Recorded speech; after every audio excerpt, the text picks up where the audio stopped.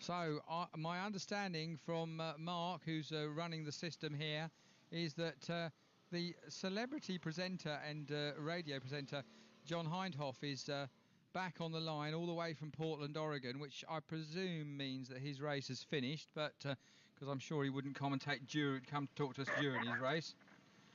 I would have tried, Mark. I would have tried. It was a bit hectic, actually. We were broadcasting, as you know, on Globecast 907 for the first time, and our technology, not quite as simple as what we're using at the moment, did fail us for a little while, so there was a bit of a scramble. However, you're absolutely right. The 6th round of the American Le Mans Series is now in the history books, and we had an absolute cracker of a race here, which was decided right at the end, and it was a case of 4 miles too far for James Weaver and Butch Leitinger. They ran out of fuel on the anti-penultimate lap, 2 laps around here at 2 miles around here at Portland. That allowed Emmanuel Pirot and Frank Bieler through for Audi to take the win. They're second on the trot. Their teammates, sadly, didn't make it to the finish. JJ Leto having a very scary moment, 180 miles an hour down the back straight, fastest part of the circuit. The rear bodywork came off the number 1 ADT champion Audi, took the rear wing with it. From then on, JJ was a passenger.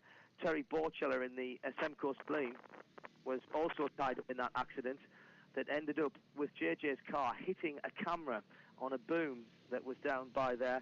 Amazingly enough, not only was the camera all right and the cameraman, but the cameraman unstrapped the camera from the boom, put it on his shoulder, and then filmed the aftermath of the accident. They breed them tough here. I tell you, endurance for everybody. So plenty of excitement early on, and I suppose a deserved win at the end. All 3 cars were on the lead lap right towards the end, and a deserved win fighting back from Pirot and Bieler. So it was quite a barnstorm in 2 hours and 45 minutes, but we call that endurance here. That's nothing compared to what you guys have got going. Sorry, I missed the end of the conversation, the end of that. But yeah, that sounds like you had a really, really dramatic finish to that race. Was anyone hurt in the accident with JJ? No, not at all, and that was the very lucky thing. Here at Portland, although it's a parkland circuit, quite a lot of the track has very little runoff. There are concrete blocks at the edges of the track on the start-finish line, and unfortunately, exactly where JJ had his accident, very unforgiving concrete blocks as well on driver's right, and that's what he hit. As I say, Terry Borcheller was nowhere to go, just had his track blocked, took him out of the race as well. The GT1 battle was won by Yardley Hastings' finest, the tall man, Ollie Gavin and Ollie Beretta, from their teammates Johnny O'Connell and Ron Fellows, and it was a Corvette clean sweep because the privateer car from last year with Ryan DL, another British driver, and Alex Figge came into 3rd place. Johnny Molam, as we said, not finishing sadly. Robin Liddell and Marino Franchitti just off the podium. in fourth and fifth position, respectively, in the GT2 category, which was won once again by the dominant Alex Job Racing team for Porsche. And just to round off the results, the P2 category became a battle of attrition. Clint Field took his second win in consecutive races with different co-drivers. Liz Halliday was with him at Infineon a couple of weeks ago. She's on duty for Lister at Spa this weekend. So Gregor Fiskin, another name that the British audience will straight away understand and remember from historic racing and a bit of GT racing. Raced at Le Mans this year with Intersport. He was drafted into the team. First time out, gets on the top of the podium. Must think this American Le Mans Series lark's all a bit easy, to be honest. So John, was there the Aston Martin team not represented at Portland then? No, they've chosen to go and race in Spa. They came out and raced in Sebring at the start of the season. We've heard rumour that they will be back for the later races, possibly Laguna Seca and Petit Le Mans, the last and second last races of the season, with a view, and David Richards told me this on the programme a couple of weeks ago, a view to doing a full series for Aston Martin Racing in the American Le Mans Series in 2006. Of course, the big news that we've got here is Porsche's coming back with a prototype. That's not for a couple of races yet, but that'll be its first weekend in October at the now new classic Petit Le Mans. Roger Penske running that team for Porsche, so that's a big name over here as well. But enough of this short racing. What's been going on down there? And, I mean, you're about halfway through thereabouts now, aren't you? Hi John, good morning, it's Mark here.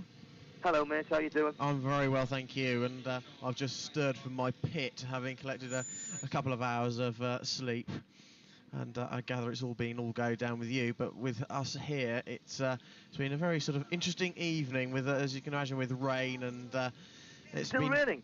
It's been dry, it's dried up now a little bit, the track's got quite sort of spongy, and the mowers are still going. They're all pretty clagged up with mud and grass and all sorts. The track's been altered slightly through the night to try and get some of the Group 2 mowers keep going, really, get them to the flag, because they have really struggled, and it is just unbelievable, some of the mud that they've had to try to get through. But we've opened the track up and given them alternative routes up and down the main straights, which, believe it or not, the straights they've struggled through. Yeah. The sound of a mower going by there. That's fantastic. There's all sorts flying by at the moment. And Mark, when we last spoke, it was still quite tight in terms of all the leaders were close together. I know that the nighttime hours, and as the race tends to go on, tends to open up gaps in the field. Is that what happened? Do we have a clear leader now? At the moment, the leader at the moment has done 235 laps.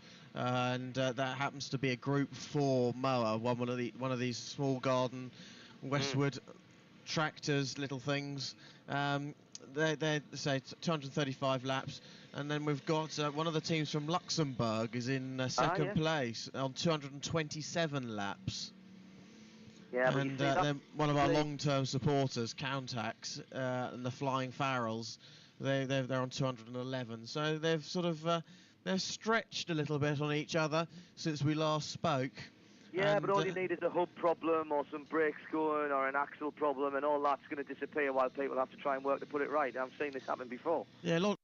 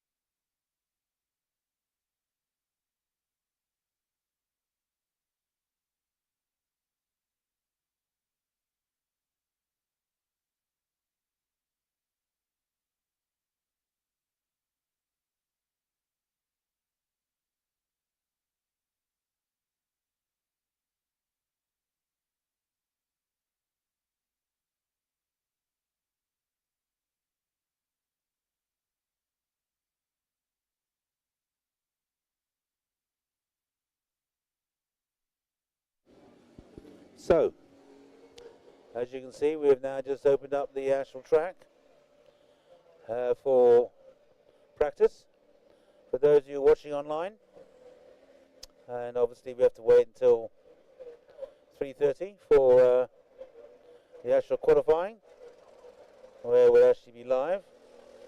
We'll be live all the time actually, so the stream should stay running concurrently. And do apologise for some of the video issues. I think that's all to do with what's we've got running in the foreground. And but yeah, bear with us in the video. Mostly you've got the timing and scoring, and obviously you'll get the commentary. They're all working, Pete.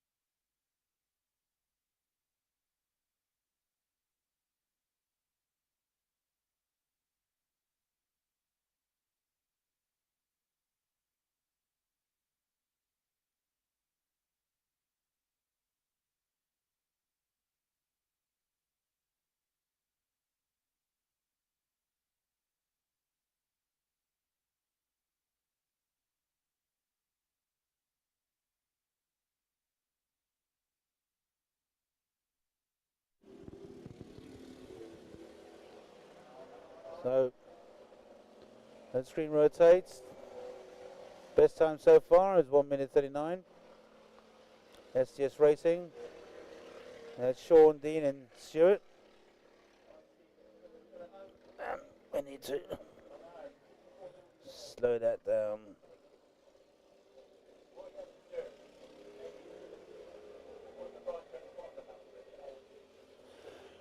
The rotates too fast. So STS Racing.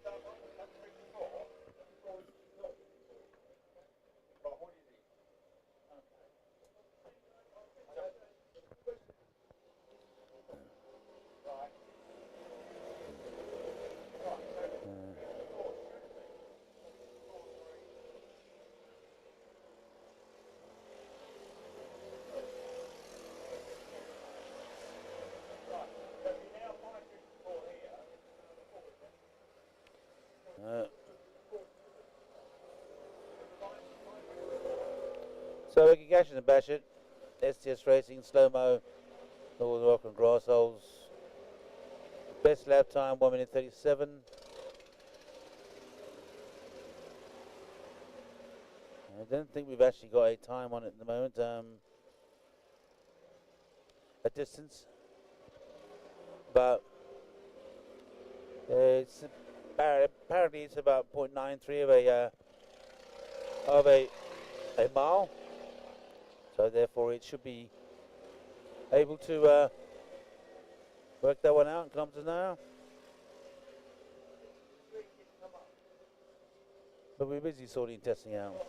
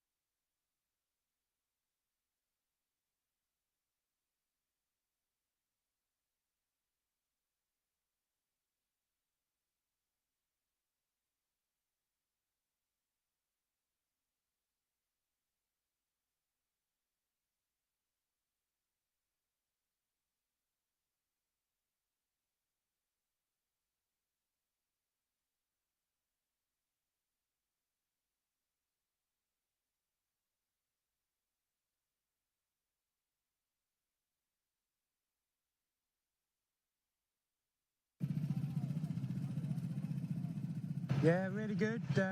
New team member this year, so we've brought some young blood in, so hopefully we can go one step further and get a first this year. So how long is it taking you to build the mower?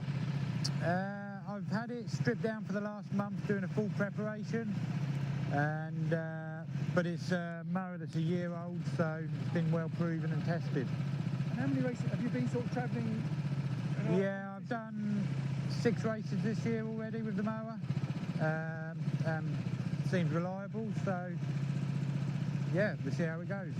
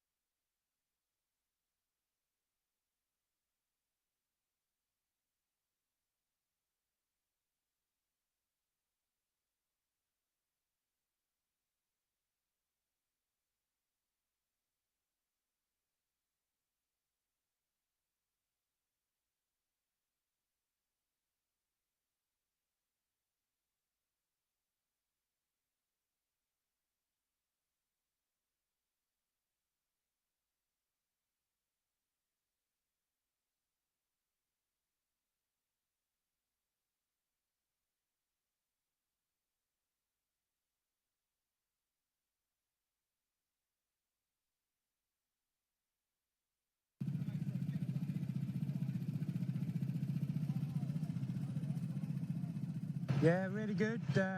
New team member this year, so we've brought some young blood in, so hopefully we can go one step further and get a first this year.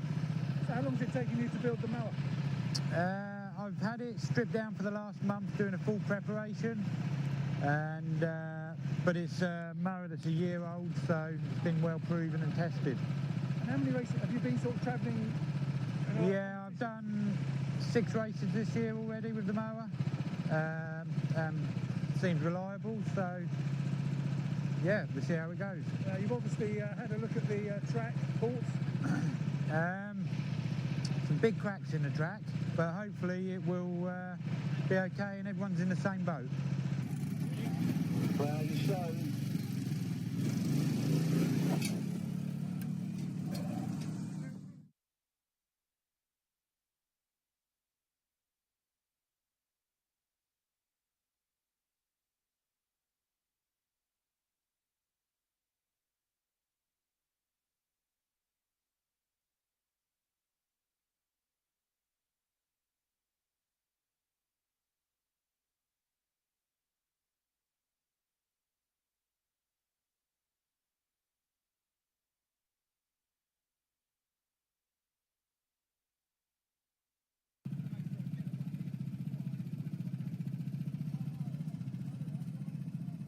Yeah, really good.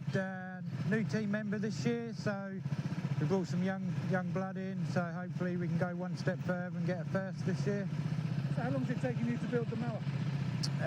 I've had it stripped down for the last month doing a full preparation, and but it's a mower that's a year old, so it's been well proven and tested. And how many races have you been sort of travelling? Yeah, I've done 6 races this year already with the mower. Seems reliable, so yeah, we'll see how it goes. You've obviously had a look at the track ports. Some big cracks in the track, but hopefully it will be okay and everyone's in the same boat. Well, you show.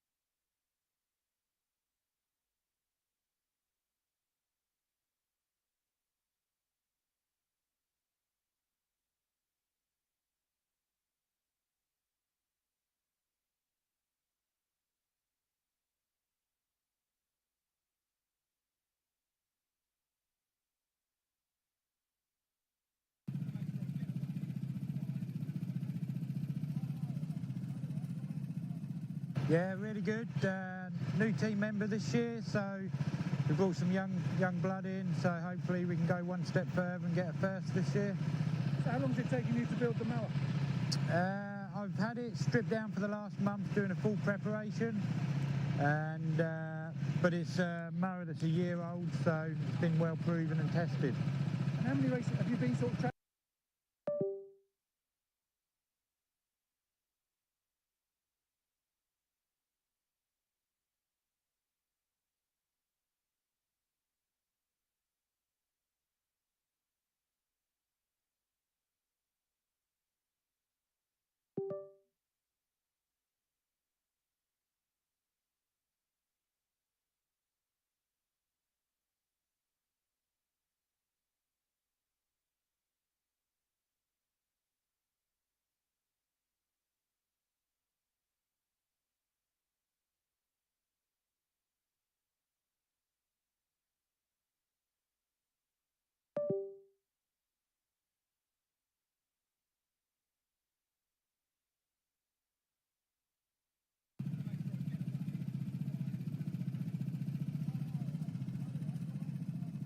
Yeah, really good. New team member this year, so we've brought some young blood in, so hopefully we can go one step further and get a first this year. So how long is it taking you to build the mower? I've had it stripped down for the last month doing a full preparation, and but it's a mower that's a year old, so it's been well proven and tested. And how many races have you been sort of travelling? Yeah, I've done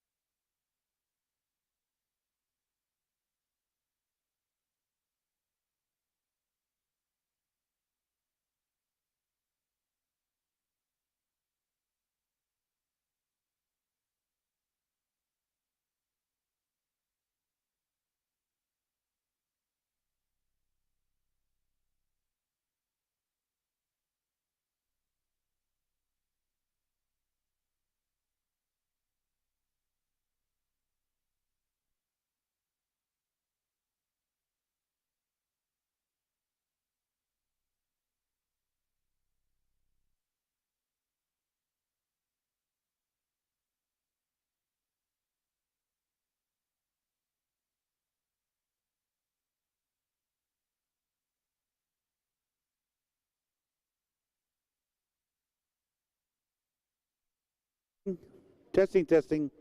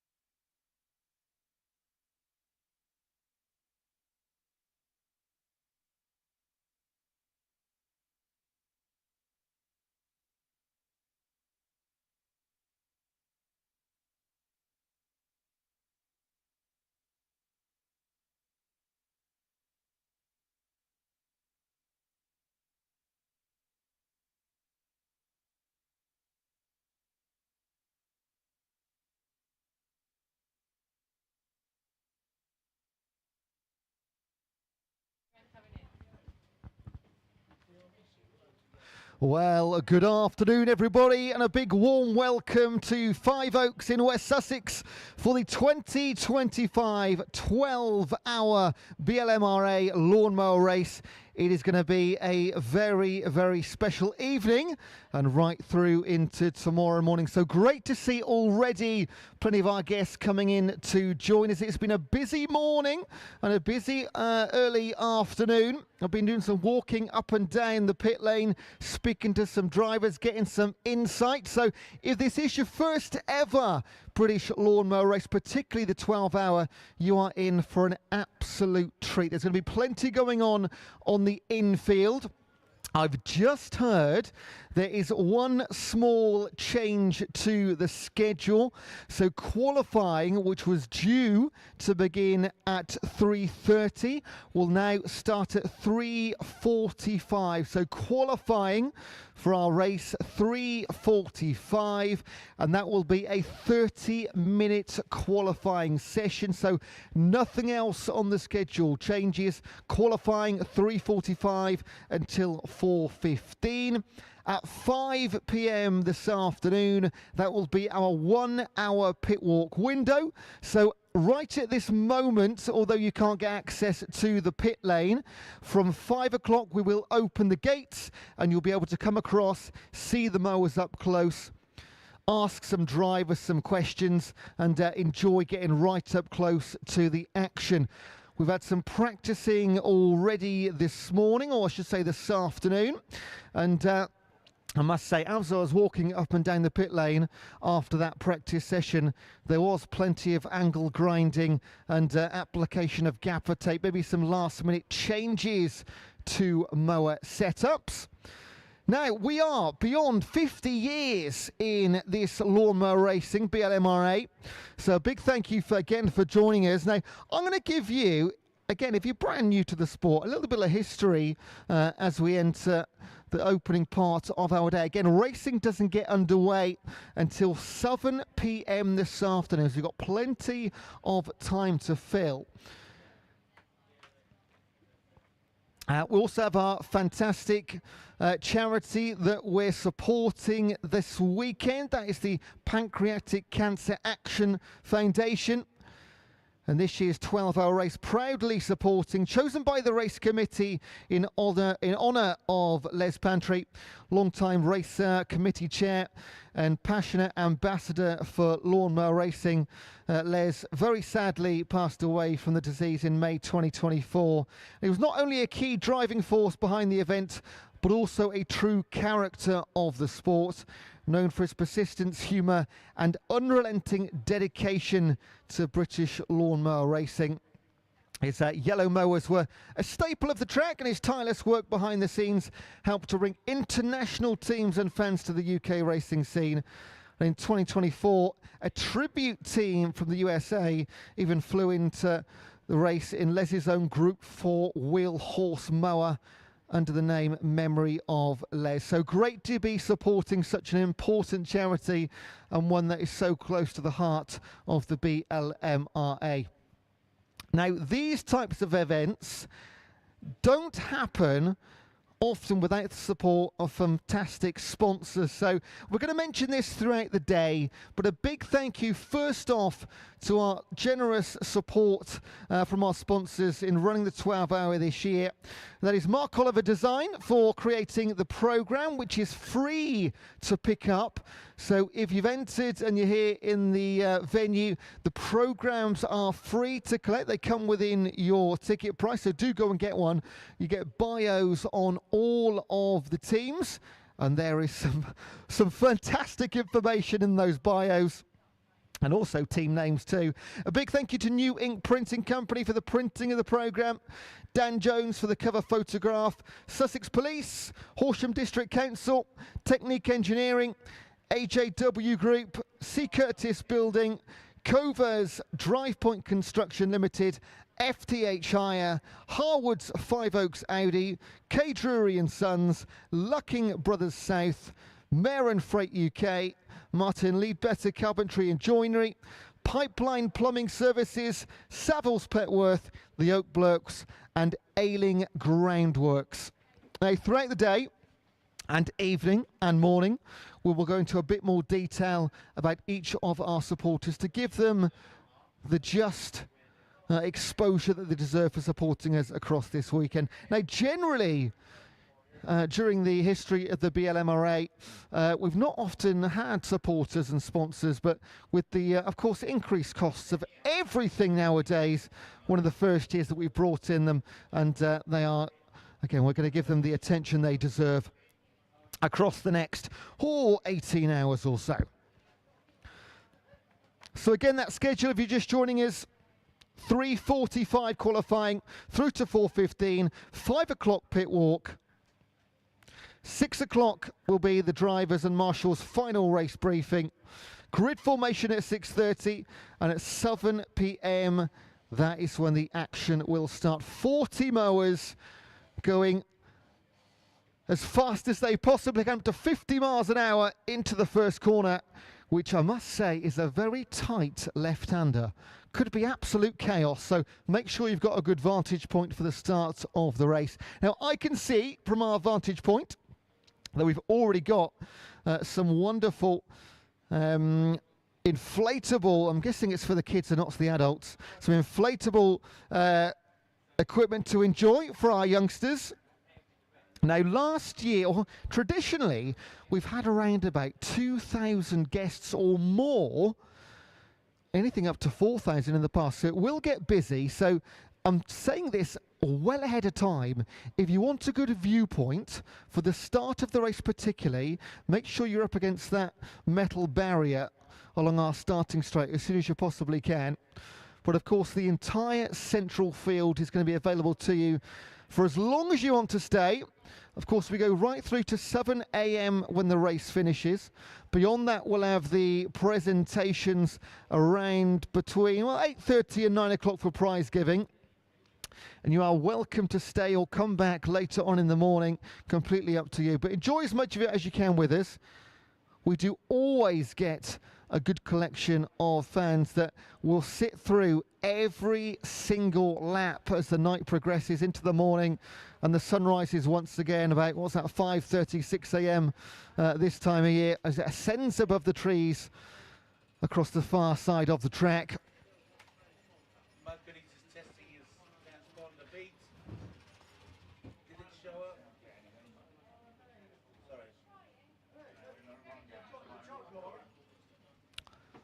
So ahead of qualifying, which is a little away, the team's after practice making sure everything's up and running well. Everything's in the right place. Everything through scrutineering has been adjusted if necessary. My favourite bit of the pit walk, I think, was one mower in Group 2. They were struggling to find a place to put the battery. I think it was for the back light. So they cable tied a trainer to the back of the chair and popped the battery inside that. It's ingenious last-minute engineering going on down in the pits. Again, you will have an opportunity for the pit walk, which is at 5 p.m. until 6. I think I'll quite likely join you down there as well, go down and speak to a few of the drivers. So to give you a list of the teams, again, if you can get a program there completely free of charge. And we do have, amongst the entire overall race, there are 4 group races. We will have overall 1, 2 and 3, but they're also competing in their respective groups. These are Group 2, which we have 4 entrants for the Night Riders. They are the reigning champions, Mike Cresswell, Jensen Cresswell and Paul Johnson. They've got Lorne Connery, Omar Racing and Charlie's Angles. In Group 3, reigning champions Mo Fear in the number 31 mower. Richard Johnson, Callum McIntyre and Glyn Saunders. Elsewhere in Group 3, Mobility Racing, Lawn GP, Parrots with Problems, ADN Racing, R&M Spare Parts and Mower with Attitude. In Group 4, this is the big group now. They'll be the ones with the very clear bonnets and large engines in front of them. Our reigning champions, Northerners, Kit Grass, They will be joined by a long list of competitors: Miller and Turner, SDS Racing, Going Commando, Marlborough Racing, Grass Bandits, Bullseye Racing, who were leading for a fairly long time in the 2024 version of the 12-hour. But a few mechanical issues pushed them back. They also got Never On Time, Get Set Mo, Trackhouse, Shonky Racing, Cutting Edge Motorsport, Team Strong Mo, Slow Mo, Smoking Grass, Oh My Racing, Girth on Turf, Grass Stewards, Milwaukee Tools, Cutting It Fine, R&M OB Plus, Blade Runners, and Mud Billies. And then in our tourist class, the old farts cart, one man went to mow. That's Michael Robertson. He's going to be on his own. So generally teams of three, but Michael Robinson on his own in the mower number 87. 12 hours solo, blimey. Also got Grass Holes, Gash It and Bash It, and the Swede Bashers. So that is our entirety of, I believe, 40 mowers now. One not joining us as of yet. So they are cutting it very fine if they are going to join us in Five Oaks. And if you're thinking, okay, what are these different groups represented? What are we looking at? Well, there is actually, historically, there was a Group 1. However, when I tell you what the Group 1 was, you'll understand why they're no longer racing, or very, very rarely anyway. These were the stand-up mowers, completely roller-driven, which you would actually run behind. So you weren't even seated. You would have the mower in front of you, and you could effectively set the mower to a speed as fast as you could run, pretty much. But nowadays, just Group 2, 3, and 4. So Group 2 with a roller-driven with a towed seat. Okay, so these will be, and there's only 4 of them, but they'll be very, very distinctive when you see them on track. Lowest seating, so towing themselves behind the roller-driven mower. Group 3 are the smaller garden ride-ons, wheel-driven with a seat-on mower. All of these, of course, fully complying with the BLMRA rules. The tourists are the exception to that. And Group 4, this will be the vast majority of the mowers that you see today. These are the wheel-driven with the engine in the front, covered by an obvious bonnet. Now, when you see them, especially when you get to do the pit walk, you'll see what I mean. They're very, very distinctive. All 3 classes, in fact, within the first 10 minutes of racing, you'll all be experts and say, that's a Group 2, that's a Group 3, that's a Group 4. And the only difference that you might not be able to test is the tourist class. So these are visiting racing mowers with engines up to 18 horsepower that do not conform fully with BLMRA rules. So yes, they can race, but they cannot win the Group 2, 3, 4s. And they race for a separate Templar trophy. Now, they must conform to their own rules of the other lawnmower clubs in Europe. So they do conform to a set of rules, but not to the BLMRA, as the Group 2, 3, and 4 do. Now, a little bit of history about the BLMRA and lawn mower racing for those of you that are brand new to the sport. And there's always people that curiosity got the better of them. They've just got to attend these events. Now, lawnmower racing initially started in 1973 by an Irishman called Jim Gavin, with a bunch of friends down the Cricketers Arms in Whisper Green. If you're local, you know exactly where that is. Only about 15 minutes away. Cricketers Arms in Whisper Green. And they were having a few pints one lunchtime to discuss his latest motorsport idea. Now, Jim, who was heavily involved in rallying, and like all motorsport at this time, sponsorship was starting to creep in. And now, in the early days, we've already mentioned we have sponsors now supporting us this year with the increased costs. But back then, that wasn't the case. And he wanted to create a sport that didn't involve lots of money, which is still the case today. It's the cheapest form of motorsport to get involved with in the UK, let alone the world. And as the pints flowed, they looked out across the village green, and there was the groundsman mowing the cricket pitch. An idea was formed, and they realised that everyone pretty much had a lawnmower in their garden shed. So they said, why don't we race these? And, well, they did. They announced a race, and it would be in Murphysfield, and no less than 80 mowers turned up for the first ever UK lawnmower race. And now they're all over the country, from Norfolk and Yorkshire to Sussex, and country shows and fairs and steam rallies. Now, it's a season generally raced between May through to October. And this incorporates the British Championship, the World Championship, the British Grand Prix, the Endurance. But most famous of all, you're right here for it, the 12-hour endurance race. This is as big as it gets in lawnmower racing, and that is no exaggeration. And over the years, the lawnmower racing has attracted motor racing legends and celebrities. Sterling Moss, the one and only Sir Sterling Moss, has won both our British Grand Prix and the annual 12-hour race. Derek Bell, 5 times Le Mans winner and twice World Sports Car Champion. He's won the 12-hour twice, and one of those was with Sterling. The actor Oliver Reed, who did live locally, regularly entered a team. This event also in the Guinness Book of Records with the fastest mower over a set distance and the longest distance travelled in 12 hours on a mower. And other famous names who have been seen in the paddock include Murray Walker, John Barnard, Ferrari F1 designer, Phil Tufnell, Jason Gillespie, Chris Evans, Guy Martin, Carl Harris, so British superbike rider, and John Hindhaugh, Radio Le Mans commentator. So plenty of history, over 50 years now with British lawnmower racing, and it's going from strength to strength.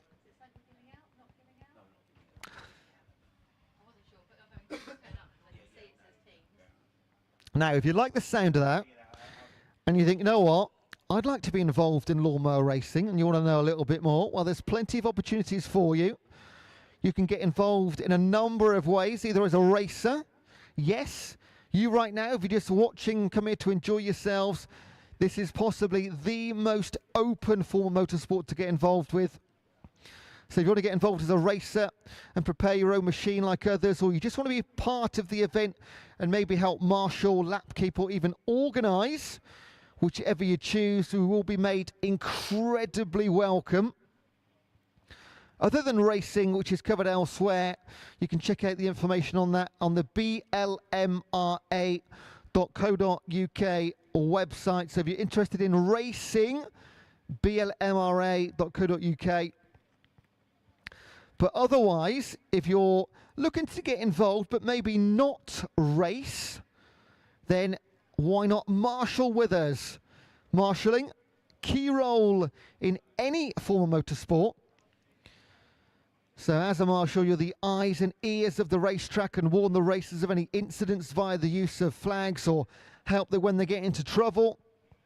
You do not need any specific skills to become a marshal. All the training is provided. All you really need, a bit of common sense and a reasonably developed sense of self-preservation. And it is, of course, a great way of meeting new people as well. So if marshalling takes your fancy, do let us know. We'd love to have you involved. Also, lap keeping, another way. So the BLMRA operate an electronic timing system, and all of the mowers have a transponder. You might spot these as the mowers go around. You'll definitely see them when you're in the pit lane between 5 and 6 p.m. this afternoon. You will see every single mower with a transponder attached somewhere to their mower, often in different places, depending on the mower. We'll often decide where it goes. Often ingenious little bits of engineering happen when you're trying to find a spot for it. Usually a couple of cable ties and a couple of drilled holes does the trick. Now, when the transponder passes under a loop somewhere on the track, generally the start-finish line or as close to as possible, that will register on a computer here in the timing suite. However, we're always in need of people to operate the lap keeping system throughout the weekend. And again, training is given. You do not need to know anything about marshalling or lap keeping to get involved with it. Just put your hand up and say, I'd love to try this. We'll give you the training. So please do let us know. You'll be welcomed with open arms. And finally, organisation. These things, these events don't happen easily and don't happen quickly either. I believe this event itself, 8 to 9 months in the making every single year. So once the checkered flag falls tomorrow morning at 7 a.m. and we've done the prize giving and we've tidied up, put the bales of hay away, it's only 3 months rest and then it starts getting organised again. So generally, in organisation, that does take, if you do know a bit about race meetings and something about the sport, that is handy. However, an extra pair of hands to help run the day is always going to be useful. So again, please put your hand up. And another way, another fantastic way of getting involved and meeting other members. Also, as a BLMRA, with over 250 members, we do have some social events that take place throughout the year. And helping with these, much like race days, everybody absolutely welcome. So 250 members and counting, please do get involved. Membership runs from the 1st of November, 31st of October. More information about that on the BLMRA website. Please do get involved. Again, if it's your first time here this weekend and you just can't get enough, we have opportunities for you. So please come and see us. Where's the second handheld mic? Yeah. Now, I am thrilled for the first time this weekend, and there will be many occasions, I hope, to have, well, not only a live racer, but a reigning champion here in our timing tower. And commentary, everything happens in this tower. So if you're in the viewing area in the centre of the track on the far side, right in the middle of the pit lane, that's where we're sat, although we'll be walking up and down the pit lane. Callum, winner last year with Mofia. First of all, let's go back 12 months. I've seen your video, fantastic. Talk us through what it meant to win and how your race panned out. Oh man, it's a dream. Like, we came into it not really knowing how we were going to do. We obviously put all the prep in, but had no expectations. The guys we race in our class are so fast. They've been doing it a really long time. And yeah, so we put all the prep in, came and put it on pole in, like, for our class, which we were really happy with. I think we were top 10 overall, which is great if you're on a group 3. And the race was really super hard for us and Mers with Attitude. Keep an eye out for them on the 37. I think that battle will start again from last year. But yeah, we were battling them all the way through the night. We had one small mechanical issue with a wheel coming off the hub, so we had to pit and fix that. That cost us a few laps. They had similar issues. They had a tyre go down and then also rolled the mower. You can really get it wrong on these things. And so, yeah, it was really level all the way through the night. I don't think there was ever more than 5 laps between us, which is 10 minutes of race time. And it was kind of going back and forth. And then, yeah, I went out for my last stint. I knew there was 4 laps. And I knew all I had to do was at this spot, look at them. If they're still there, they're not gaining any time on us. And yeah, bring it home. And then when there was 4 laps to go, I was like, right, we've done it. And that was everything. You know, we're on these things to go out and win. And a lot of the guys that have been doing this a long time are so fast. So you never think it's going to be possible because they are so fast. But it kind of all went good last year. Now, you mentioned there was a maximum 5 laps between you. Any other form of motorsport, 5 laps, it's over. The race has been won.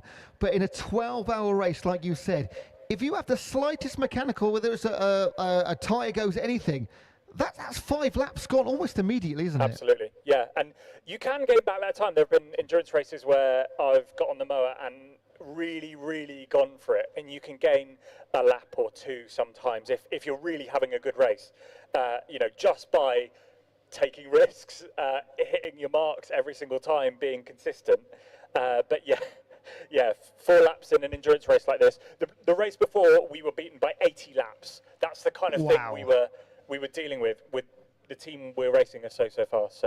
So would you say speed or reliability? What's more important? Everyone's going to say both. So everyone will have torn their mower apart, taken absolutely every bearing out, swapped every belt to make sure that everything is perfect, and then you go out there and drive as fast as you can. Yeah, that may not be on the limit like we would in a sprint race where there's only 6 laps. You bring it back ever so slightly so that you can sustain it for 45 to 60 minutes, depending on how long your fuel goes. But really, you're near the limit. This isn't an endurance race like I'm told it used to be. It's like a 12-hour sprint race. You know, you're out there fighting for every position. And qualifying in a 12-hour race, how important is qualifying? Because some people might ask, well, 12 hours, only 100 metres between start and back. How important is it? Yeah, you've got to go out there at the start and presume no one's going to have a breakdown. And get your pace to a point where you can battle for the race win. Qualifying, it doesn't matter, but it also does. There's a pride thing, I'm not going to lie to you. But also, if you're at the back of the grid, by the first 5 laps and the grid is spread out, you might be 35, 40, 50 seconds away from the guys at the front. And so actually, if you're close to them in the pack, then that's a good thing. And you know, okay, we can have a fair race from here. If I get in front of you and hold you up, I know you can't run away from me. And if you've lost 60 seconds, you're almost a lap behind then, aren't you, as well? Yeah. So it doesn't matter, and it does matter. Like, we're going to go out there and we're going to push and put in the best lap time we can. We're not going to take any silly risks, like getting really close to hay bales and things like that. And if there's an opportunity to go past a back marker, we will be more cautious and lift off and back off, and rather than send it in a gap. You know, you don't want to be doing that. Now, you've had a chance to practice this afternoon already. I know last year's track was a little bit bumpy, was the story. How is Five Oaks? I was being generous. Yeah, this is way better. Really happy with this track. If you see in the spectator area, there's like really cracked, horrible ground, and the guys have done such a good job to water the track over the last week and roll it and water it and roll it and water it. It's pretty smooth. Up the back end of the track, the far side of the field away from race control is a little bit bumpy. Through some of the fast corners, you're sort of tipping it into the corner, hitting the bump square, so you know that when you next land, you can gather it up. If you didn't get that right, you would be running wide, so there's a couple of those moments where you're being quite careful, but it's pretty smooth. And so does that mean if it's getting bumpy, and throughout the 12 hours, you do stints of about 45 minutes-ish each.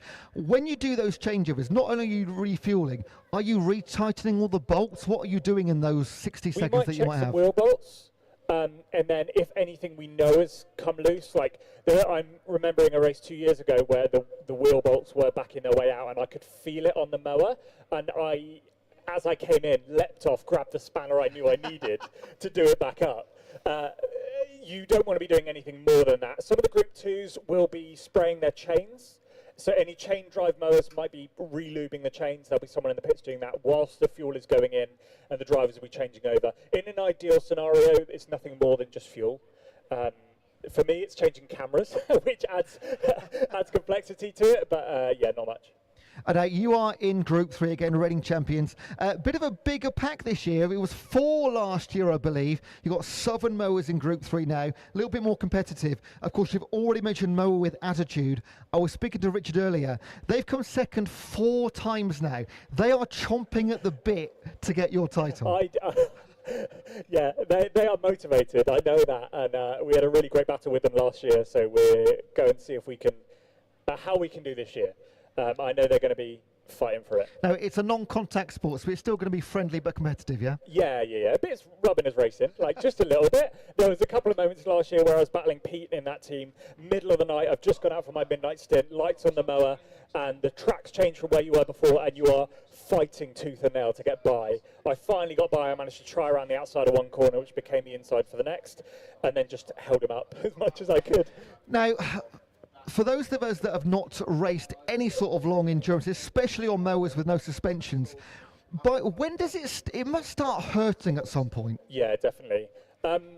We really carefully design these seats to try and limit that, but a 12-hour race on a lawnmower is never going to be comfortable.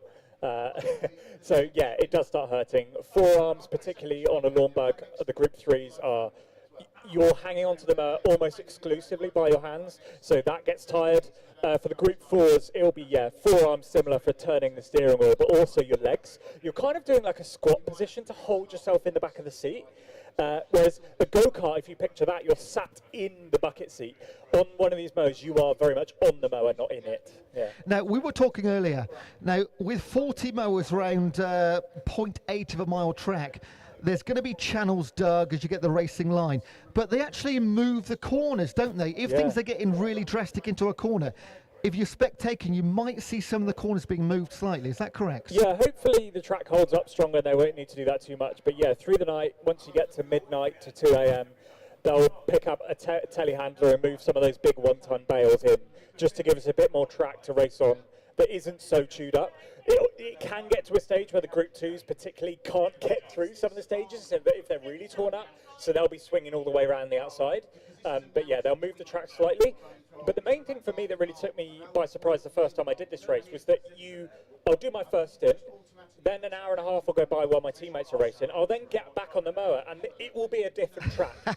If I took the line I did before, you would come off. So that first lap on your stint, you're just going, right, what have I missed? Like, what's changed? Where's the line now? And then constantly through the stint, you'll be experimenting. It's not like a racetrack where at Donington, I turn in here, I brake here. Yeah, it might be, a little bit of grip going up and down, but here the track is completely different lap to lap. Now, it would be easy to assume that once you get to 3, 4, 5 in the morning, you're incredibly tired. Does the adrenaline get rid of all your tiredness, or is there some fatigue? Not all of it, it helps. Sometimes it's worse when the sun comes up and you can see the bumps. It's actually worse because there's no escape. Sometimes when they take you by surprise, you take it quite well, whereas if you're bracing for it, knowing, it's coming, bam, like that hurts.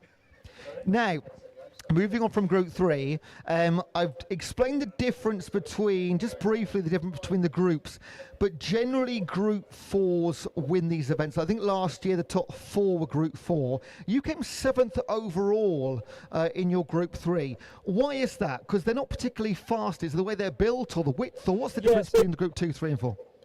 The Group 2, 3 and 4, yeah. So the Group 4s have the same engine as the Group 3s, but because they're wider and longer, they can carry more speed.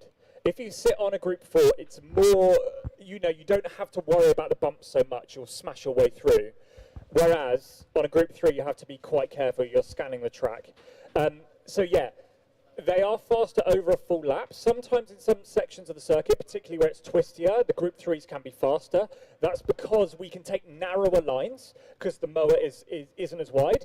And also, we're lighter and we've got toothed belts on. So it means we have really great torque out of the corner. Where a Group 4 might slip a little bit on their V-belt, we've got a bit more torque. So at some of the stages of the circuit, we're faster, then they're faster. So sometimes when I'm racing a mid to lower pack Group 4, it can be quite frustrating because they're similar lap time overall, but they're sending it down the inside every corner, and then they hold you up at the mid corner or whatever. So it's a little bit closer. The Group 2s, because they have less power, are a fair bit slower down the straights, and also they might take different lines. So yeah, we'll be driving past, 4 Group 4s every couple of laps, basically. And from my conversations in the pits, one of the big decisions, gearing, because you're in one gear, and of course, depending on the track is how you want to set your gear up, isn't it? Really matters, yeah. So you want the lowest gear possible to get drive out of the corner, because they're naturally aspirated. All of the power is high up in the rev range. But what you don't want to do is be bouncing off the valves all night and you'll blow up your engine. So it's a real balance. We went out in practice. We had a gear on that meant halfway down the straights I was run out of revs. So I had to be lifting to make sure I don't over rev the engine. So we put a slightly longer gear on. It means we're slower out of some of the corners, but we can carry more speed down the straight. So it's a real balance, and that was what practice was all about for the teams. Fantastic. Now, we are just over 5 minutes away from qualifying. Now, yourself, Richard and Glyn, is qualifying also a bit of a practice session, like a secondary practice session, or are you all just gunning it, going for your quickest time possible? Yeah, you're pushing it, but you're also learning. So we'll go out and do, you won't do your fastest lap on lap 1. So yeah, you're learning as you go, but also we're all well aware that the track is probably fastest at the beginning of the session.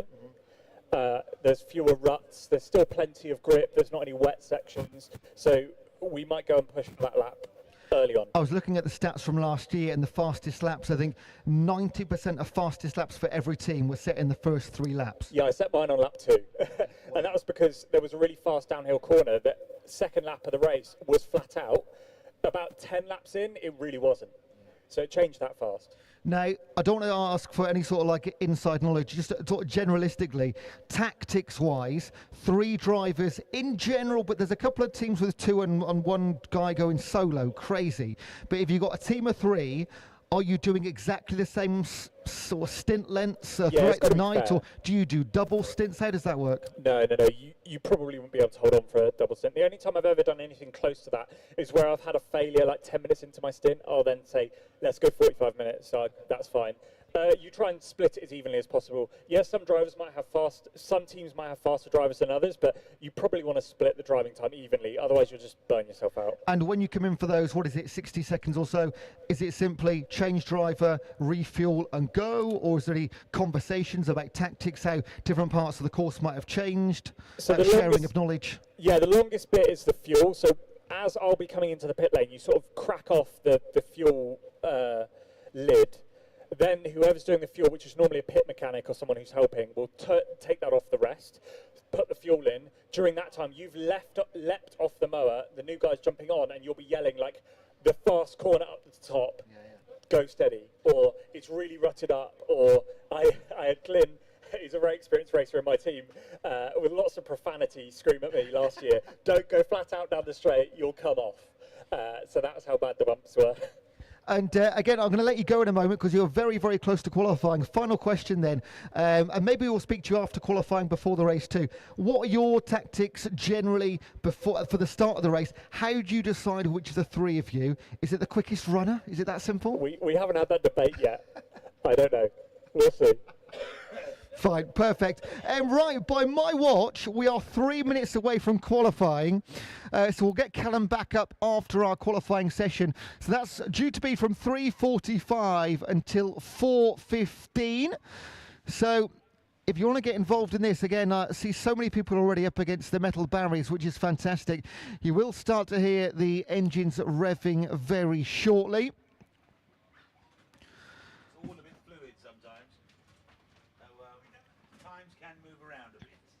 And if you have just joined us in the last few minutes, do make sure you grab yourself a copy of the event programme. These are free to collect. They've got bios for every single team.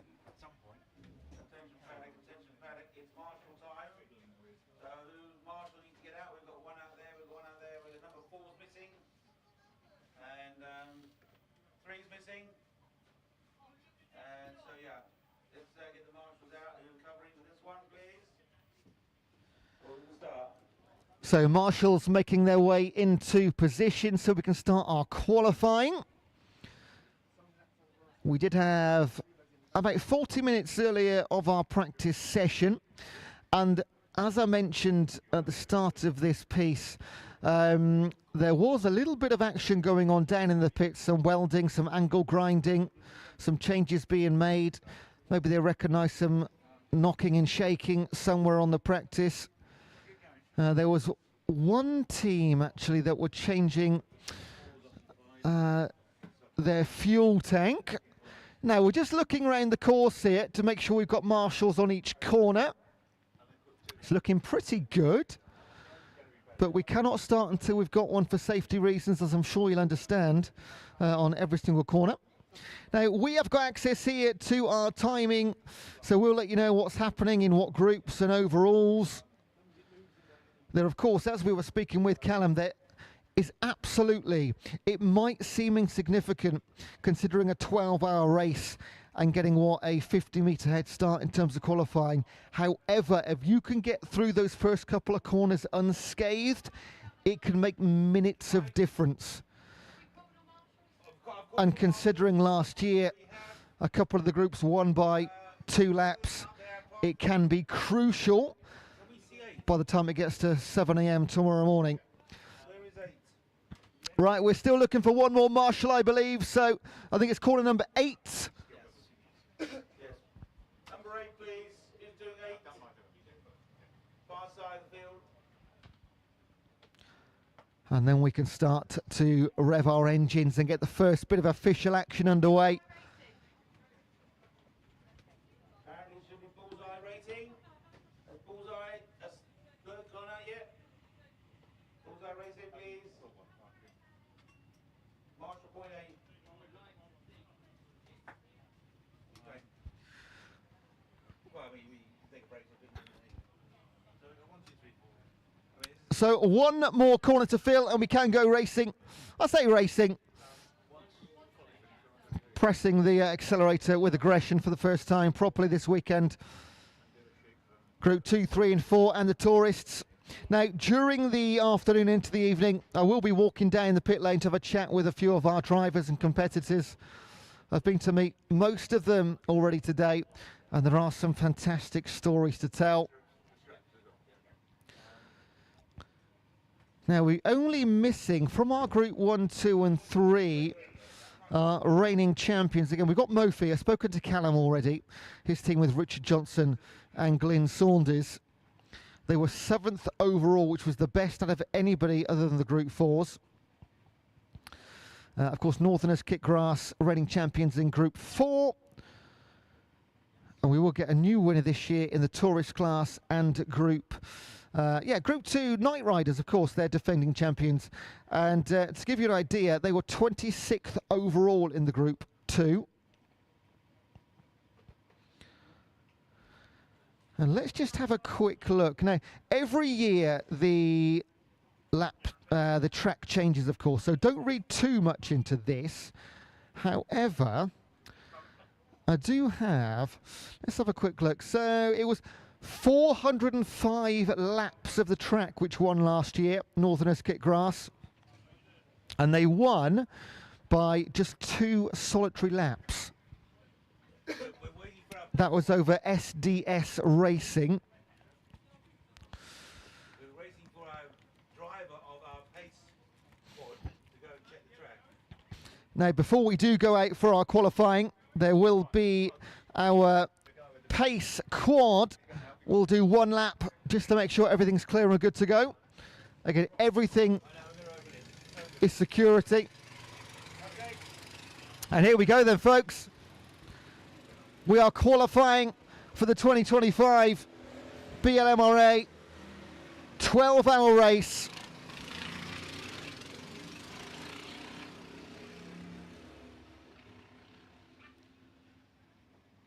And within the next couple of minutes, we'll start to get an indication of our lap times. In general, you're going to see the Group 4s, maybe particularly the tourist class as well, leading the way.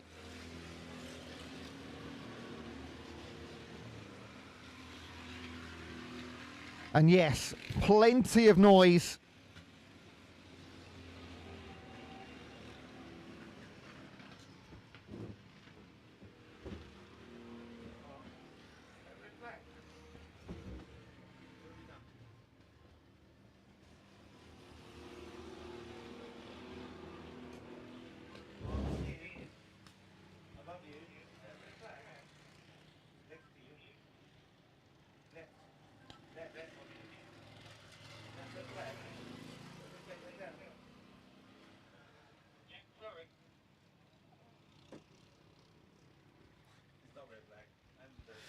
Right, we're moments away from seeing our opening lap times.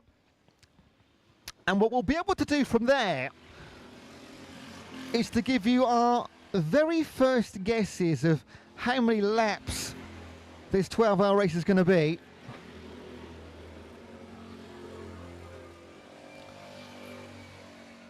Just requires a quick bit of maths. Again, last year,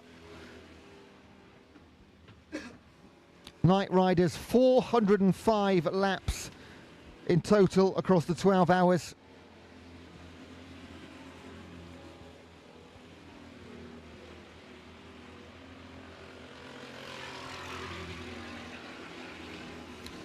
There were only 3 teams that in fact managed to get 400 laps or more. Here we go then. First to lead the way, Team Strongbow with a 1:37.33. Group 4's already on top with a couple of tourists. Now, of course, most teams won't have had one flying lap yet, so we'll give it a few minutes. And we'll see the indicative times for the Group 3s and the Group 2s.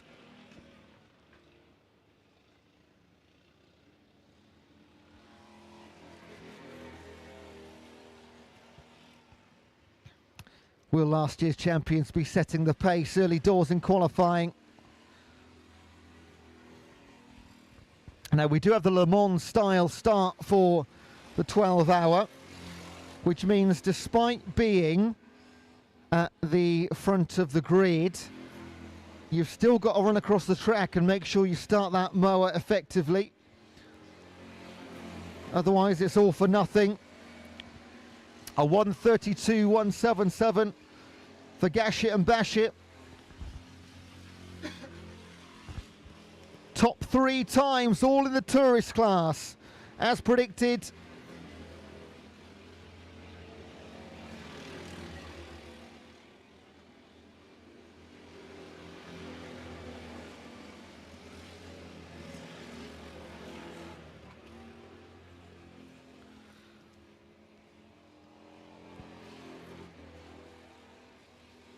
All of our commentary this weekend available, the link on the BLMRA.co.uk website.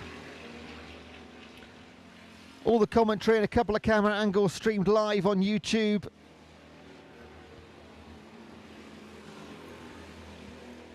So 4 of the top 5 in the tourist class. Quickest to the GP3s is Mower with Attitude, the number 37. 4 times runner-up in the 12-hour.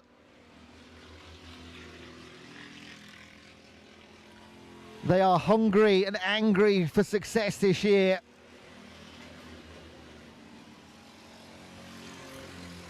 Richard was telling me that he actually prefers Group 4, but he can't leave Group 3 behind until he's won it with his team. Races a Group 4 in the Sprint Championship throughout the year.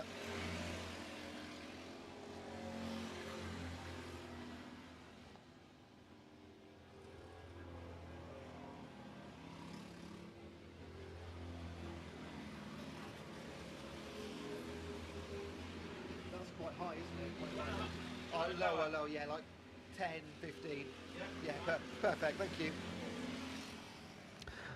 So the top 5, Gashit and Bashit, Grassholes, Old Farts Cart. In the very low 130s, more times coming through now. Top 30 teams have set times.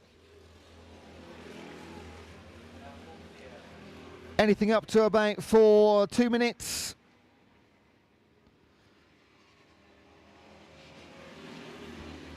Now, as the track gets cut up throughout the 12 hours, you will see the lap time start to slow. As we were saying with Callum, at least in 2024, 90% of the fastest lap times were set in the opening 3 laps of the race. Yeah, I've got some monkey here.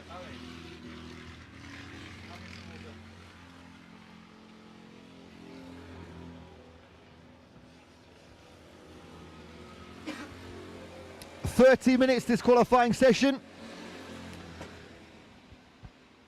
And the teams will be able to change over drivers whenever they wish.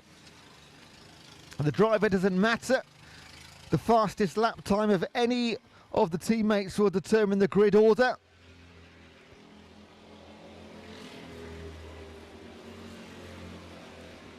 Bullseye Racing in Group 4 moved up to second place.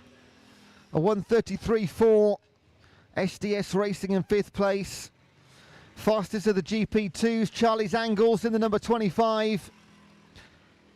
No lap time yet set for the Night Riders and Omar Racing.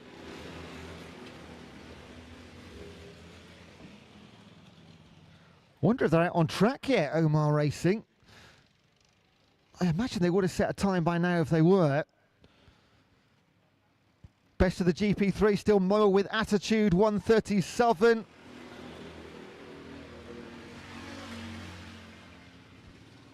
Four of the top 6 times. Sitting with the tourist Mo Fia, reigning Group 3 champions. Down in 24th overall.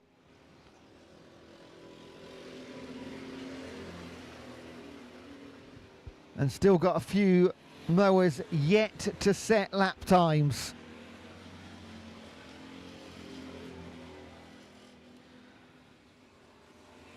"19 mowers now gone sub 140. 132, still our fastest time. Mowers with attitude.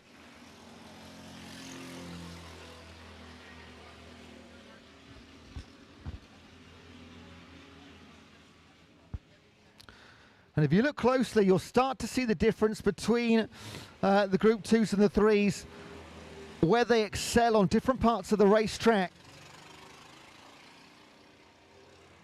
As Callum was mentioning, you might get advantage through the corners and lose it all again on the long straights against the lower end of the Group 4s. Got a yellow flag. Looks like we got one mower. Can't see a number from here. One to be collected.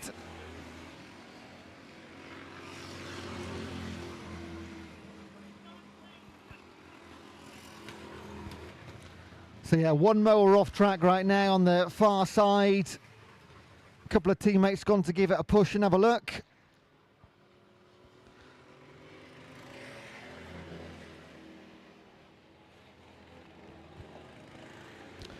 Looks to be between Savile's corner and the Oaks Blokes corner.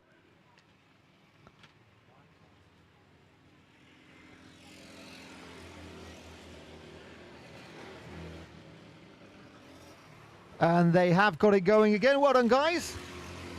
But it looks as though it might be returning to the pit lane and not continuing on that lap.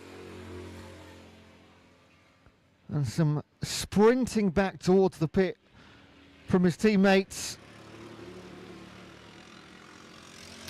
Couple of changes of drivers happening.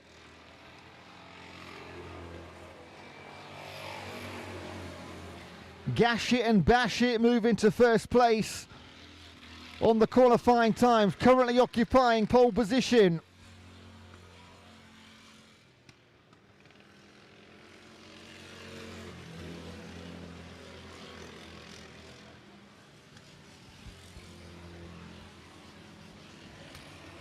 And I imagine now you'll be able to see the difference between the groups 2, 3 and 4.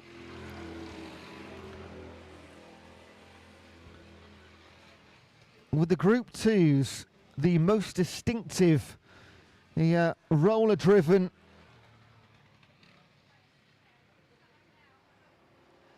and it's coming up this C circuit building straight. That's where we'll be starting the race at 7 p.m. And the fronts really do bounce around as the number 23 comes through. Gashit and Bashit at 132.77. Bullseye Racing just outside the top 20.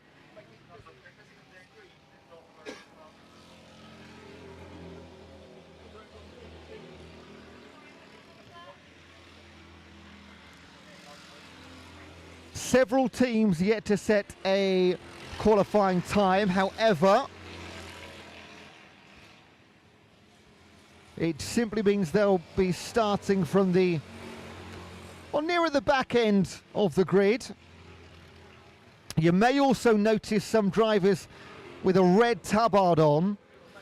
Now, if you're a regular motorsport enthusiast, you might recognize the novice driver symbol of the yellow square with the black cross Well, in lawnmower racing, we use a red tabard. So any driver with a red tabard, they're a novice. So either in the very early days or maybe even their first ever lawnmower race. And it simply gives the other drivers an indication that, okay, these might not know the fastest racing line. So just to take a bit of extra care when manoeuvring around the opposition. They don't have to wear them during the race, but particularly during practice and qualifying they will do. And as long as they can complete those 2 sessions on the mower without any incident and looking fairly competent, they can take off the red tabards for the race themselves.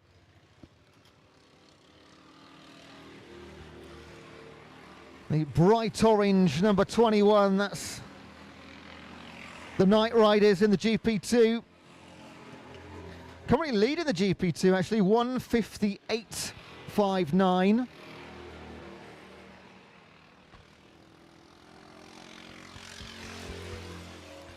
Gashet and Bashet still the only team to break 1:33.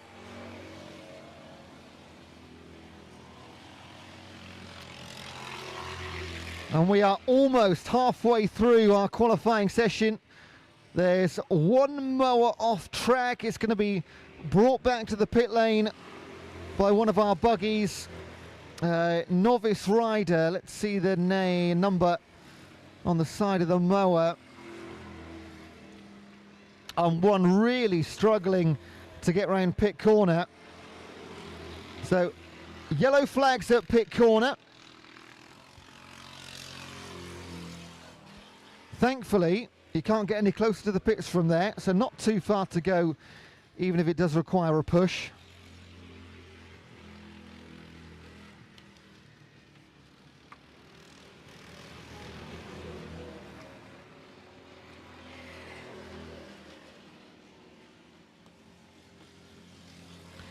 Now the team number 60, that's the Grass Stewards.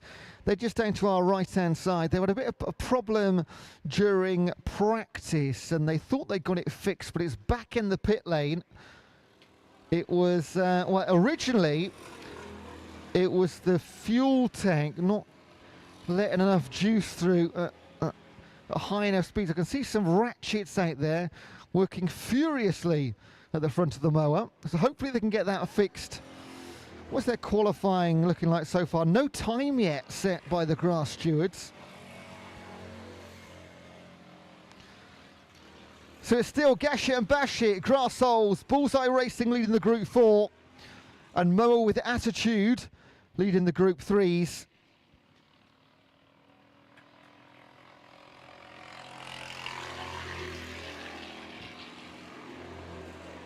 Mofia have improved their standing in Group 3 up to, what's that, second place. Oh, top 2 in the championship last year.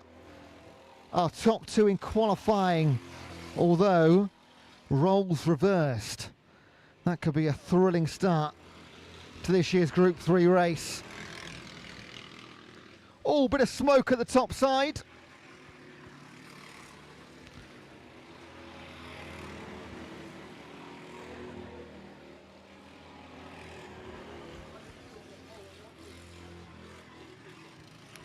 Now, a lot of our sponsors and supporters this year have got corners named after them.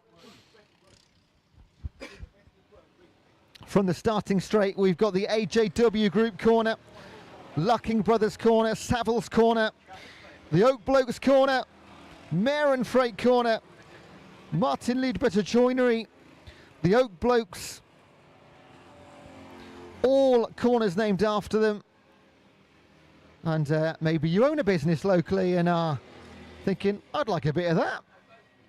All contact details on the BLMRA.co.uk website.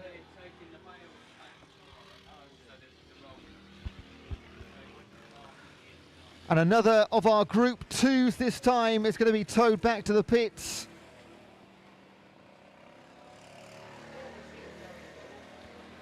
Now, very few new fastest times coming through to our screens. Milwaukee Tools Move into 28th place to the 147. Night Riders improve again. They still lead class.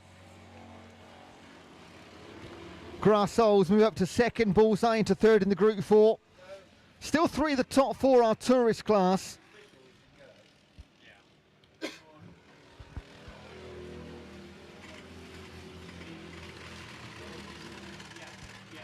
Excellent. The Grass Stewards, number 60, are back underway. Let's see if they can set a qualifying time.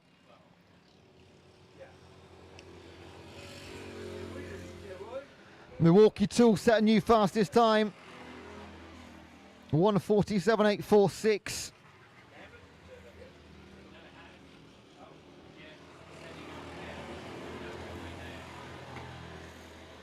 So those who spent the entire time on track now 10 laps into their qualifying. And we do still have new fastest times being set. Grass Stewards are finally on the list of those that have set a qualifying time. That could be a big advantage. Still around about 10 teams yet to make it out for qualifying.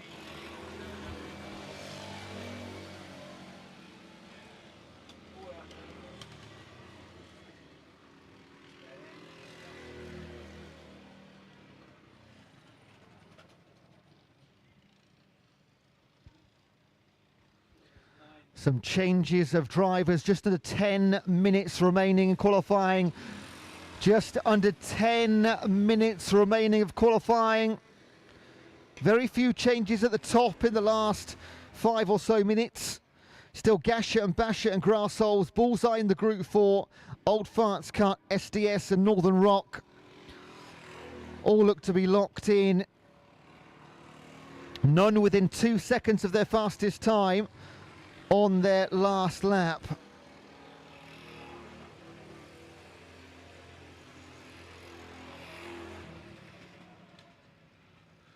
See, number 44 has just come in. That is going commando. And never good to see a mower on its side in the pits. But they're looking at something.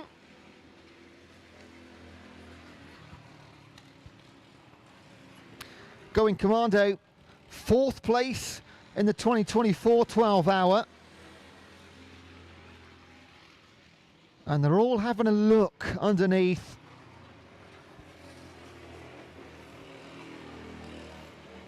Night Riders continue to lead Group 2, 1:58.251.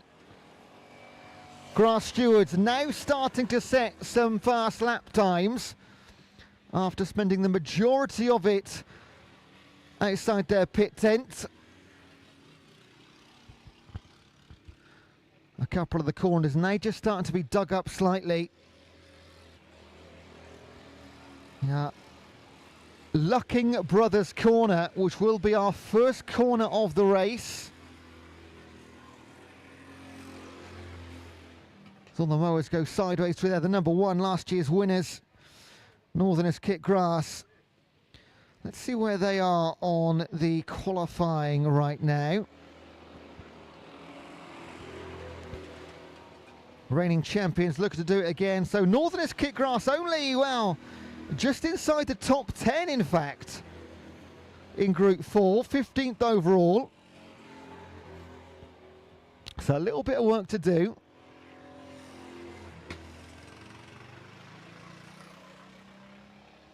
Number 90, Swede Bashers, back out on track. 5th overall last year, no, 5th in class last year, the Swede Bashers.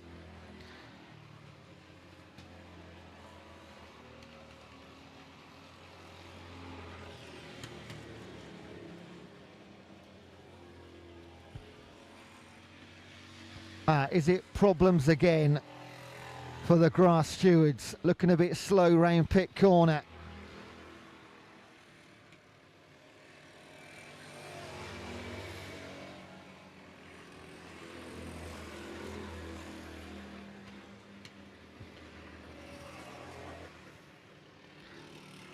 And they go straight into mechanical mode.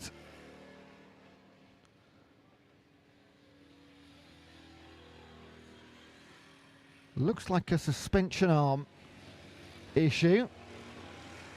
With no suspension at all, that will get incredibly uncomfortable. So there were 5 new fastest lap sets that time round. Never on time, move up to the top 10 spot overall, and 6th in Group 4 with a 1:35.359.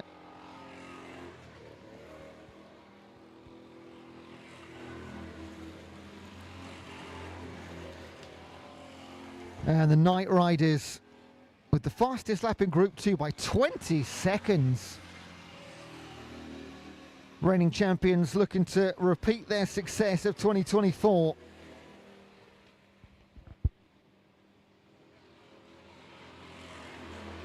Omar Racing, the only team in Group 2 yet to get out and qualify.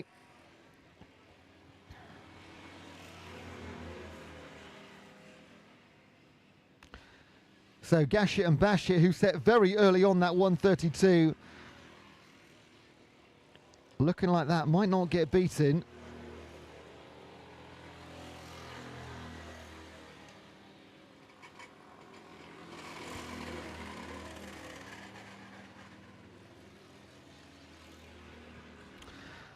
So around about 6 minutes remaining of qualifying.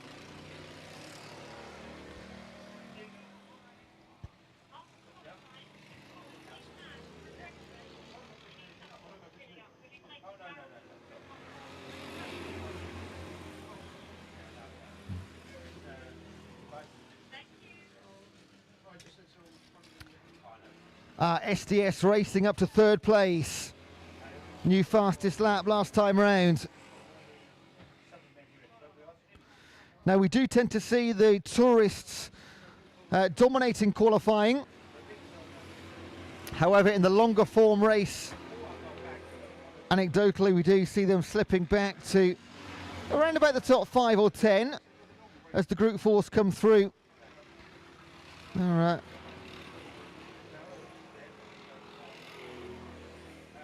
Group 2 winners in 2024, 26th overall, so beating plenty of Group 3s and 4s. Reliability is absolutely critical in the 12-hour racing. A lot of our drivers, it'll be their first ever experience of the long form. The majority will have experienced the sprint racing, up to 30 minutes, a few of them in the 4-hour, the double 4.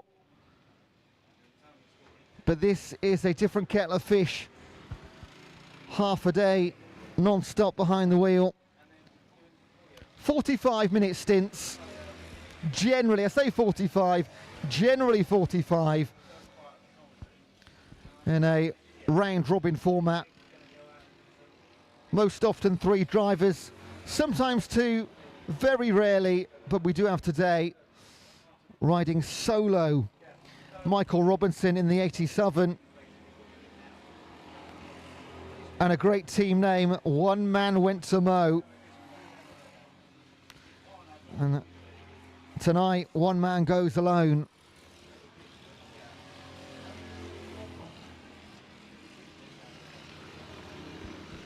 So is our grid set? Will there be changes? Shonky Racing up into the top 5. Sorry, 25. Never on time. Move into the top 10 with a 1:35.359.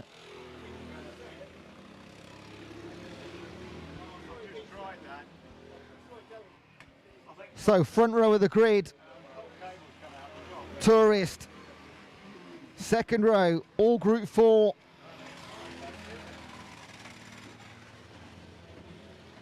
Gashit and Bashit, Grassholes, SDS and Bullseye Racing.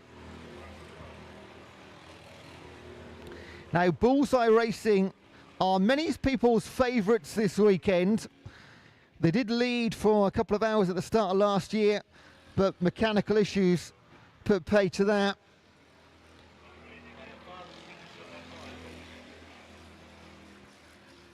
And not just mechanical issues, there was fire issues, or a double fire issue, when they were unable to put out the original fire because the extinguisher also caught fire. So they had to stamp out the extinguisher fire before they could put out the actual fire.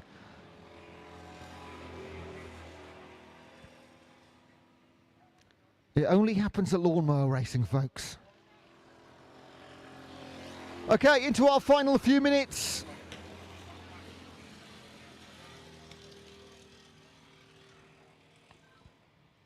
SDS go to second place, Grass Souls up to third. So SDS a 1:32.808, become only the second team and the first of the group fours to break 1:33.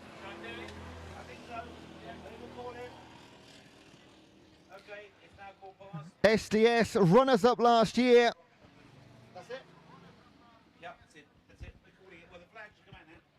Look for the flag. Now qualifying will be coming to an end any second. There's the checkered flag, so qualifying comes to a close. So they'll cross the lace one more time. Yes, 41. Yeah, I think the top not got a 50 yet, but So within a couple of minutes we'll be able to tell you exactly who will be starting from the front of the pack for the 2025 12 hour. And it was set very early on. Gashit and Bashit, the tourist in the 89.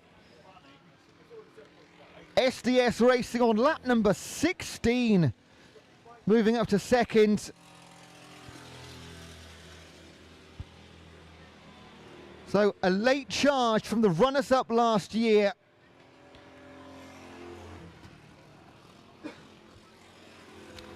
Checkered flag is being waved.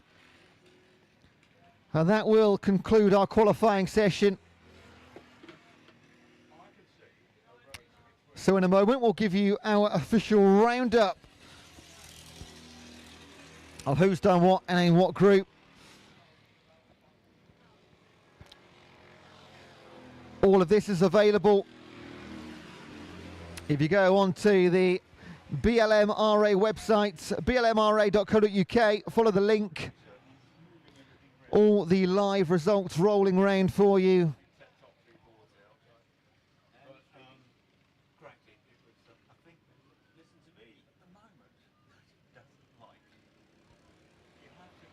So 3 of our top 4 have crossed the start-finish line. Gashit and Bashit still out there somewhere. They do not need to improve their time. They will start from the front of the grid. And just 5 teams not making it out to set a lap time. SDS Racing will be second, Grass Souls third, Bullseye Racing in 4th place. 2 tourists and 2 group 4s in the top 4. Night Riders improve again. They retain their top group 2 placing.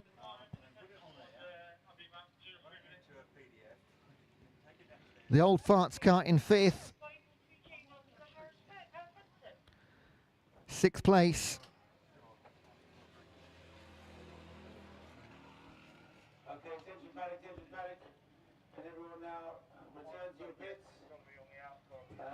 Watering is about to start, so stay away from the track and the machinery, and marshals can return to their designated places.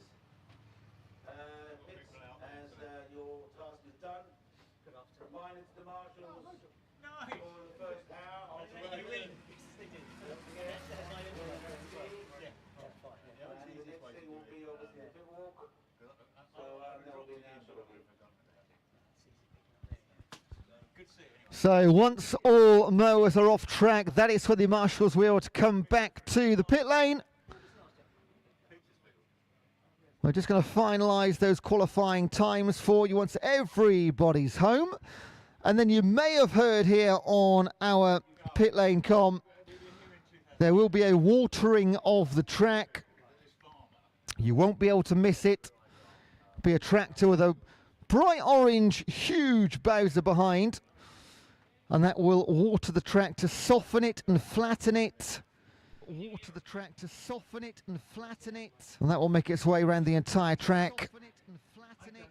So as you might be able to see in the infield spectator area, a fair few cracks on the ground, which of course over 12 hours of lawnmower racing can open up a little bit. So what we're trying to do is just fill and soften all the cracks on the racing lines around the entire track and make it as flat as possible. No, it's never going to be perfectly flat, of course, but we can do our best, and it'll just provide more entertainment for you, a better experience for our drivers, and hopefully less mechanical issues for our mowers. And the last mower coming in from qualifying is actually going to come in under the power of one of our buggies. Looks like the number 85, which is the Northern Night Riders. And there, if you look to the very top end of the track, the highest point of the track, you'll see our tractor and Bowser. It will make its way onto the track, open up the tank and drive around. Hopefully the water lasts to get all the way around the track at least once. Another reason for watering can often be if it's very, very dry and hot. In fact, we've been a bit lucky today with the overcast weather in terms of racing, because if it gets too hot and too dry, the dust kicked up by 40 mowers, that in itself can cause an issue. So by having a slightly damp track, it reduces the danger of a very dusty situation. So on comes our tractor and Bowser.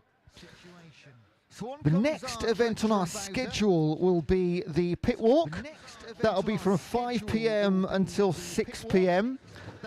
We will create an opening in the metal barriers around about the centre of the pit lane, pretty much opposite our timing tower. And from there only, you'll be ropes to the left and right too. From there, you'll be able to make your way across to the pits, see some of the mowers up close, chat to some of the drivers, ask some questions, get some photos. And you'll have 1 hour to do that, 5 p.m. until 6 p.m. And there is our tractor and Bowser doing its job at the far end. Coming round pit corner. And if you are, as many of you are right now, sat or standing right next to the spectator barrier, you're going to see that very up close as they come round the AJW group corner, which is the sharpest hairpin on our course. But we're going to start the race just after that corner. So the race will be starting right in front of you if you are stood next to the metal barrier opposite the pit lane. Okay, so it's going to start on that side of the track, the side that you are on. So you will see up close and personal all of the mowers, and in Le Mans style racing, they will run from one side of the track to the other, jump on their mowers. Hopefully they start first time, and the 12 hours is underway. Now, this is going to look like it's going to make the track very, very muddy, okay?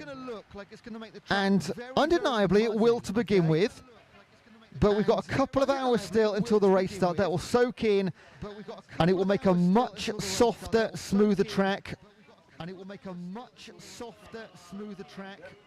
It will not be a mud bath, trust us. That's not how it works. This is all to improve the racing and spectator experience, improve the track itself. It'll get flatter and flatter, softer and softer. And we're trying to avoid issues later in the race by doing this. On rare occasions, you might see it happen during a race. Hopefully not tonight. But if that is the case, it will simply be due to too much dust on the track.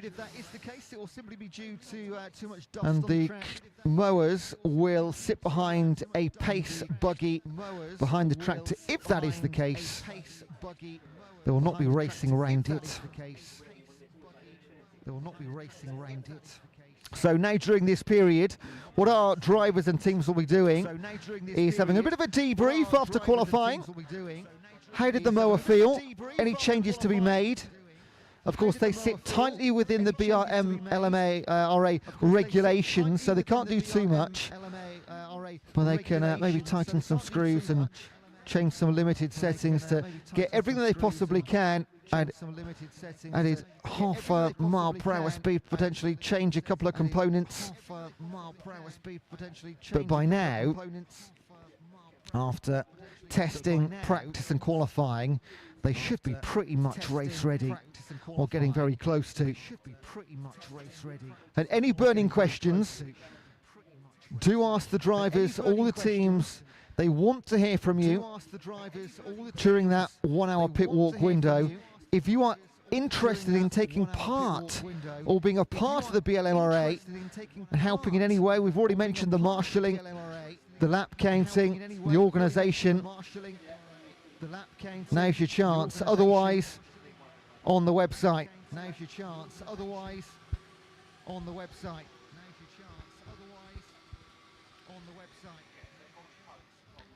And just look at the spread of that water. Absolute perfect width of the track. Wonderful work. Absolute perfect width of the track. Wonderful work. Not setting any fastest lap times, of course. Not setting any fastest lap times, of course. Not setting any fastest lap times, of course.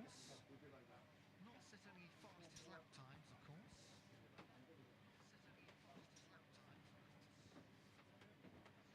Now, plenty going on in the midfield. Going to be food vendors. I can see ice cream. I can see inflatable objects. And as the evening goes on, I can see inflatable objects. He's going to get busier and busier ahead of racing getting underway at 7 p.m. Ahead of racing getting underway at 7 p.m. As I'll repeat throughout the afternoon, evening and morning, a big thank you to all of our partners and sponsors, especially those that have sponsored and got corners named after them this year for the first time. Corners named after them this year for the first time. Corners named after them this year for the first time.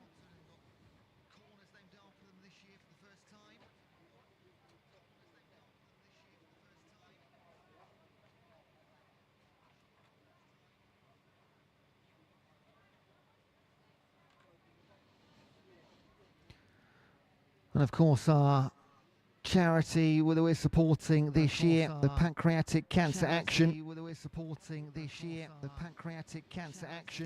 Awareness of which remains low, so we're doing our bit to improve that.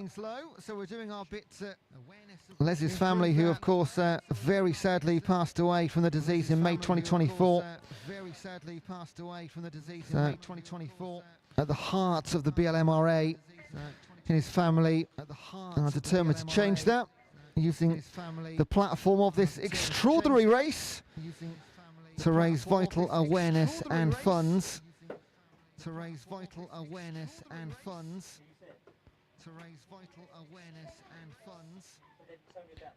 Now, in a poignant moment last year at the 12 hour, Leslie's ashes were actually scattered at the start-finish line of the 12-hour circuit, which I'm sure you'll agree was a fitting tribute to a man who gave his all to the sport he loved. A real star and a heart of gold, and certainly left his mark. Those are the words of Pete Hamilton, club president. So all profits generated are going towards the Pancreatic Cancer Action, helping to save lives through early diagnosis and research. And members of the charity will be bringing collection buckets round during the race. And of course, we welcome anything you can possibly donate into those buckets. We're very, very welcome. Now, some interesting stats about the competitors taking part this weekend. Of those in the field, have a racer with seven outright wins across 4 decades of racing. A racer who has completed in every 12-hour race since 1994 and still keeps coming back for more pain and action. The youngest competitor this weekend is 15 years of age, and the oldest at 75. We've got one racer who competed in the 1982 12-hour.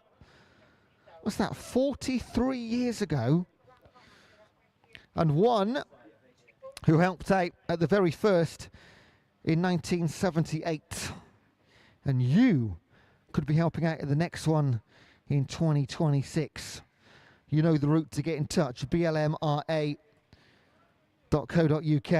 Find all the contact details. Now, if you have got a copy of the programme, which is free to collect and pick up, I fully recommend it.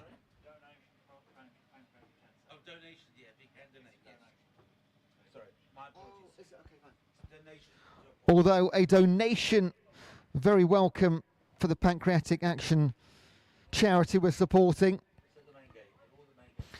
And they're at the main gate if you want to go and collect one. Again, fully recommend it. So much information in there. Bios of all of our teams. And I want to draw your attention on page, where are we? 1, 2, 3, 4. Page 5. I mentioned earlier that Group 1 no longer race, or very, very rarely in lawnmower racing. And Group 1 is, if you imagine your standard mower, let's say cutting a football pitch or a cricket wicket, the standard ones that you walk behind, roller driven. Group 1 is when you use one of those and run behind the mower.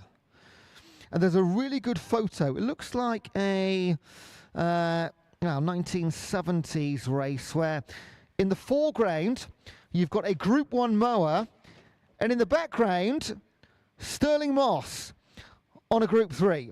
Fantastic photo there, black and white on page number 5. Go and have a look at that. And I think in that photo you've got Group 1, Group 2, Group 3 and Group 4. That is absolutely wonderful. And a couple of pages later, an actual example of the mower breakdown with the 2, 3 and 4 with the Group 1 removed. Just a more of a modern photo. So again, all the bios of all the teams. So if you're going to go and speak to somebody in particular, because you've taken a fancy to a bit of their history maybe, and there is so much history in this programme, it is really hard to tell you. So what I do later, when I'll be walking down the pits, I'm going to try and bring those stories to life for you, speak to a few of the drivers in question, and let them tell their stories, because it's all well and good me doing it for you. But when it comes from them and those guys and girls that have been racing 20, 30, 40 years, that is when it becomes all the more special. Also, near the back page, got our 12-hour past winners. And I mentioned that we have one racer with us this year that has won on 7 occasions. And that is Daz Whitehead, who won as early as 1999 and was also part of the winning team last year in 2024. It's quite a career, 25 years, not just been racing, but been winning for 25 years. So overall winners last year, Northerners kicked grass, SDS Racing overall second place. They were racing Group 4 also, and third place was AR Racing. The Group 2 winners were the Night Riders. Second place, the Battle of Britain Memorial Flight, and in third place, Omar Racing. They're here again this year. Group 3 winners, already spoken to Callum from his team at Mofia. Mowers with Attitude. I'm just going to check again. Yeah, Mowers with Attitude did top qualifying in Group 3 ahead of Mofia. That could be a battle that goes right through to 7 a.m. tomorrow morning. And third place last year in Group 3 was Smoking Grass. One of our tourists in 2024, No Limit Racing, ahead of the Old Farts Cart, they're back, and Armchair Racing. So teams looking to repeat and teams looking to go one better. across the entire pit lane. Now you can see going into place, or you might be able to see going into place, just opposite the timing tower, between us and the ambulance. That is where we're going to be ushering you across from the centre field ahead of 5 o'clock, which is going to be the 1 hour pit walk. I will join you down there. And if you want to be on the mic, not just here on the PA, but also all being live streamed online, if you want to talk to the world, come and find me. I'm in a blue tabard, and I'll be wearing my cap and sunglasses. And most importantly, holding a microphone. Come and have a chat. Have you been here before? Is it your first time? Who are you looking forward to racing? Are you supporting somebody in particular? How was your ice cream and your chips? Come and find me. Let's have a chat. I'll also speak to a few of the drivers, ask some all-important questions. How was qualifying? Have a chat with those who are leading. Again, Gashett and Bashett, the tourist class. And Gashett and Bashett, 7th overall last year. Looking to improve on that. When we open it up, yep. Sorry, give them warning that it's slippery as they cross the track. Of course we can, yeah, absolutely, yeah. I'll do it now and again when we do it. So although it's half an hour away, just a heads up that when we have the pit walk and you cross the track, of course it's just been watered, it will be a little bit slippery. And if you've got your brand new bright white trainers on, just tread carefully. Otherwise, just be aware, might be slippy still in half an hour. I will remind you. But between the ambulance and the timing tower, that is where you will be crossing. Please do not try and cross anywhere else. Please don't jump over barriers. We're going to usher you through the centre of the track, and then you can split left and right, speak to as many people as you like. Then at 6 p.m. we'll take you back over. And from 6... again, the track will be closed. It'll be watered one more time. We'll start our warm-up, our display lap, call our marshals into position. From 6:30 until 7, that is our grid formation. We'll be calling every single team up to the grid one by one. And we'll ask you to make some noise for them, because they are heading into a 12-hour battle of attrition. And let me tell you, I've spoken to a few of the drivers. I cannot talk from experience. I don't particularly want to. But from their experience, through midnight up to 2, 3 a.m., 7 a.m., they are in pain, these guys and girls, okay? So give them a warm, warm start to this race, because they'll need it. And then hopefully, if you stay overnight or you come back for 7 a.m. when we celebrate with our winners, and everybody that crosses the finish line is a winner. And then we'll have our presentation, prize giving, and celebrate those who came out on top in their groups and overall. There'll be champagne celebration. There'll be a couple of trophies too. Plenty of stories to tell for the rest of the year.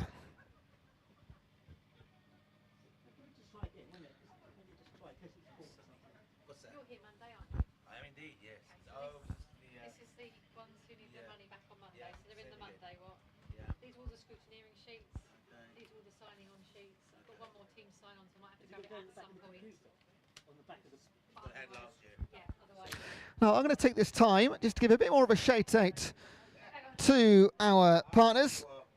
So first of all, Savills, your expert estate agency team in Petworth, covering the full spectrum of specialist advice, whether residential sales, lettings or professional property valuations. A big thank you to Savills Petworth for supporting us this year. Also Martin Leadbetter Carpentry and Joinery, established 30 years, almost as long as the BLMRA. Fully qualified workforce with all full project management, new builds and extensions, refurbishments and renovations. Contact details in the programme. Otherwise, martinleadbetter.com. Big thank you to Martin and his team for being with us this year. Also got a corner named after them. That is the massive right-hander on the far side of the track. The Oak Blokes, they have a corner this year, part of the double chicane on the far inside of the track. Traditional timber framing specialists. and as past competitors in the 12-hour. Excellent. The Oak Blokes are proud to support this year. We know only too well how tough this event is and the toll it takes on both man and machine. Hear, hear. And they wish everyone the best of luck in their endeavours. The Oak Blokes are a construction company with over 40 years combined experience, specialised in period property, renovation and restoration. Check them out at theoakblokes.com. Thank you guys again for being a fantastic supporter of the 2025 12-hour. Hopefully see you back on track competing one day too. Next supporter, thank you to Meron Freight UK. If they can't move it, it can't be moved. Specialists in air, road and sea freight, import and export, warehousing and customs clearance. For any information, Tommy at Maron.co.uk, that's M-A-I-R-O-N. They also have a motorsport management division, driving success on and off the track. They support race drivers and businesses to maximise their partnership. So Meron, thank you very much. And we do have the Meron Freight Corner. Then we have Covers, the timber and builders merchants. Their Bognor Regis location, offering timber, building materials, landscaping and garden, doors and windows, flooring, etc., and much more. Quality timber and building supplies. Check them out online 24/7 at coversmerchants.co.uk.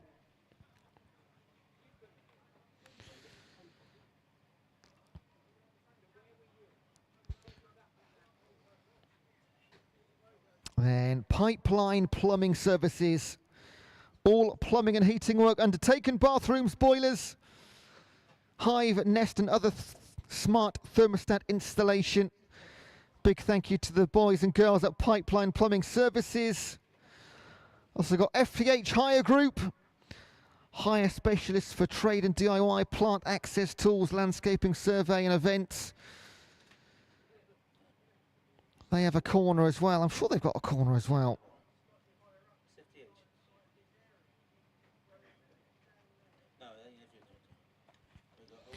Lucking Brothers South Limited, better building by design. So they're going to be the first corner of the race. And it's not quite a hairpin, but it is a tight left-hand turn. Now, General Building Contractors based in Petworth, thank you very much, guys. And finally, we have two more. Harwood's Five Oaks Audi, which is about, quarter of a mile away. You would have probably passed it on the way in. Audi specialist just down the road, Harwood's Five Oaks Audi. Have a look at harwoods.co.uk. And finally, AJW. They are also just about 10 minutes away, taking your careers to new height. They're an independent specialist in the supply, exchange and repair and lease of aircraft spare parts. Check them out, the AJW Group, almost celebrating their 100th year anniversary in a few years' time. And they're a proud sponsor of the Lawnmower Race 2025 BLMRA 12-hour. A massive thank you to all of our partners and sponsors. Very difficult to organise an event like this without your help, so really appreciate it. Also, of course, a massive shout out to our army of volunteers here this weekend. So many people, so many hours and so much time go into creating such a great event year after year.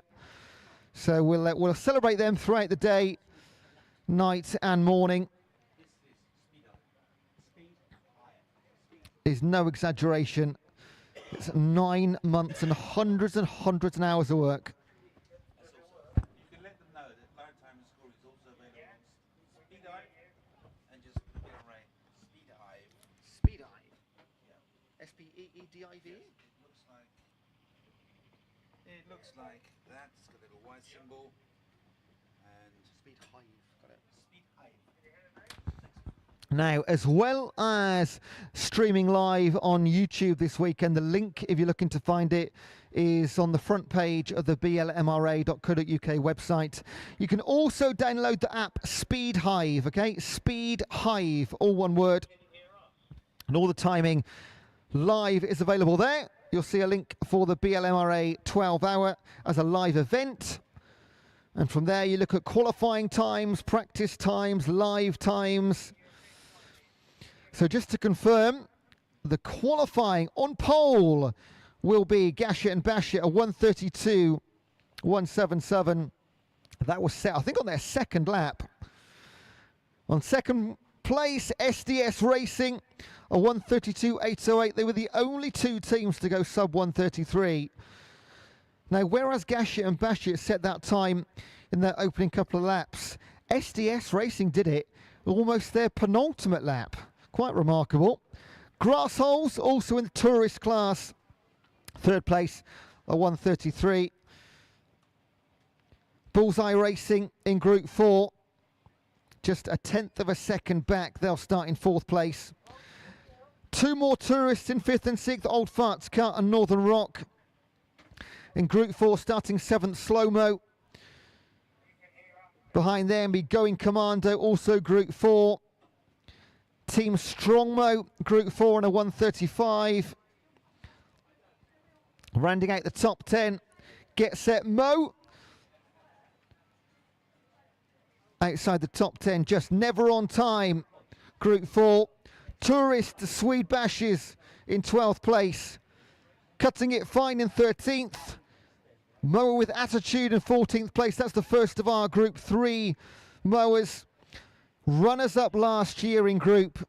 They are looking for redemption and stopping a run of 4 second place finishes. I could see the pain in their eyes in the pits earlier when I went to speak to them. In 15th place is our reigning champions, the Northerners.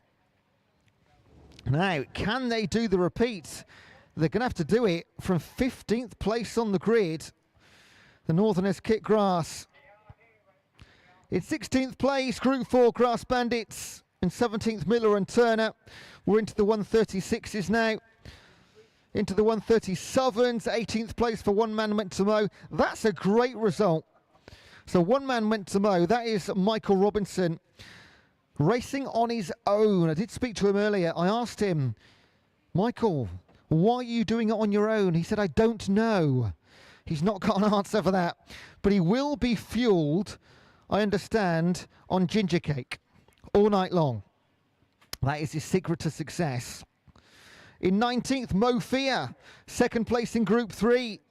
Behind their big rivals this weekend, Mowers with Attitude. In 20th place, NDA Racing. So 2 Group 3 mowers are going to be back to front, Mo Fear and NDA. But they were both 138. And Mowers with Attitude, a 135.7. 3 seconds difference between first, second, and third. It's a pretty big number, isn't it, in Group 3? Then we have Oh My Racing in 21st place in Group 4. The first of our 2 R&M teams is the OB Plus in 22nd. Girth on Turf 23rd. The fourth of our Group 3 mowers, Mobility Racing in 24th. Getting into the second half of our grid now, Shonky Racing, 142 in 25th.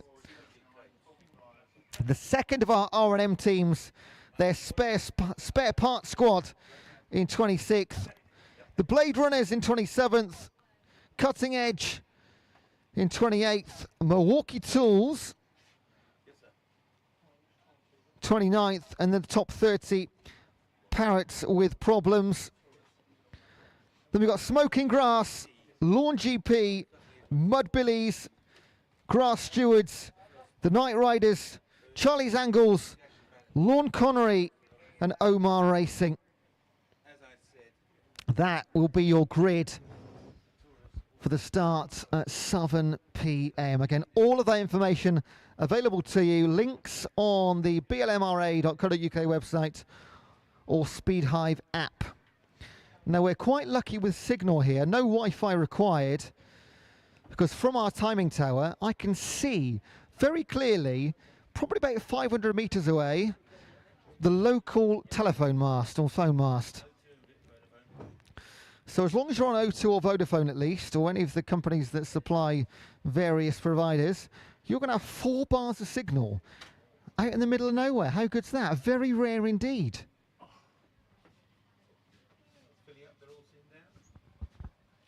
Now, plenty more coming in. If you have just arrived, we are just 10 minutes away from the pit walk. That is when you can come and speak to the drivers, ask any questions, get some photos, see the mowers up close. I'll go and speak to a few of the drivers too.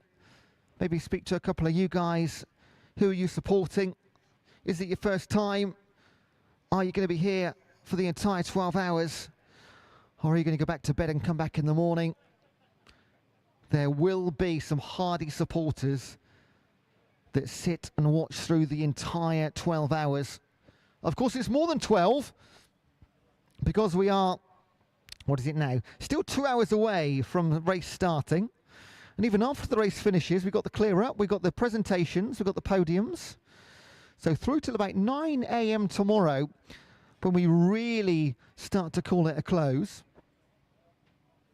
which seems right now quite a long way away. But it will go fast.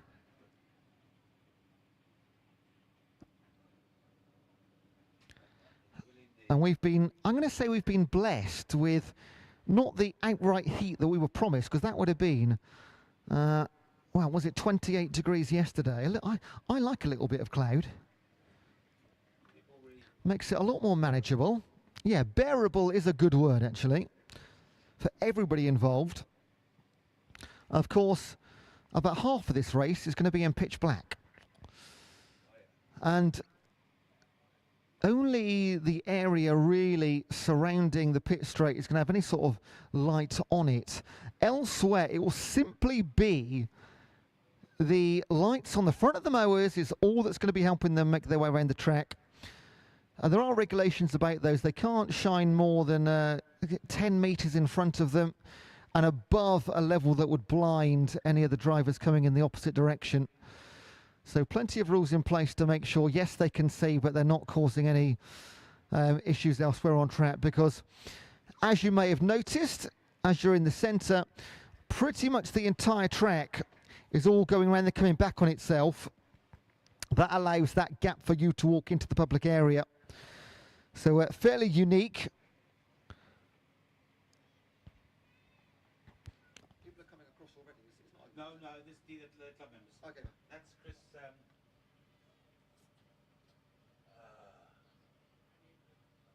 Chris Burrows. Where's my team? I can't remember. Anyway, he's an old lawnmower racer. He's two lawnmower racer. Oh. And he's honorary VP, as we call him, like myself. And Is there a certain number of years you've got to be doing it to get a VP, or is it just... No, it's just really services the club, really. I like that. Really good. We have been racing on Chris's area. He owns a field just out on the other side of Billingshurst called Reservoir Dip, and it is literally a dip. And it's a bit of a shitty field, but it's always available. Chris will always say, if we come short, we say, oh, we haven't got no field. We'll just race on our field. I mean, it needs doing. But we've been doing it for 30, 40 years, over 30 years maybe. And we always turn up there at Christmas. And Chris's field, Reservoir Dip, whatever. And so, yeah, he was on the committee, and he was, as a racer, and then he offered his field.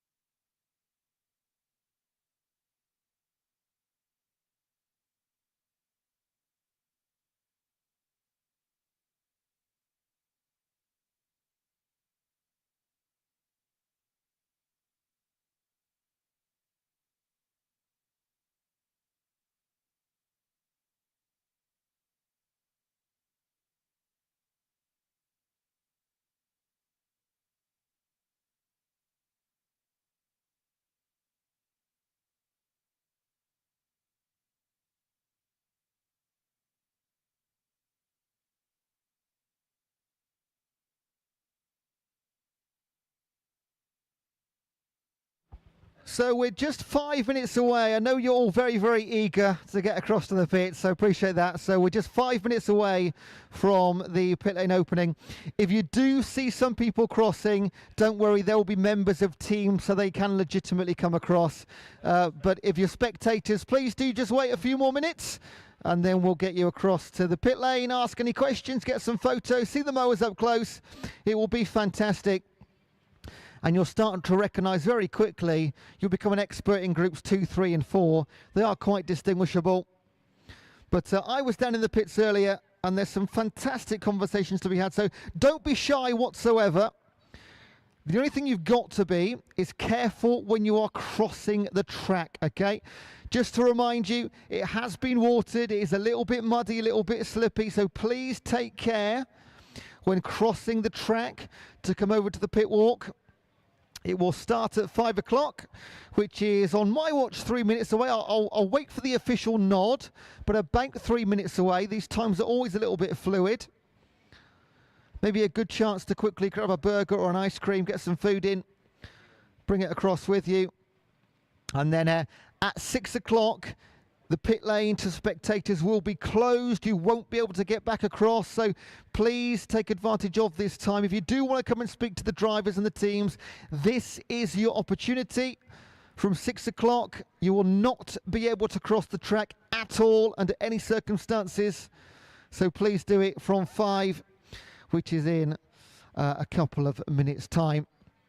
So when you cross over, go left and right. There's no particular order for the mowers, groups 2, 3 and 4, although it just does so happen once you cross over. If you want to see the group 2s, turn right, because the 4 mowers in group 2 are grouped together. And you can recognise, without even looking at the mower, what group they are by the number. So group 2 start with a 2, group 3 start with a 3, and group 4s are anything from 40 up to the 70s. And the tourist class are 80s and 90s. Okay, so group 2s start with a 2, groups 3 start with a 3, tourists 80 plus, everything in between. The biggest group that we have this weekend, as always, is our group 4s. 4 teams this week in group 2. We've got 7 competing teams in Group 3. That's up from last year, so a really competitive field in Group 3 this year. Around about 25 in Group 4 and 6 in the tourist class.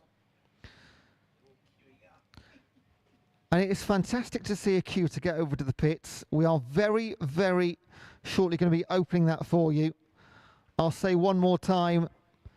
And I can even see a sign going up to say it's slippy. Well done. Well, having a bit of trouble with the tape there, it seems, but maybe just stand there and hold it. I don't know. There we go. Who knew a cable tie could be so troublesome? Because he wasn't part of the course earlier, was he? No, they're sharing it all. Ah, great. Okay. They're all doing And they have final say. They're club course, whatever they say, changes their mind or agree to anything or disagree, whatever. But yeah, are we ready? Let's I suppose whoever walks over opens the gate. Right, we're coming over to open the gate for you. So within, I'm going to say 20 seconds or so, we're going to open the pit lane. And you can come across, please only cross the track at the designated area. That's where the ambulance is sitting right now, opposite our timing tower. That is the only location. We are good. Let's open up the gate then. And we'll let people across. Please be careful. The track has been watered. It's a bit muddy, a bit slippy. Please be polite. Don't just walk into bits.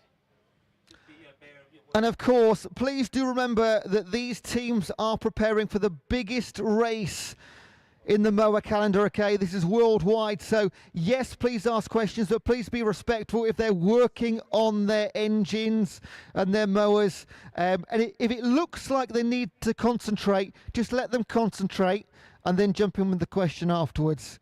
So this is a very passionate sporting environment. They are very welcoming of your questions and your interaction, but of course, please respect, these are racing teams too, and they all want to win.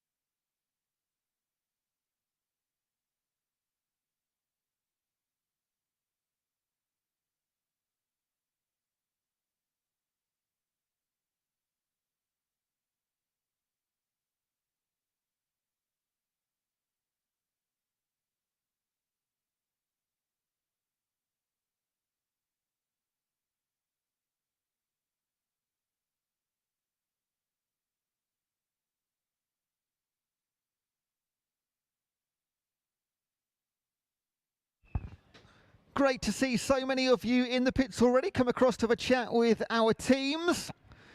Now, as well as having a chat with the teams, if you want to speak to somebody about the BLMRA, maybe you want to be a driver, maybe you want to start a team, maybe you just want to get involved in helping with the organisation or marshalling, whatever it might be, find somebody in a yellow T-shirt with 12 hours on the back. Okay, so yellow T-shirts with 12 hour on the back. If you want information on the BLMRA and getting involved at a closer level, we are always keen to talk to you.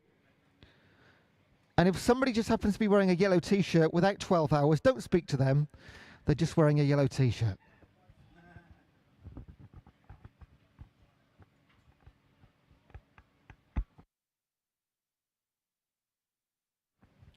And as I mentioned earlier, we have got some historically, I'm going to say famous, impressive drivers here on the grid this weekend. We mentioned Daz with his Southern outright wins across, won his first title in the 90s, and last year winning in the 2020s, getting titles across 4 decades. We've got one racer competing in their 21st consecutive 12-hour race. The youngest competitor is 15 years of age. See if you can spot them. Oldest is 75. Be polite. A racer who first competed in the 1982 12-hour, 43 years ago. And the one who helped out at the very first in 1978. So when you're having these conversations, just bear in mind you might be speaking to some BLMRA absolute legends.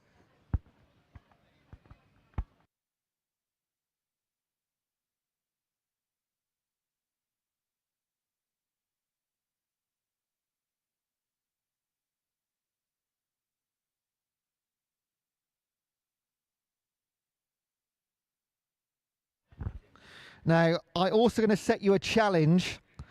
I'm going to give you one big clue. It's in the Group 2s. One of our teams has their battery in a trainer attached to the back of their seat. Go and find that. I couldn't believe it earlier. It's a Nike trainer attached to the back of the seat with cable ties with the battery popped inside.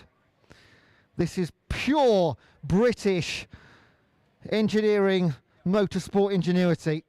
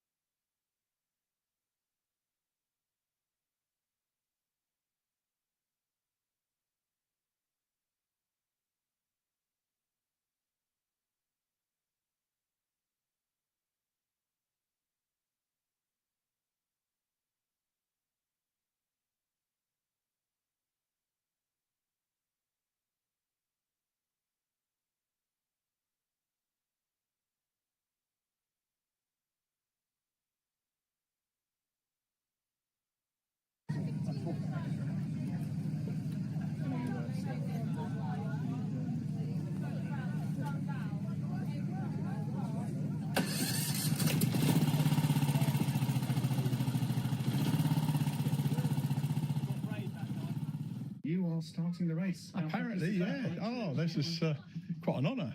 And I got a little emotional. But I've been involved with this race for years, and this is the first time I've done that, so I'm quite pleased with being asked. When did you start racing? Oh, well, about 1975-ish. I've been involved with lawnmower racing ever since. So a couple of years after it started. Yeah. So this is the 50th year for you, really, isn't it? Yeah. Oh, yeah, it is. I didn't think of it that way. Yeah, about 1975, I suppose. Yeah, on a Group 1. Yes. Hard work Group 1s. Then we advanced to a Group 2 and then on to a Group 3, which I've retired. But I can't bring myself to sell the mower. I've still got the mower. Fantastic. And what are your duties? What will your duties be at 7 o'clock this evening? Wave the flag. I've recently had a bit of surgery, so I was asked if I could lift something, and it was the flag. Look forward to it. I am. Revving out, that was great. But anywhere else, it's revving out. On down here, which I mean, and it's not going to get any faster.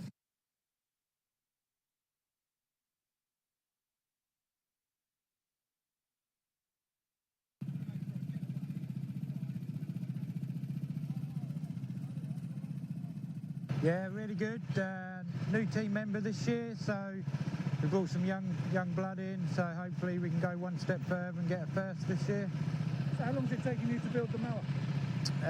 I've had it stripped down for the last month, doing a full preparation, and but it's a mower that's a year old, so it's been well proven and tested.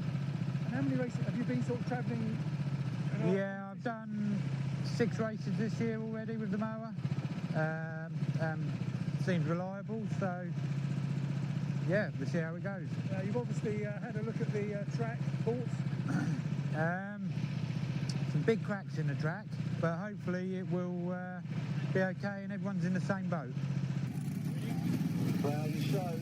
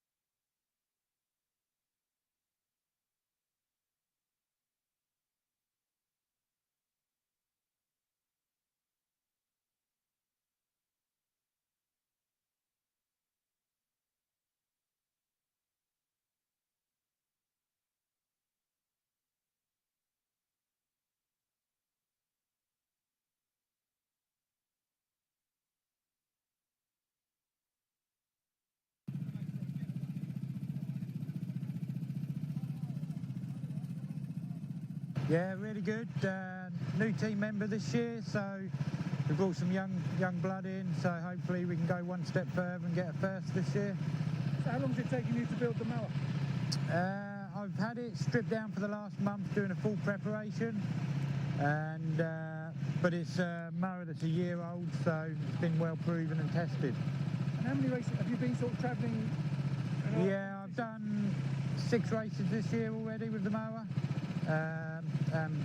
Seems reliable, so yeah, we'll see how it goes. You've obviously had a look at the track, thoughts?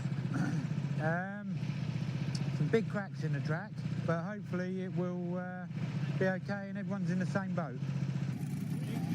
Well, you show.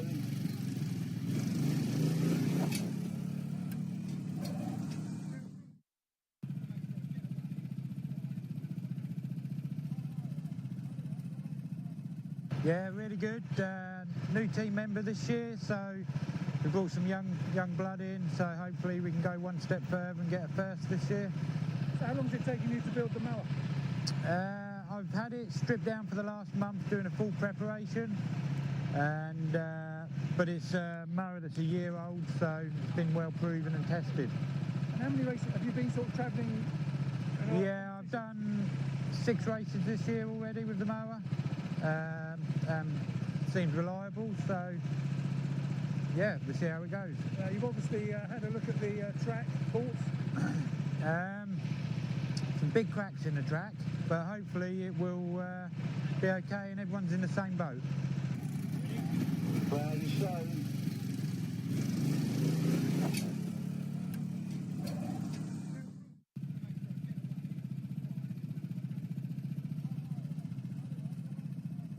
Yeah, really good.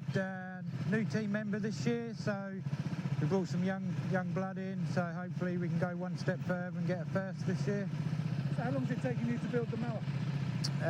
I've had it stripped down for the last month doing a full preparation, and but it's a mower that's a year old, so it's been well proven and tested. And how many races have you been sort of travelling? Yeah, I've done 6 races this year already with the mower.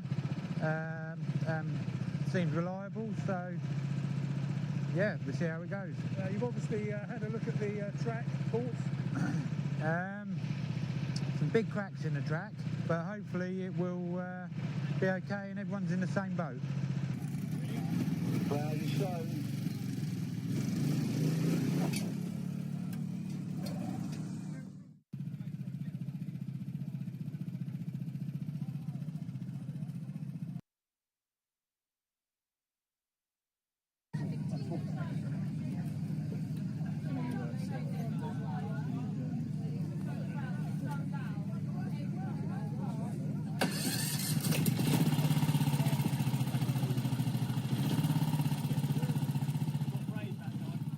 You are starting the race. Apparently, yeah. Oh, this is quite an honour.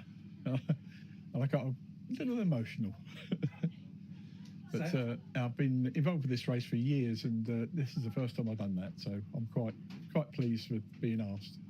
When did you start racing? Oh, well, about 1975-ish. I've been involved with lawnmower racing ever since. So a couple of years after it started. So this is the 50th year for you, really, isn't it? Yeah, yeah. Oh, yeah, it is. I didn't think of it that way. Yeah. Yeah, about 1975, I suppose. Yeah, on a Group 1. Yes. Hard work Group 1s. Then we advanced to a Group 2 and then on to a Group 3, which I've retired. But I can't bring myself to sell the mower. I've still got the mower. Fantastic. And what are your duties? What will your duties be at 7 o'clock this evening? Wave the flag. I've recently had a bit of surgery, so I was asked if I could lift something, and it was the flag. You look forward to it. I am. Not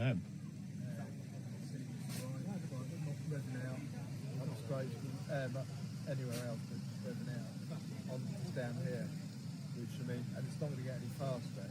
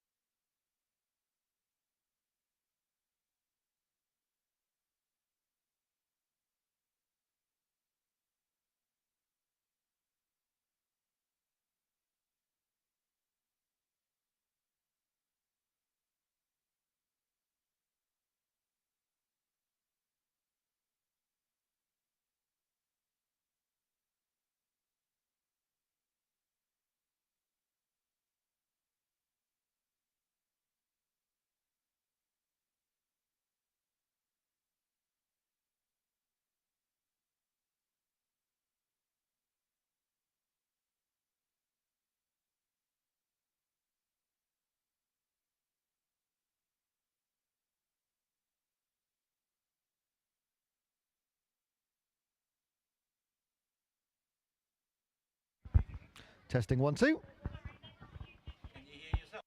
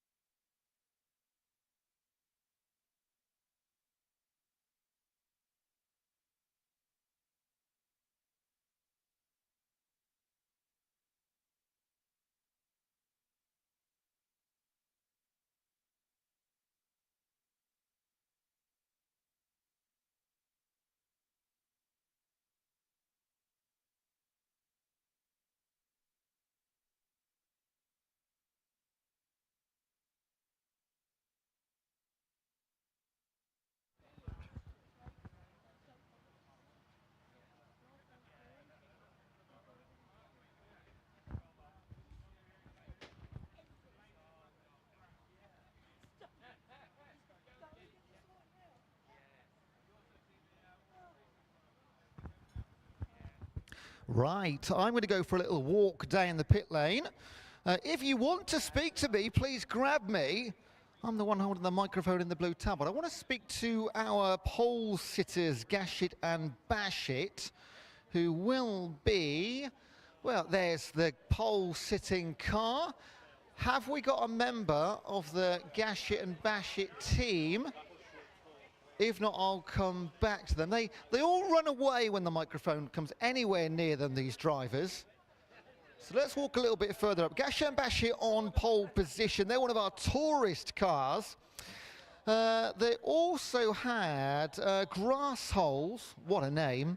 I'm going to say on the second row of the grid, you know what I mean. Third place, although on the grid this weekend, as it's Le Mans style, there is no front row, second row, third row. They'll be absolutely lined up as they are.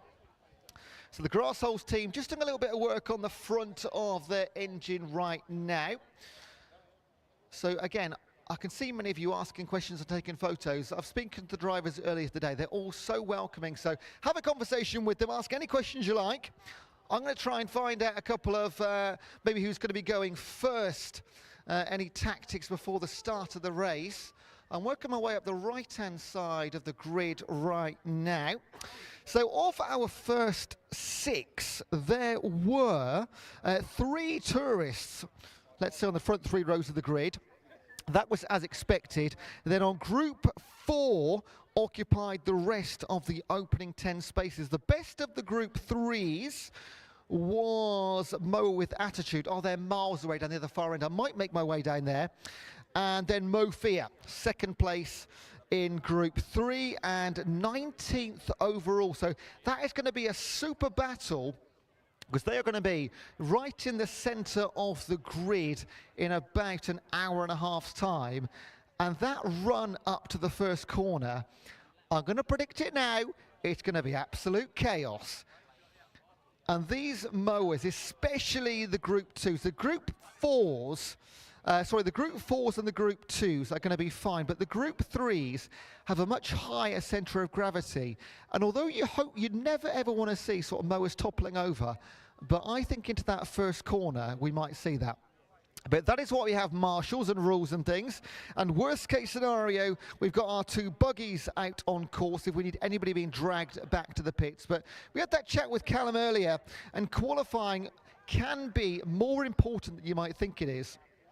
So let's have a chat with a few of our... Let's keep walking up for the time being, because I know that up here on our right-hand side, Let's try and find SDS Racing, who have qualified in second place, also second in the race last year behind Northerners Kit Grass. They were 403 laps in 2024, and our winners, Northerners, 405. That is the number of laps that these guys are going to be doing. It is relentless, and it's even a rare occasion that the top drivers and teams actually do the full 12 hours without any mechanical issues whatsoever. So it is super rare. Even if anything goes wrong whatsoever, you might spend 10 minutes or so in the pits just replacing a very small part. Worst case scenario, you might have a few hours in the pits. As we saw last year, I don't want to bring it up again, but Bullseye leading the way early on, a mechanical cost them over 3 hours. So absolutely anything is game. A few of the drivers earlier today described it as the Grand National, where you have absolutely no idea whatsoever what's going to happen. I'm going to go and speak to, let's have a chat with 54, Jamie from Team Strongmow. No association with the alcohol brand of any kind whatsoever, despite the same font and the same colours, and maybe a preference for the cider variety of alcohol. Because Jamie was one of the guys earlier that was very keen to invite me back and have a chat, because some of the teams see a microphone and go absolutely hurtling in any other direction than myself. Jamie, I'm here with the microphone. No. All right? Yep. No, you said I could come back, okay? Talk us through qualifying. Yeah, it went well. I think we qualified 8th. Was that right? 9th. There we go. Overall, yeah. So, yeah, very happy with that. Put in some solid laps, to be fair. Who got that fastest lap out of the three of you? It was Neil. It was Neil, our main man, Neil.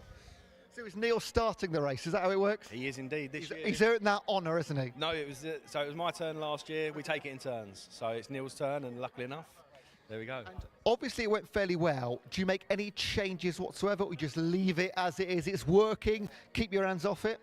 We put some new tyres on. Have you? Yeah. Why? Brand new ones, ready for the race. They're clean for the time being. Give them 100 yards, it might not be the case. No, probably not. But no, yeah, we're feeling confident.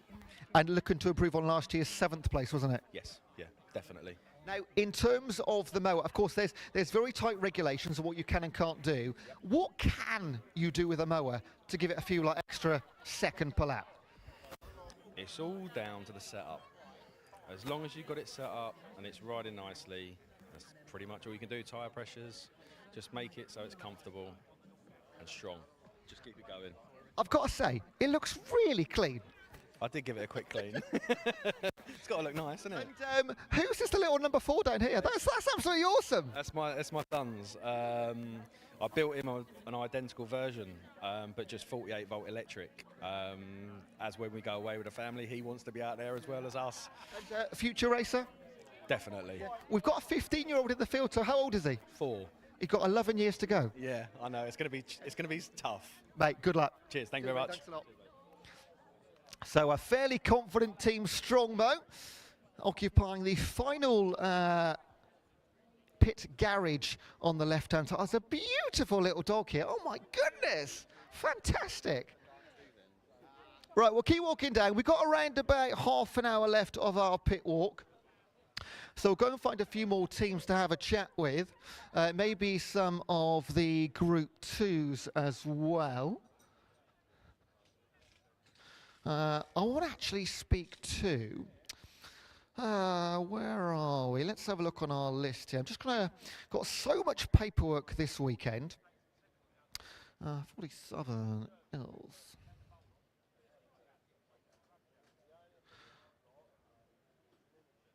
Where are we looking? There we are. Group 2 down the far end.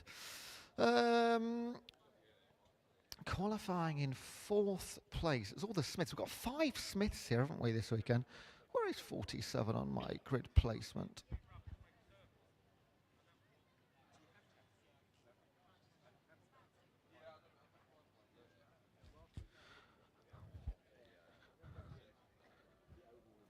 R&M teams, 2 of those, the spare parts. They were described as the leftovers earlier. Right, we'll keep strolling down. Again, great to see so many people on this side of the track taking advantage of that time with our drivers. Got all the tourist cars here.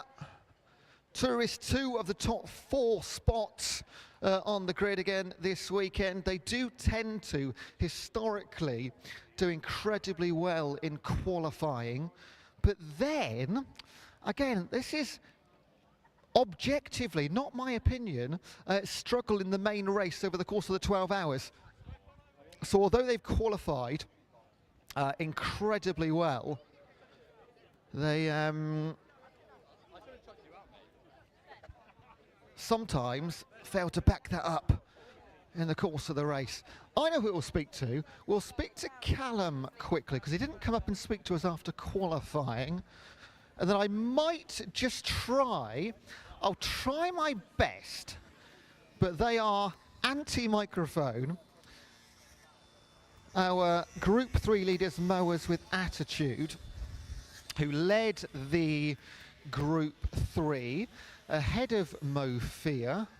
Can't see Callum anywhere, but I might just have a chat with the Night Riders. Oh, there's Callum. I'll jump in for... Oh, that looks incredibly healthy. You know, there's pizzas and burgers over there. Callum's having sun-dried tomatoes. I've just had a burger. Oh, oh, that's pudding. Yeah, the burger and then pasta salad. Now, qualifying for a non-sort of competitive point of view, with you guys and your arch rivals down there who I'm going to go and speak to, very close. Yeah, very close. I think we made a bad decision in practice changing the gear, and that cost us a little bit. It was also very bumpy and it gripped up more than we thought, and so the tyre pressures were a bit low. It's all like racing driver excuses for not being as fast as them, but they put in one quality lap. I think actually our lap times overall, on an average, are very similar, but Pete smashed in a great lap. Fair play to him. So have you changed the gear back then? Yeah, so we've changed the gearing, we've gone up on the tyre pressures, and then we've checked everything over. So as far as you're concerned, right now, that is the best it can possibly be, yeah? We're hoping so, okay, yeah. Good luck, enjoy your pudding, and you're going to join me in commentary afterwards, yeah? Or in periods throughout the evening and the night. Right, our Group 2, don't walk away. Don't walk away from me. Group 2 leaders, reigning champions, and you've led the way in qualifying too. At the moment, all seems to be going your way. Who set the fast lap? My son, Jensen. And Jensen, did you win the World Championship this year as well in Group 2? Did I see that? So we've got the current reigning 12-hour champions, the world champion. Dad, you were second as well, weren't you? You guys dominate Group 2. Yeah. Well, we just if you keep trying, eventually you win. And when the mower seems to be this good, like I asked Callum, do you make any changes, or are you in a situation now where you've got this set up and tuned? Every single race you turn up to, you know exactly what you're doing? We try and do a few little bits. If we think something's not good enough, we'll try a little bit better. But eventually you get to a point where you think, realistically, you don't want to do too much. Now, looking at the qualifying times, you were, I think, 7 seconds fastest and second in Group 2. Was that just one amazing lap, or was that sort of consistent what we can expect in the race? That should be a consistent time, hopefully. So, with reliability on top form, you're looking pretty good. Hopefully, yeah, fingers crossed. Reliability is the key. Good luck, guys. We'll catch you later. Right, and if they're willing to speak to me, I'm going to go and speak to Mowers with Attitude. I did get to speak to Richard earlier before I was holding a microphone, and we'll see what happens. Oh, by the way, we've got a DJ and live music. I think it's 7:30 and 8:30 later on. So I can see plenty of kids enjoying all the inflatables. That's fantastic. I've seen loads of pizzas and food over the last couple of hours. So everybody enjoying their dinner. Still people coming in the front gates as well. Richard, I'm holding a microphone. I'm walking towards you. I just want a very, very quick chat, okay? qualifying has gone incredibly well, hasn't it, Richard? Yes, you would. It went incredibly well. We're really, really proud of ourselves. It's a very, very quick lap. We're very confident for the race. Qualifying, perfect, yeah? Yeah, it was really good, yeah. And who was it that set that lap? That was me. Was it you? Yeah. And are you going to be starting the race? No, I won't start the race because I get a little bit nervous. So Rich always starts the race for us. Well, so you set the first lap, Richard starting the race. We know this is a big one. If you guys were to win Group 3 this year, as I said to Richard earlier, will you then move to Group 4? Are you just trying to get this monkey off your back? Absolutely, yeah. We would love to. We both got Group 4 at home, and we're both pretty good on them. So try and do that this year, and yeah. Perfect. I appreciate you talking to me, Richard. Shame on you. All right, I'll see you guys later. Threw him under the bus there. All right, I've actually not spoken to our overall pole sitters yet, so I'm going to go and do that now. It's the last thing I'll do because we can't have much time left. Oh, it's like Blackpool Illuminations. And here on the Group 2, number 25. Fantastic. Right, let's wiggle our way back up to the other side of the pit lane, and we will grab number 47, our pole sitters. In fact, I was right next door to them earlier. And they were one of only 2 mowers to go sub 133. But as I did mention a bit earlier, as the race goes on, we can expect those lap times to get slower and slower, simply because the track will churn up a little bit, the corners won't be as good, they won't be able to take the fastest racing lines. The only opportunity to maybe make them quicker is when the corners if they get too bad, they can actually move, not the small hay bales, but the big covered hay bales you see on the major corners. They can move those around to change the racing line ever so slightly. So on some occasions, that might make the lap a little bit shorter. And we're running at 0.8 of a mile this weekend, or 1.24 kilometres. I think that's the correct maths. And I was just trying to work out earlier as well, the furthest time ever driven, furthest distance ever driven on a 12-hour race was 345 miles, and that was set in 2016. Now, I have spoken to a couple of experts up in the timing tower, and they think the track might not be suitable to beat that time or that distance, but it's something we can look at as we go along. Right, where are we? 47, there they are. That is the pole sitters. Bullseye 4th place. They were 1st place last year. So let's have a quick look. We spoke to Gashit and Bashit. Actually, they weren't there, Gashit and Bashit. I'll chat to them as well. Where's a couple of members of Bullseye? Who are the drivers for Bullseye Racing? Who's willing to speak on camera to me? That is, you're eating crisps and onions. Yep. Onion crisps. I mean, is that how it works, onion crisps? There's literally onion crisps. That's bizarre. First of all, last year, it started incredibly well, and they went... both? Oh, whoa!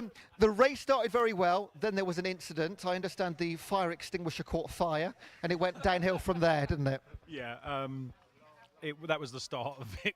The wheels literally falling off, yeah. A couple of people have mentioned you guys are the favourites. I don't want to jinx it, but do you feel confident? You've had a fairly good qualifying 4th place, 2nd in Group 4. We know historically the tourists qualify well and then sort of fall back slightly, so you're in a great position. To be honest with you, anyone in the top 10 can win this race. It's not about who's the fastest, it's consistency. It's consistency. You can be 2 seconds a lap faster than everyone else, but if you keep getting punches or your belt keeps coming off, it's useless. So it's consistency throughout. That's the key. That's what's going to win this race. And if we've got good drivers and the machine is okay, so if we can hold it together and the machine holds together, then we'll have a chance. But you were significantly unlucky last year. I think you had about 3 hours in the pits, and it was crazy unlucky. Yeah, the rear axle snapped, the T-drive shit itself, and the Oh, sorry, and the being streamed around the world, and the fire. So yeah, that all put together, it took us a good 3 hours to get everything fixed. And so by then we thought, let's go and have a little sleep. So we had an hour's kip and then come back out and finish the race. So. It feels like you're due some luck.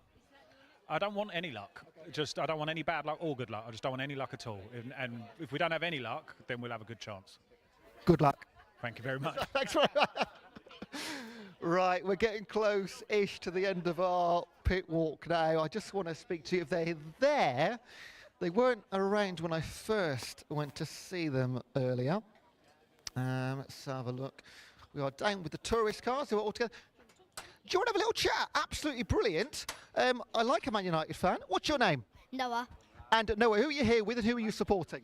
I'm supporting Never on Time. I'm with my mum and my dad and my brother. And do you want to race lawnmowers one day?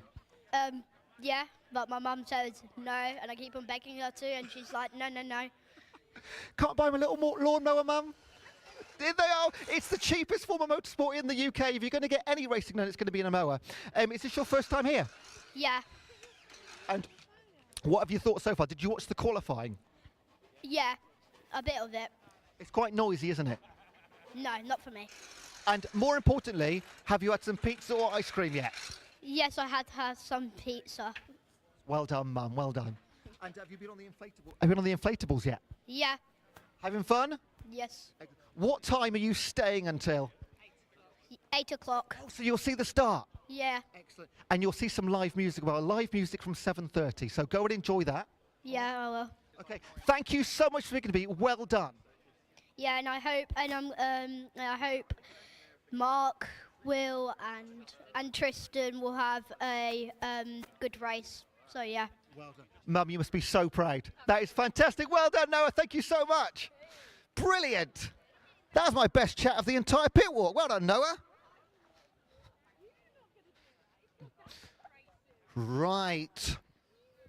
Now, I'm going to make my way back to the tower because on our schedule coming up, we have, I believe the track might be watered one more time, but I don't see the Bowser red anywhere. It was on the schedule. And then from 6:30, we will have our presentation of all of our cars. So they will line up, they will make their way to the far side of the grid, and then they will come to their grid positions one by one. We'll call them out, so every team will get their time in the spotlight. And we want you to make as much noise as you possibly can for every single one, because they are going into a 12-hour race. Let's not forget that. They're going to be here all night long, and all morning. So you can go home, go to bed, and come back tomorrow. They're going to be on action the entire time. Excellent. Our grid lights are working down here just next to the tower.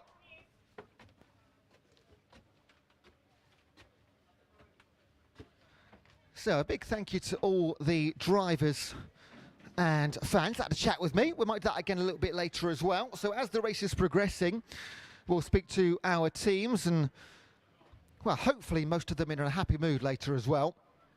And any incidents, we'll try and catch up with those. So we can get live updates with our drivers, which is always fantastic, and our teams. Keep and have a chat with those in the lead, those who are looking dangerous.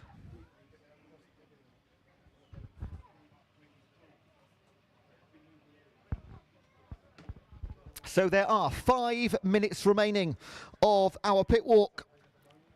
So any final questions for our drivers and teams, any photos you want to take? 5 minutes remaining. Then we'll ask you to make your way back to the centre of the track. And we do have some live music coming up soon. Got a DJ, got a band. So you can party into the night, watch our mowers. And we're looking at around about 400 laps there or thereabouts. Last year's winners 405, second place 403, plenty over 350.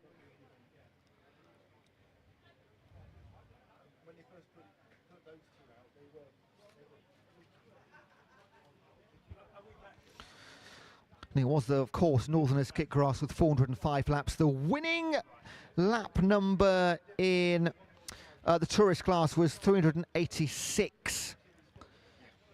And in the Group 3, Mo Fear won with 371. Won by just 2 laps in the end. And Group 2, the Night Riders who have qualified incredibly well, they won by, 25 laps they won by last year. That was a big number. And of all the teams, only one, which was Mo Horse, not here this year, they set their fastest lap on lap 130. Everyone else in the first 10 laps, and that is due to the track starting to churn up and those perfect racing lines not becoming unusable, but becoming less attractive as the night goes on.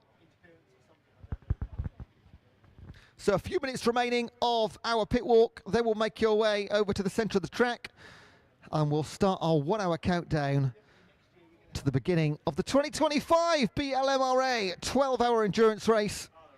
This is the biggest grass race, the biggest day in motorsport in the world, folks. This is the one everyone looks towards. This is the one the drivers want to win.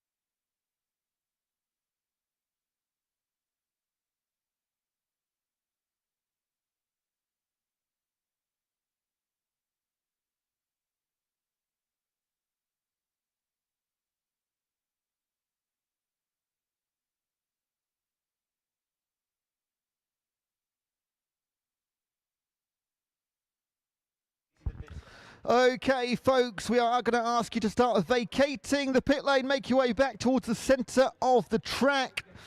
Otherwise, it's going to be a very long way around. So just a few minutes, start making your way back to the funnel that you arrived in the pit lane from. That's outside the timing tower, right across to the ambulance. Remember, it's a little bit muddy, a bit slippy as you cross over, so please be careful.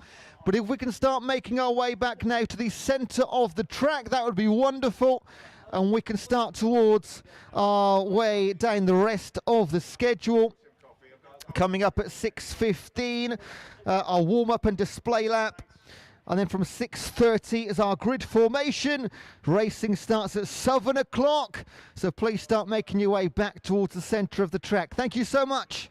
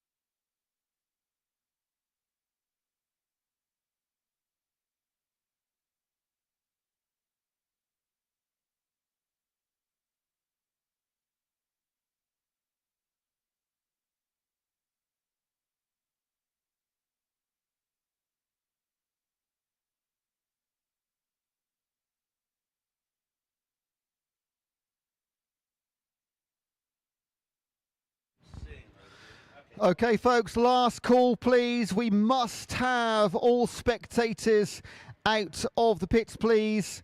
All spectators back to the infield. We need to close the track. Take away this funnel we have in the centre of the track. So all spectators, last chance, please leave the pits. Hope you've enjoyed yourselves. And you can enjoy yourselves even more with the entertainment in the centre of the track and the race starting at 7 o'clock. But prior to that, we've got to get a few things done, tick a few boxes. So please make your way back to the infield ASAP, please.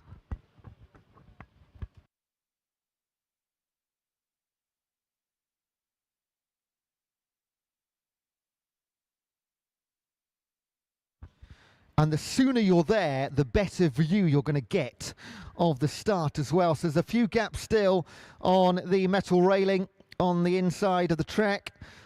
You will want to be there when this race starts, so grow and grab your spot now.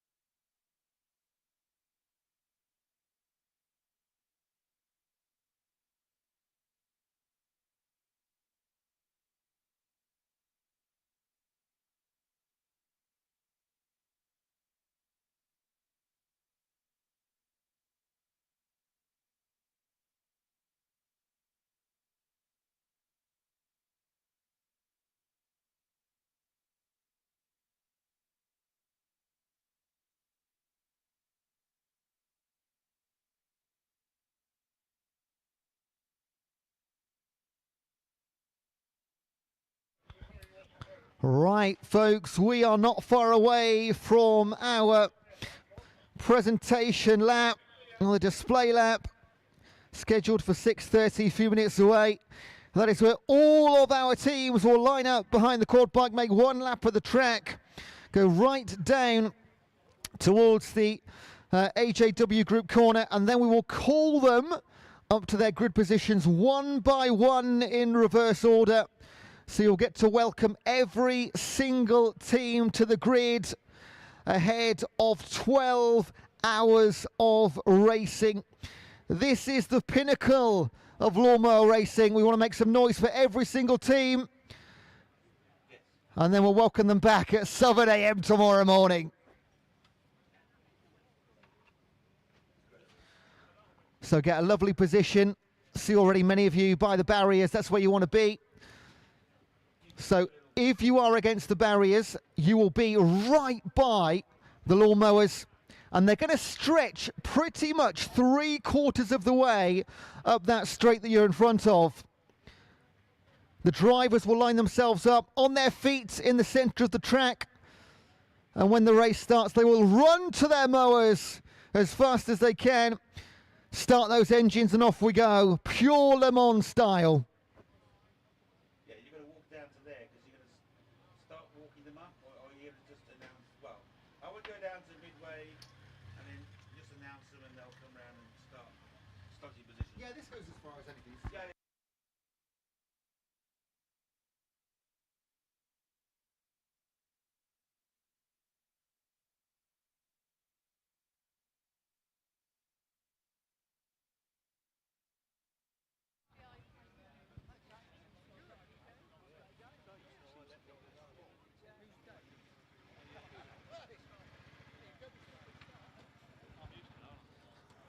So our quad bike is in position at the bottom of the finish straight.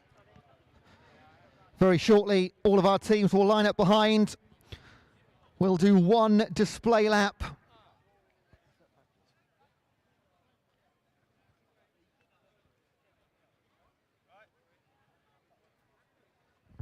And now the rear of the grid, if you can see the plastic bales in the centre of the track, there are 3 next to each other. It is the one closest to the timing tower of those 3, so that side, that is where the back of the grid is going to be. And we think with 39 mowers, we're probably going to get up past the ambulance. So between the ambulance and the red signage is going to be pretty much pole position. If we can count 13, let's do some quick maths. 3, 6, 9, 10. Yeah, we're going to be well past the ambulance. So if you're north of the ambulance, you're going to be at the start of the grid, pole position.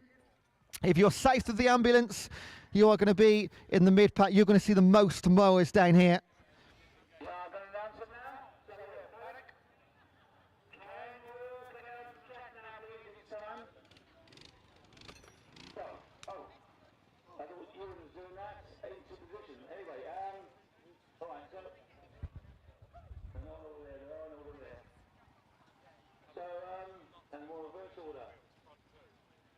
Okay, so reverse order. We need Mulberry Racing, OMR Racing, Lawn Connery.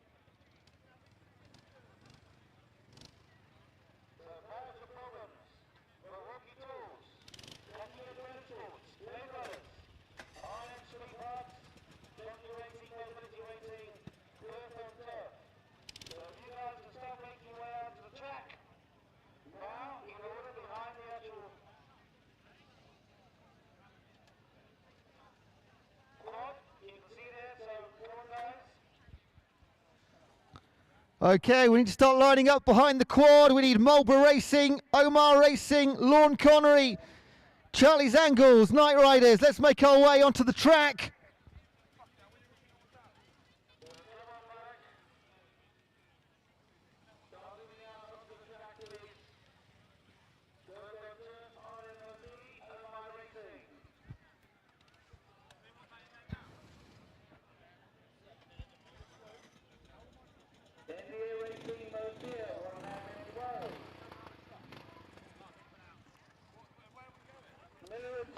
Grass Bandits. We're going to line up behind Northerners Key Grass. Roughly grid order. No, that's true. Cutting it fine. Yeah. We need you on now. Never on time. After the display lap, we'll call you one by one. Get set mode. All right. You're coming down and lining up.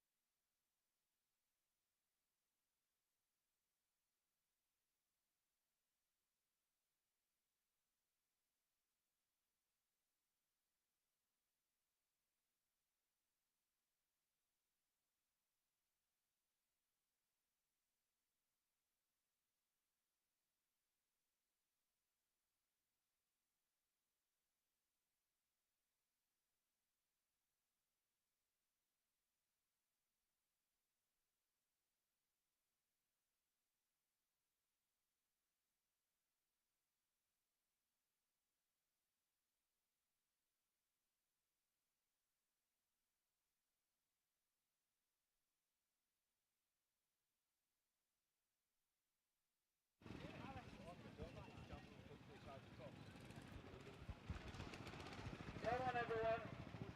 Team mowers out on track. You want to race, don't you?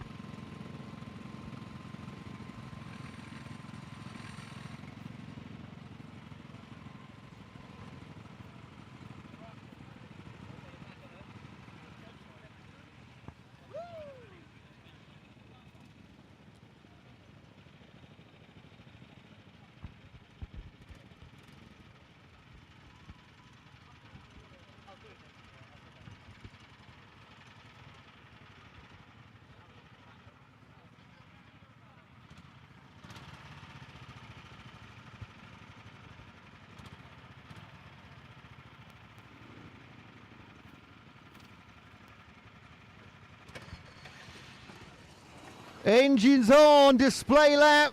It's going to get underway. They'll make one lap of the circuit.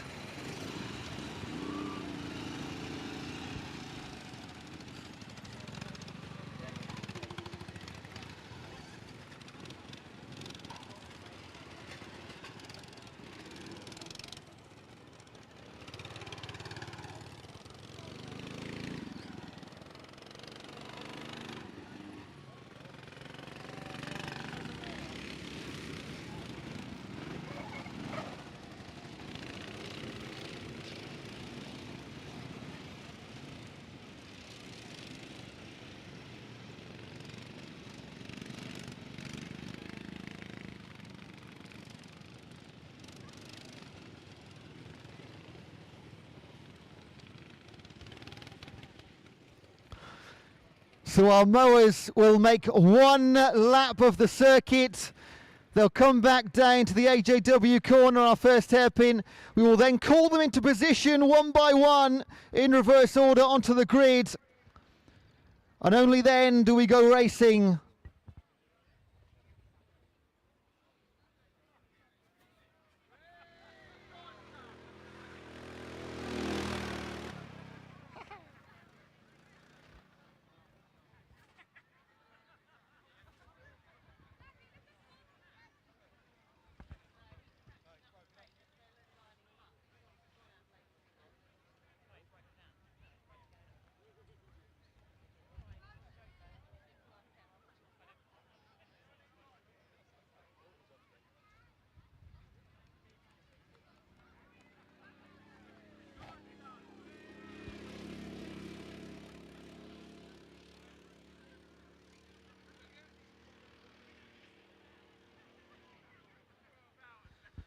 And we want to hear noise for every single mower as they make their way into their grid positions. The drivers will get off the mower. They'll stand in the centre of the track.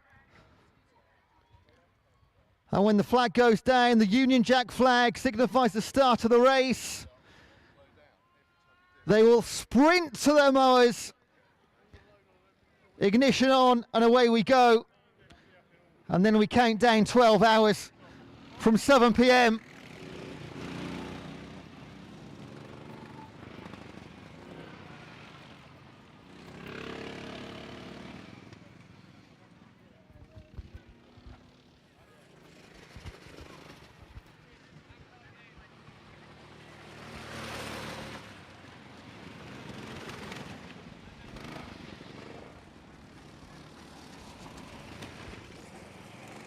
Some mowers already with their lights on.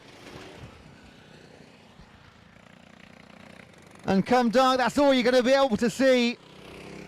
40 pairs of lights.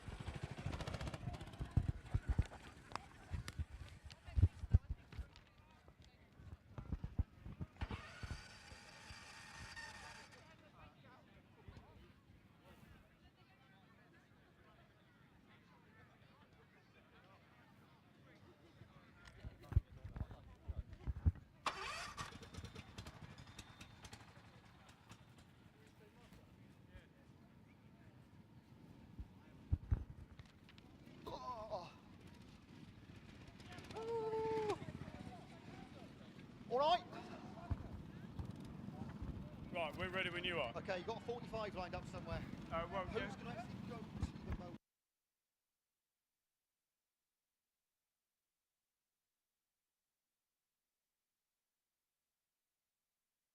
When he's come past you, announce the next one. Perfect. Okay, folks, are you ready to welcome our mowers for the 2025 BLMRA 12-hour Lawnmower Racing Championship? In 39th position on the grid, mower number 45, Marlborough Racing. The team of Ollie Chapman, Dylan Eriksson and Ed Spence.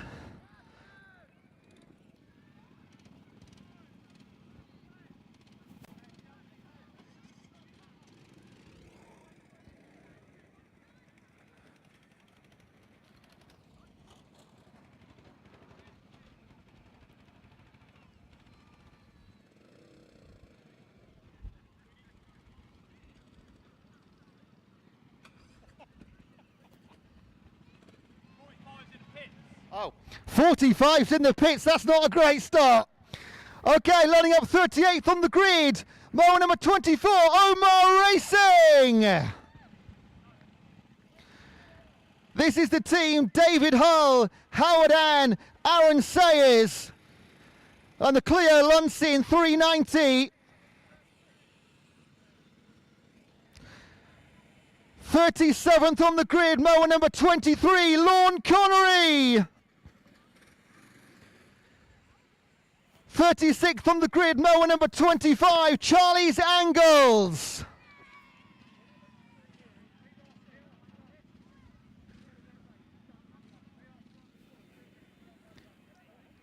Charlie's Angles is Graham Tibberdham, Roger Nelson and Charlie Thurston. Here they come, make some noise.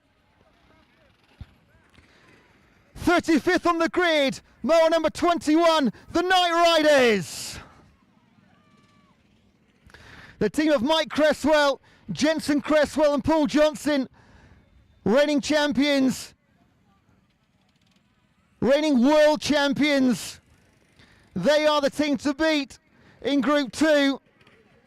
34th on the grid, mower number 60, Grass Stewards. Team of Nathan de Malped, Mike Pengelly and Josh Lacrasse. 33rd on the grid, Mower number 66, the Mud Billies. Josh Coles, Tom Williams and James Flanagan. 32nd on the grid, mower number 33, Lawn GP.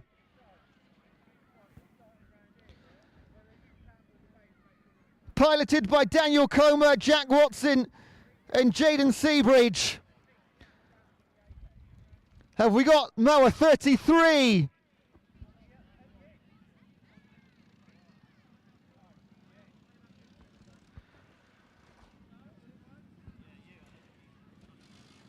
Yes, there we are.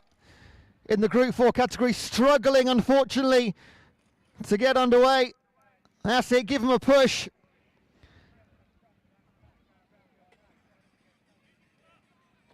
Come on, Lawn GP, you can do it. In 31st position on the grid, Smoking Grass. Archie Primrose, Fergus McLean and Arthur Boyce.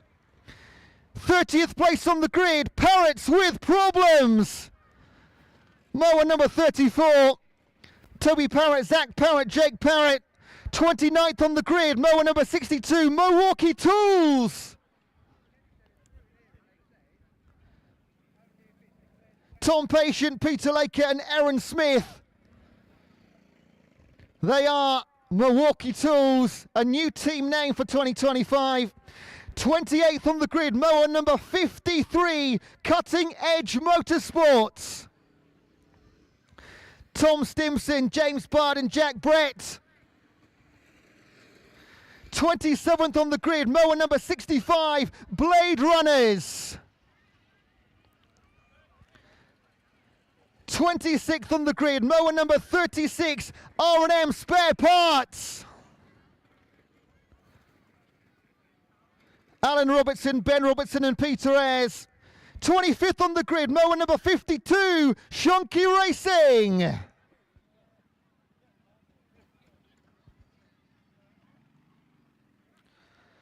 Here they come in the Group 4 mower. Ross Buckingham, Andrew Miller and Robert Buckingham. 24th on the grid, mower number 32, Mobility Racing. Joshua Stiles, Chris Barn and Andrew Donaldson in the popular Westwood Lawnberg Lonsin 413.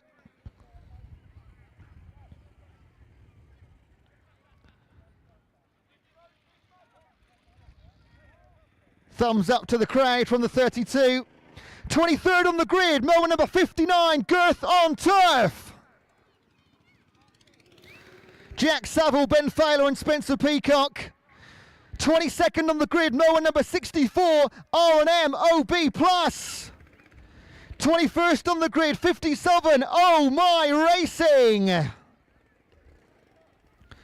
Simon Channel, Paul Hills and Ollie Channel. 20th on the grid, mower number 35, NDA Racing.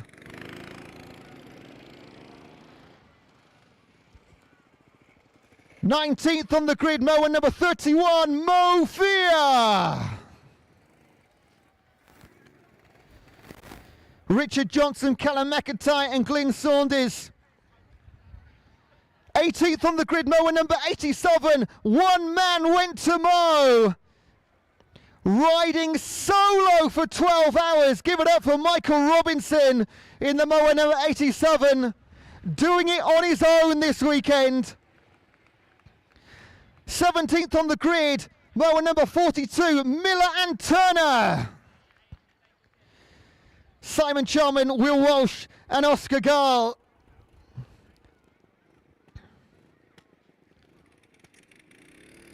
There we go, boys. 16th on the grid, mower number 46, Grass Bandits. Straight into position. 15th on the grid, mower number 1, Northerners, Kit Grass, reigning champions. 14th on the grid, mower 37, Mower with Attitude. 13th on the grid, mower 63, Cutting It Fine.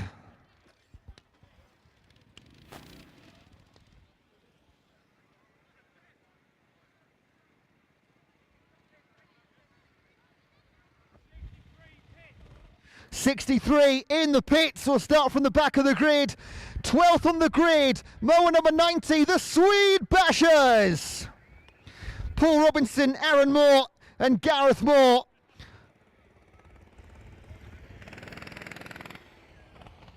'11th on the grid, mower number 48, Never On Time. Oh, big cheers for Never On Time. In the orange 48, Mark Almeida, Tristan Jackson, Will Ticehurst. 10th on the grid, mower 49, Get Set Mo Racing. 9th on the grid, mower 54, Team Strong Mo. 8th on the grid, mower number 44, Going Commando. 7th on the grid, mower number 55, Slow Mo. 6th on the grid, mower 85, Northern Rock. 5th on the grid, mower 86, Old Farts Cart. It's getting busy now. 4th on the grid, mower 47, Bullseye Racing.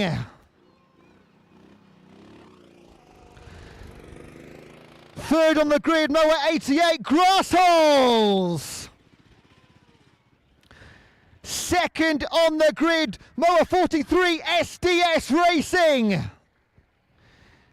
And taking pole position, mower number 89, Gash It and Bash It.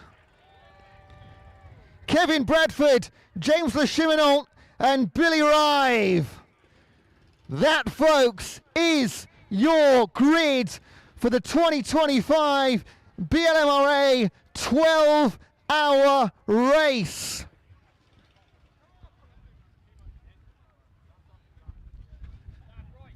The drivers will leave their mowers, make their way to the centre of the track. And when the Union Jack flag drops, they will sprint like their life depends upon it to their mowers. Start their engines and begin the 12-hour endurance race through the night. We go right through to 7 a.m.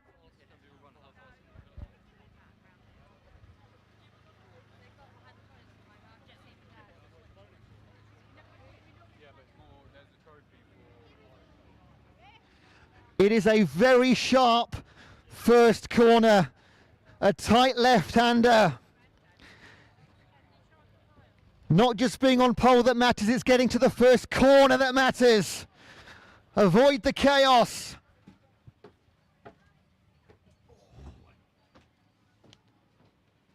Nice one. Okay, so the next important step now.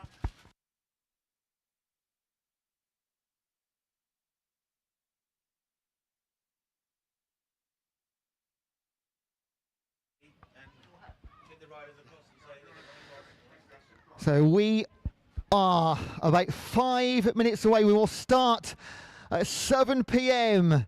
and not a second sooner, not a second later. So get your positions.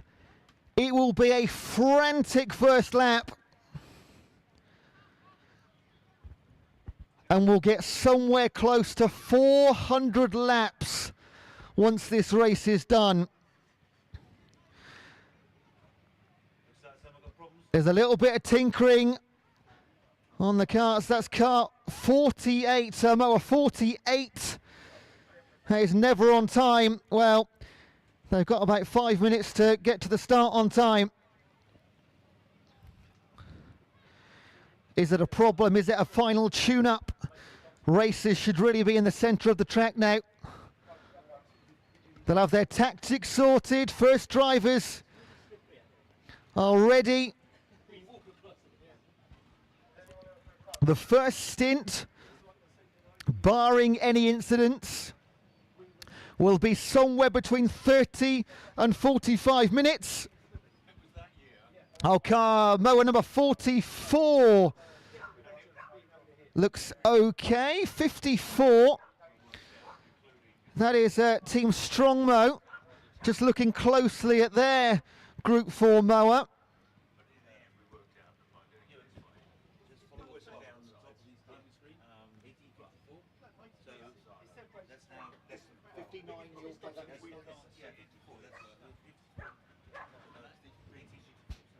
Now, of course, in a 12-hour race, there's very likely going to be some sort of mechanicals throughout the field. You don't want any right now, but it is not the end of the world.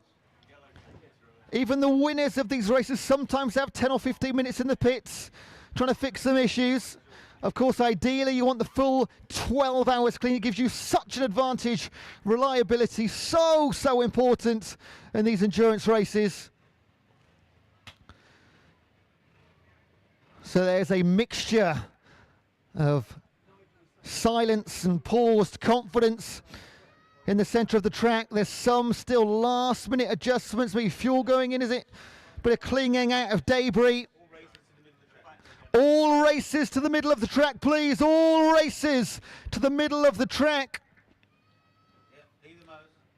Leave your mowers behind, please. All races to the centre of the track.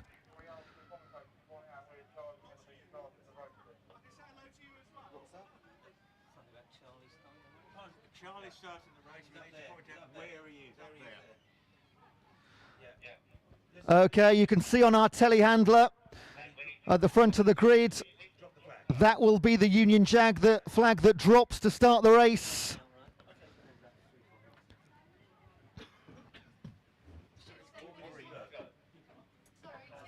We have 4 minutes until race start. So races, I need your attention so you are all aware. To the right-hand side of where you're racing, the telehandler with the Union Jack, that is what you are watching.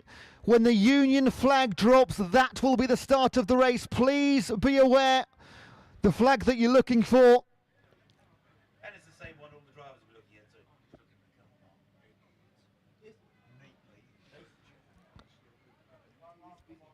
at. Now, when these 40 mowers rev their engines to go, it will be noisy. We want everybody attending to rise above that with the enthusiasm for they're about to embark on. Please make your voices heard. We will count down with 1 minute to go. And then again, I can't make it clear enough, the Union Jack flag, when that drops, that is the beginning of the 2025 12-hour race. 9 months preparation goes into every single 12-hour race. Hundreds of hours, multiple volunteers, all to get to this moment right now. Will we see retaining champions? Will we see new champions crowned?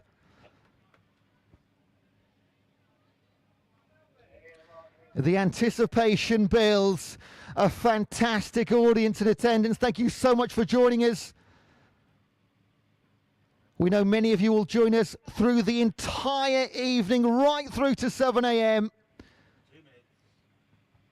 2 minutes until race start. 2 minutes, folks.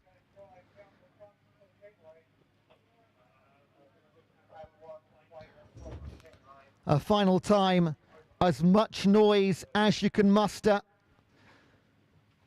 as these ladies and gents rush towards their mowers.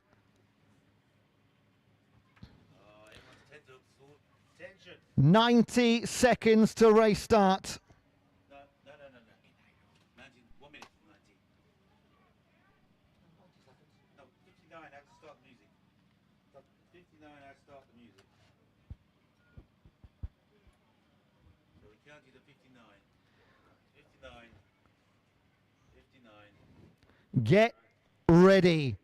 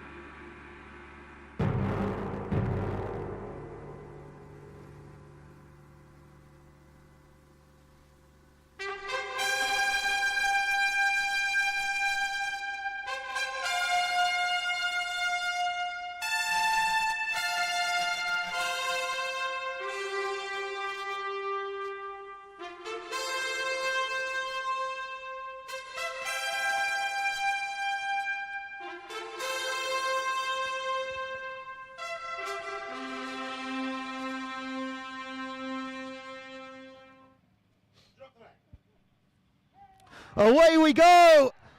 This is the 2025 BLMRA 12-hour race. Quickly away, the number 85, the tourist car of Northern Rock, fly towards the first corner. A couple of others struggling to get away. And the first corner is a tight left-hander. The pole sitters Gashit and Bashit in the 89 will not lead through the first couple of turns. There's a sharp left in through the double chicane. And what a getaway from Northern Rock. That is sensational. They started from 5th on the grid. They've got a 20-metre advantage through the Savills corner and Oak Blokes corner down towards the Mare and Freight. And then the long right-hander, the Martin Leadbetter joinery corner. And that is when the track opens up. So a couple of stragglers, but everybody away from the grid well. Always nice to see. So as they go along the far side of the track, it is still 85 of Northern Rock, 6th on the grid they started. And we'll see some numbers as they come flying through around the S's and the very sharp right pit corner, but they'll take it solo. The lead is so good. And for the first time, they'll come down the pit straight, and it's a sensational lead. In second place is the 89, Gashit and Bashit. So the Poulters are in second, 43 in the Group 4. That's SDS Racing. The leaders in the Group 4 qualifying, having a fantastic start. And they come flying through. Make your way in the pits, guys. There is a truck coming through. Now you will see on the pit straight the red number board. That is the speed limit. So that is what the pace of these mowers are driving at. In the 21, leading in the Group 2 category. That's the Night Riders, reigning champions. And the World Championship in June. Father and son, first and second in that World Championship. The strong, strong favourites for the Group 2 category this weekend.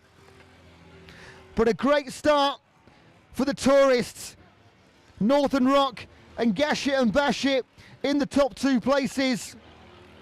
SDS Racing qualifying in second, dropped to 3rd in the opening lap. Second in the Group 2. Going to be the number 25. That is Charlie's Angles. So as it stands right now, the Group 2 running in order from their grid positions. Now the track, of course, with the heat anticipated today and the watering. We sent the water on early. The water would have been about 6:15, but as many of you saw, we sent that out at about 5:30 just to soften the track a little bit lighter. Still the same two guys. Let's have a look at the lap times when they start coming through. In qualifying, they were in 1:32s.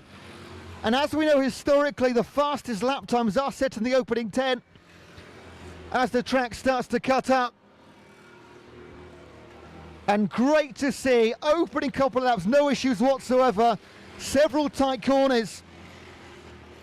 It's a 0.87 mile or 1.4 kilometre track with 18 turns, 10 right and 8 left, and a couple of very tight hairpins.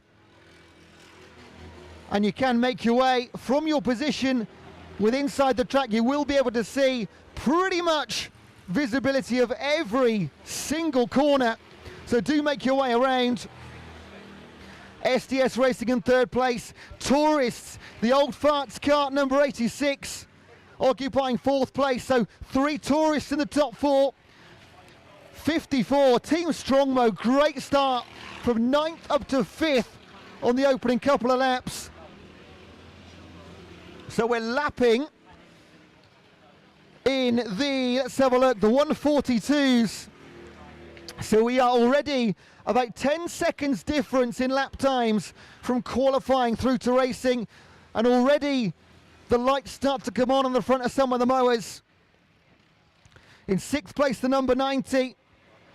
That's the Swede Bashers. So they've moved up 6 places in the opening 3 laps. 49 in 7th place, Get Set Mo Racing. A roundabout way they started. And again, 88 this time. Grass holes. They started on the grid 3rd position. They've dropped down to 8th now. So we're going to start settling already into a little rhythm. Spreading apart our 2 leaders. They'll know each other well, the tourists. Our leaders in 89, over from Guernsey, Kevin Bradford, James Le Cheminot and Billy Rive. Riding on a Murray wood body, Leaf Van 460. They are a regular fixture around the European endurance events. They've recently done the French 24-hour race, which they've won 3 times. So Gash it and bash it, a speciality in the endurance fixtures.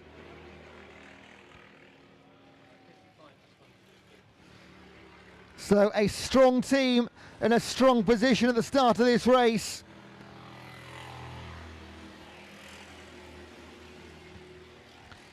Northern Rock though, what a getaway from 6th to 1st. Matt Hayes, Isaac Summer and Joel Summer on the Murray with a Lifehound 460 mower engine. And along with Northerners Kit Grass and Northern Rock, they're members of the Northwest Lawnmower Racing team. All 3 drivers hailing from Freston.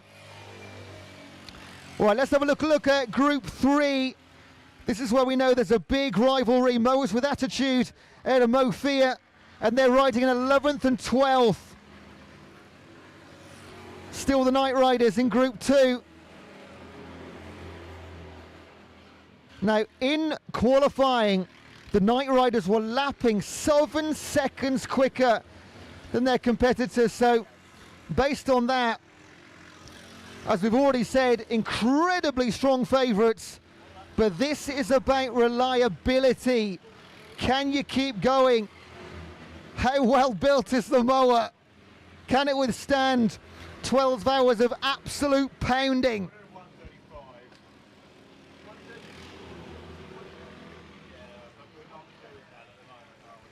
Going commando from 8th up to 4th. We are 3 laps completed. We're lapping in the 143s at the front of the race. 2 14s, 2 15s towards the back. So already we're 3 laps into this race, and you're going to start seeing some overtaking as the leaders start to catch our back markers. But they're in completely different races. It will not bother the Group 2s one jot to be overtaken by the Group 3s and 4s and the Tories. It doesn't matter. A Group 2 is never going to win an overall endurance race. They're in it for the Group 2 glory.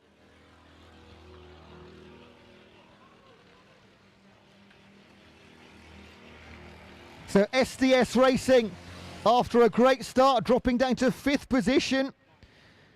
Behind the team are Going Commando.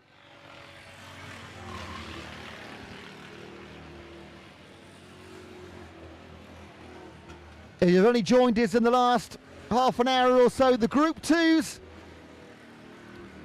are the mowers where the riders are sitting ever so low on the behind the roller powered engine. The Group 3s, the traditional sit-on lawnmower, and the Group 4s will be the big engines with the very clear bonnets in front of them, so quite distinctively different. Now the Group 2s will be slower, but the Group 3s and 4s won't be too dissimilar on lap times, but the way they're built and their width and size, they do benefit in different parts of the racetrack. So the Group 3s will be quicker generally around the corners, but then on the long straights you'll see the Group 4s coming back together. So 3 tourists in the top 3 spots. Northern Rock, Gash It and Bash It, and the Swede Bashers, who started in 12th, they're up to 3rd place. So only 4 laps in, but we're seeing a few mowers make their way into the pits. This is a bit early for a driver change, so I can only anticipate some minor issues is going on. We'll try and keep you up to speed with the mowers that are making their way in. And some very tight. So 53 has just been into the pits.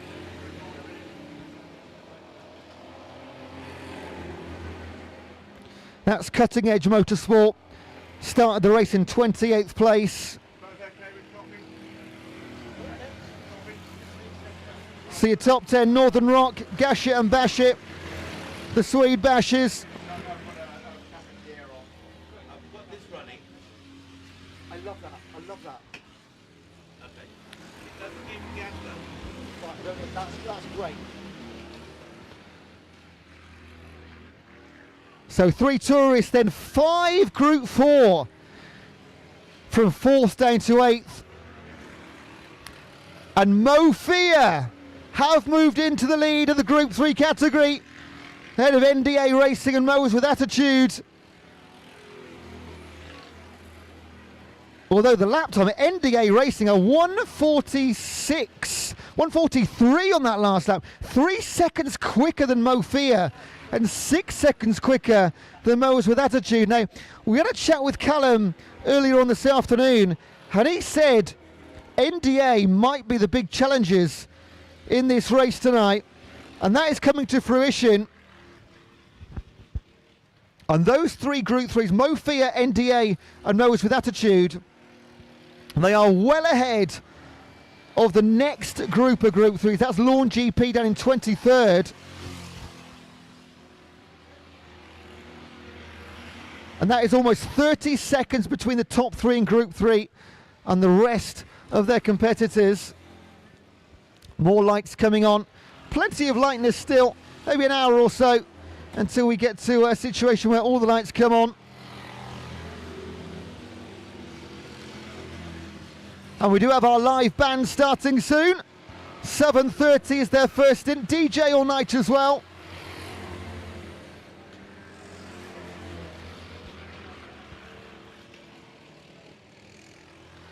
Leaders completed 6 laps of the race.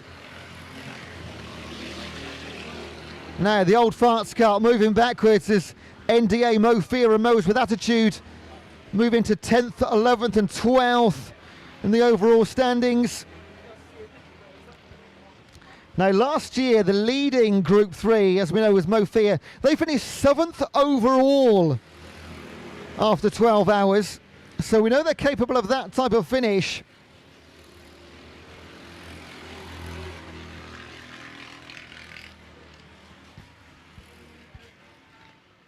Group 2, the Night Riders ahead of Charlie's Angle. And there is 20 seconds between those 2 teams. Now, last year's winners, champions Northerners, Kit Grass, 21st position right now.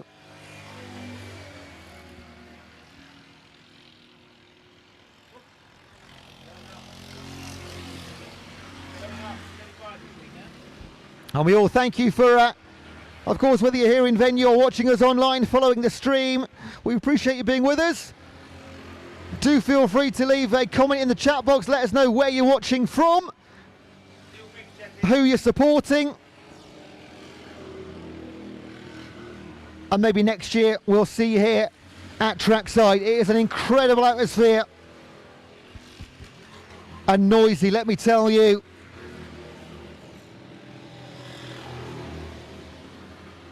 Northern Rock lead over Gash It and Bash It. The Swede Bashes, 3 tourists in the top 3. 5 Group 4s from 4th down to 8th. You can also follow the results online live with the Speed Hive app. That's Speed Hive, all one word. There's no reason not to know exactly what's happening on track.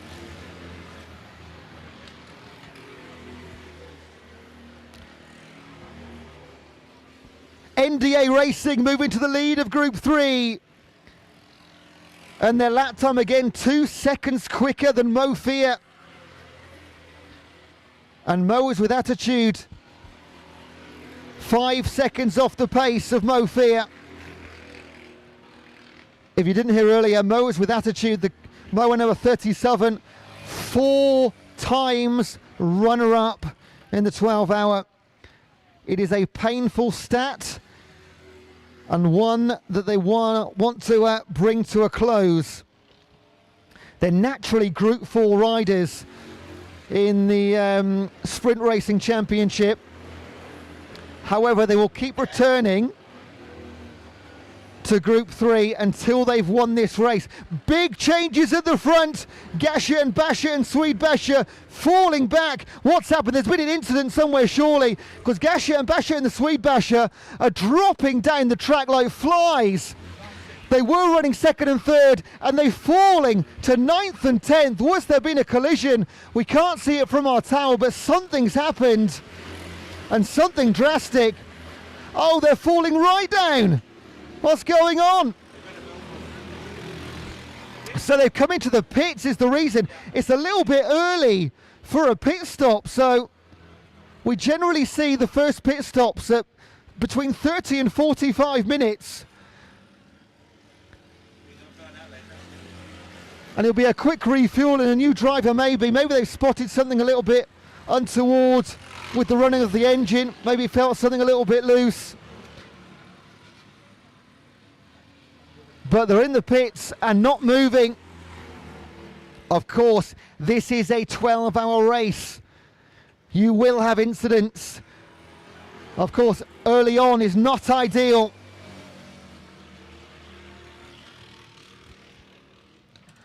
But maybe get out of the way early.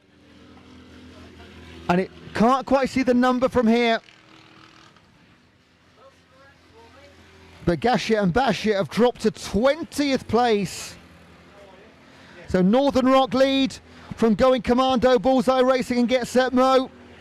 That puts the Group 3s of NDA and Mo Fear up to 8th and 9th. Old Farts Car in the tourist category have overtaken Mowers with Attitude. So those 3 Group 3s running together have been split now by the tourist.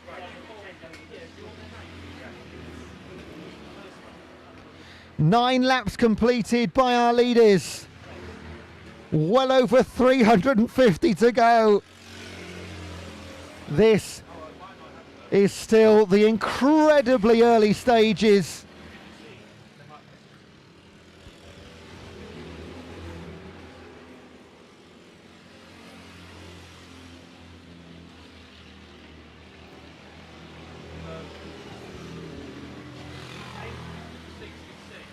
So big advantage for the Group 4s. The Swede Bashers are back on track. They're dropped down to 12th place. Has there been a change of drive? We'll go and find out. But Gasher and Basher still dropping down from 1st place down to 25th. And still, at the moment, going nowhere. A painful, painful few minutes for the tourist team that came in with such strong hopes. Now, remember, 2024, our leading team through 50 laps, Bullseye Racing, who are currently racing in 3rd overall, 2nd in Group 4. For them, it went well until around about lap 50, and it all went wrong. They're looking for some redemption in 2025. And they are, in a lot of people's eyes, the favourite. One of the best mowers, some of the best drivers, if not the best drivers.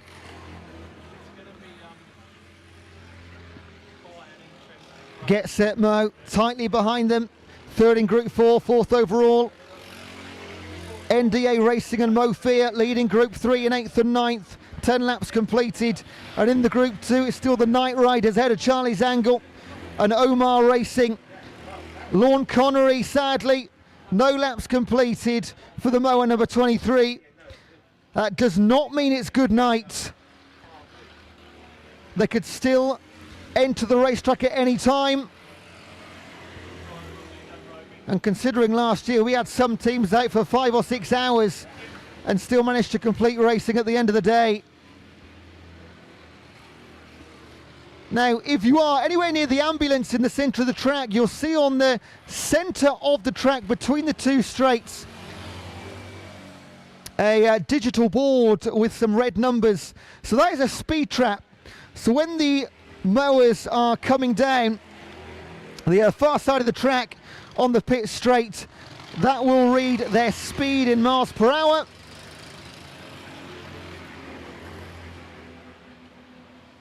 Gash It and Bash It are out of the pits. They're back racing. Well done, guys.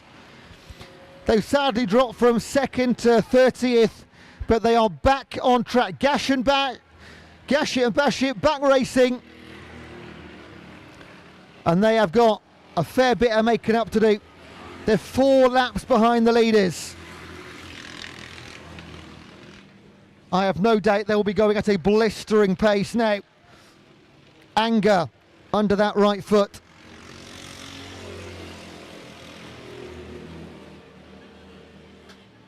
Great to see so many of you on the infield.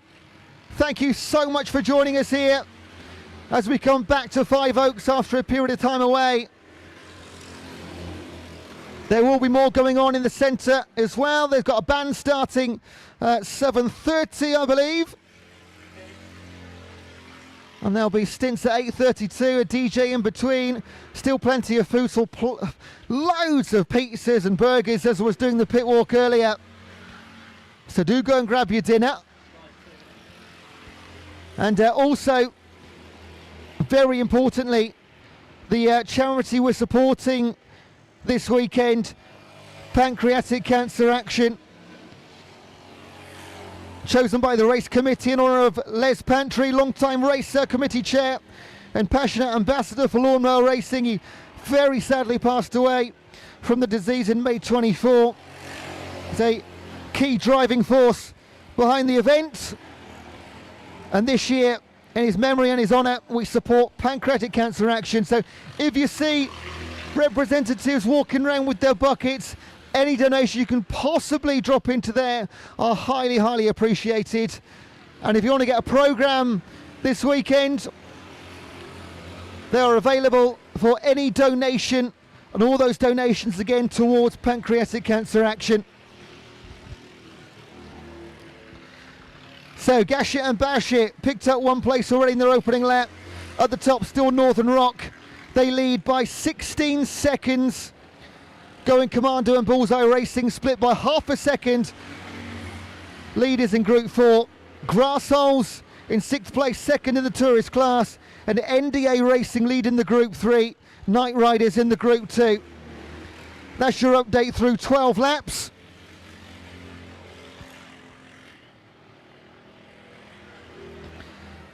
We are just over 23 minutes in.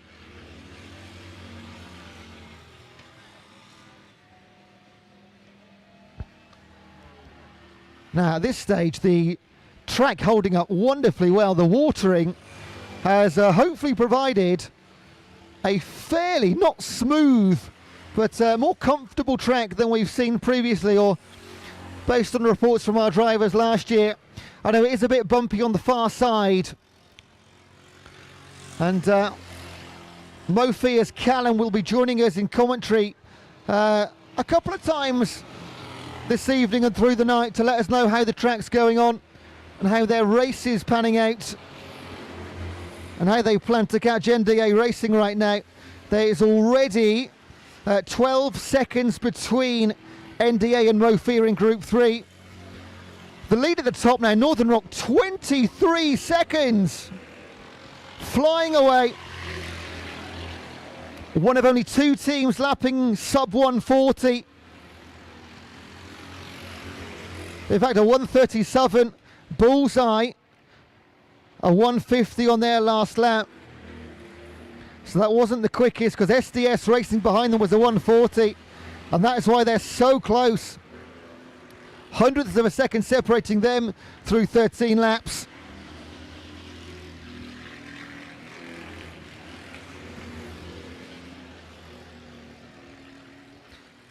Sadly, Lorne Connery still yet to make it out onto the track. Likewise, Marlborough Racing. That's the mowers 23 and 45. cutting it fine, just one lap completed. Northerners kick grass. Only 5 laps for them, the reigning champions. Not the way they wanted to start their 2025 12 hour.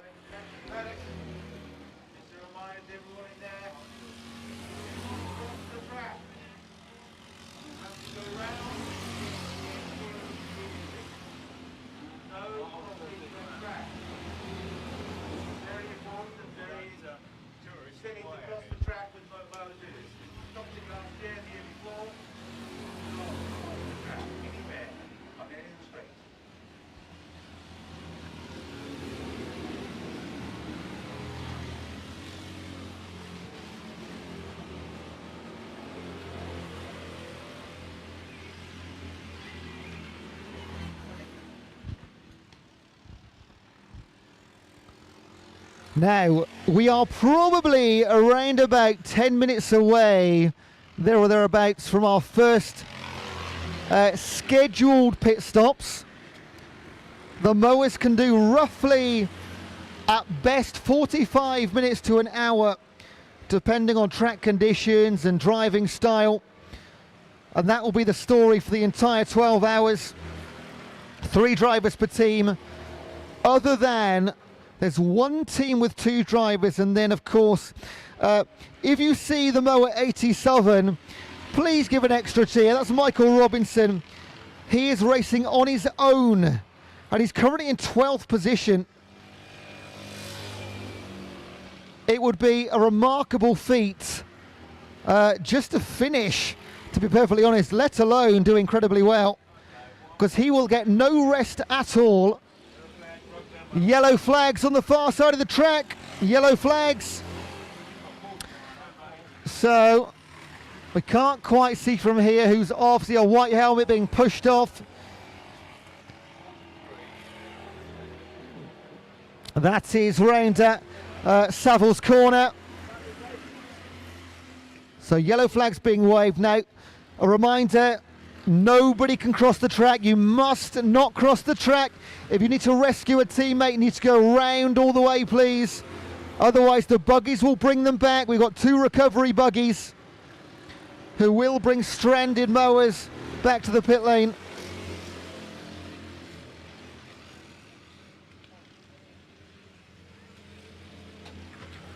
Now, if you are watching the pit lane, the indication that a mower is about to stop, the driver will raise their left hand to let mowers behind them know that they are slowing down and intending to stop. Generally move to the left-hand side, and then they'll dip in. So anybody raising their left hand on the pit straight, that lets you know that they are intending to stop.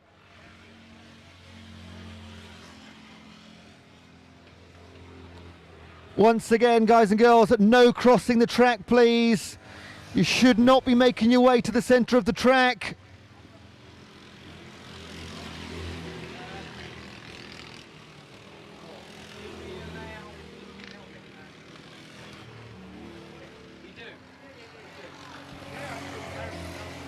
Northern Rock's lead has been extended to, well, it is some distance. 23 seconds over Get Set Mow. Get Set Mow, that's the team of Daniel Godden, Gary Botting and Rob Lowlands. 10th place last year on the Wheelhorse Commando. Bullseye Racing in 3rd. Leaders last year for some time before issues.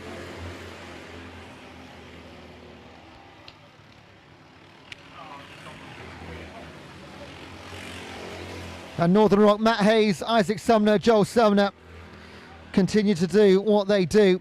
Behind them, from 2nd down to 5th, only 14 seconds between that group of drivers.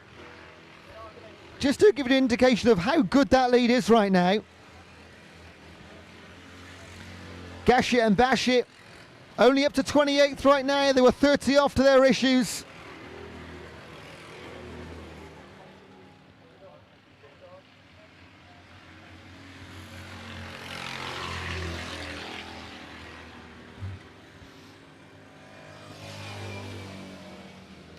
So it's the 24, sadly. That is the Group 2 Omar Racing Mower of David Hull, Howard Ant, Aaron Sayers. They didn't set a qualifying time, so they have had issues already today.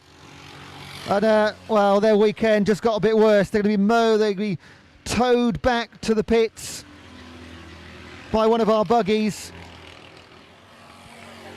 Only 4 teams in the Group 2 this year.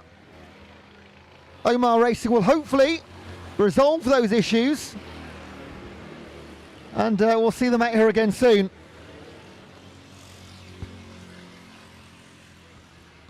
Let's look a little bit further down. So back to the Group 3. NDA Racing running in 8th position in the Group 3. Fantastic, ahead of the Tourists and the Group 4s. Mofia, last year's Group 3 champion, 2nd place in group. And 11th overall.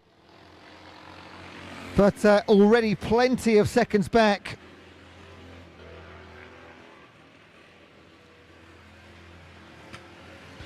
Third in Group 3, Mower with Attitude. Runners up last year in Group 3. And then we go all the way back to Parrots with Problems, running 25th. That's the Mower 34, third in Group 3. And that is an indication of just how good that NDA Racing are doing to be that far ahead of so many Tourists and Group 4s. Now the 35 NDA, that is Algirdas, Machanes, Devon Thomas and Nick Webb. And Algirdas has been traditionally a Group 4 runner in the past, but moved to Group 3 for 2025 and had to find 2 teammates in Devon and Nick only in the last year or so. 20th in qualifying, but going incredibly well.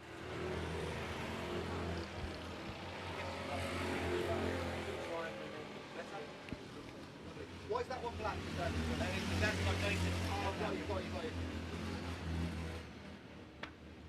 If it's black, it has to have the passing. So NDA, Algirdas, the team principal, let's call him, racing for 4 years. He raced with Going Commando at last year's 12-hour, but Group 3, as I mentioned, is his first love, and opted to race his own mower. And he met his fellow teammates, Devon and Nick, when they turned up to a meeting to see what lawnmower racing was all about. And now they know what leading is all about.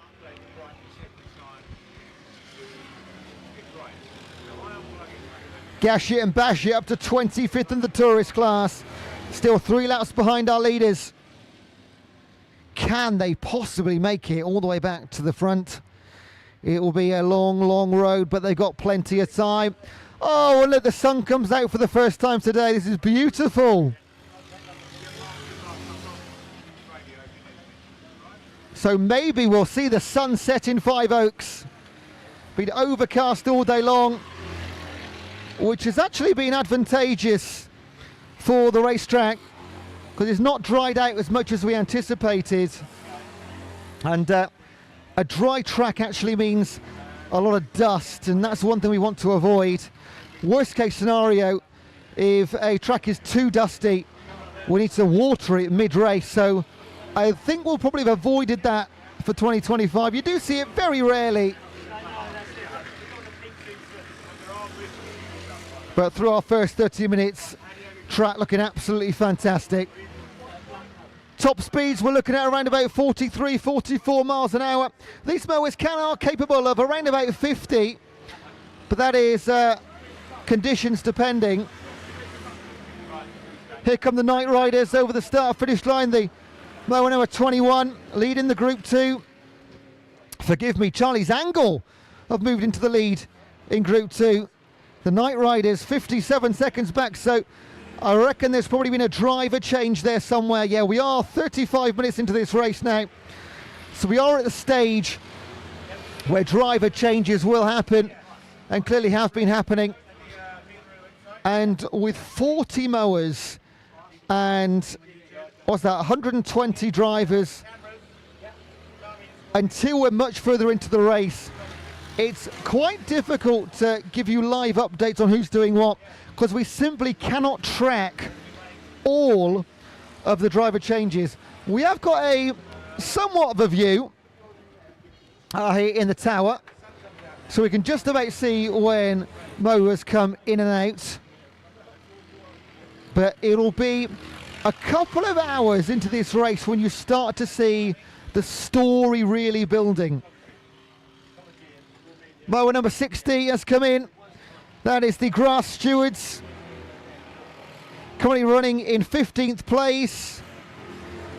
And they've had several issues throughout the day, and they're just tightening a few of the nuts on the front tyres.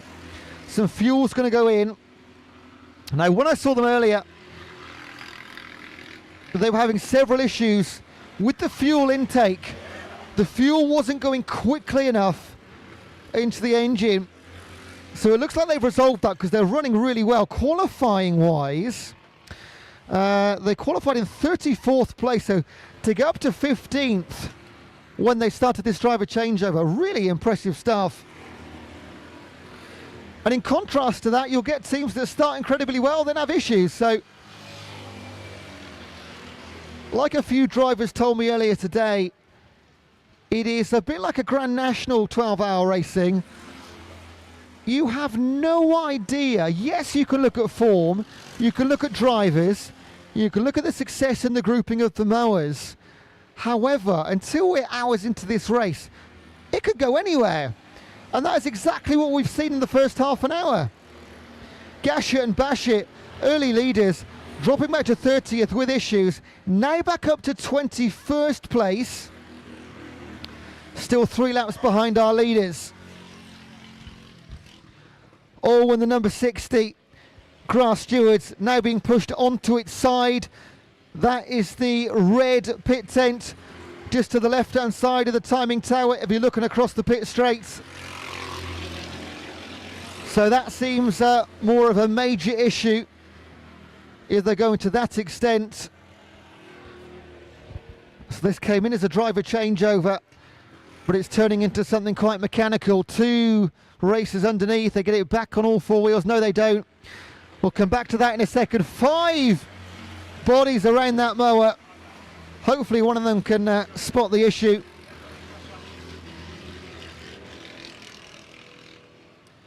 Now, what a beautiful evening we have in West Sussex. I'd love to say we organised this end to the daylight portion of the 25-12 hour. Let's have a look at the lead for Northern Rock at the top. 22 laps completed for our leaders. And the Grass Stewards are back underway. Well done, boys.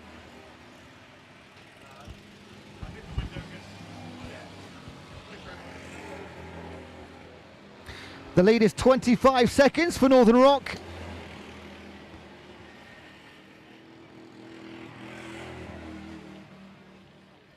Isaac, a member of that team of our leader, just 17 years of age. And Joel, believe it or not, 15 years old in that leading team. They will have by far the youngest team competing this year.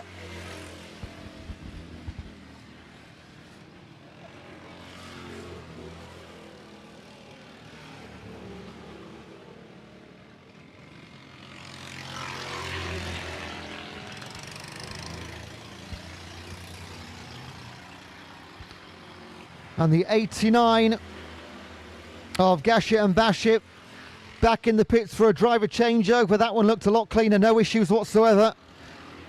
So that was the scheduled swap over. So now they should have a 45-minute stint to try and iron out their earlier issues. Group 3 NDA Racing, still leading, but dropped down to 9th overall behind the old Farts car. One of our tourists. 15 seconds between those two. Mo Fear. They are 30 seconds back from NDA in Group 3. And Mowers with Attitude, well, that is at least another 45 seconds.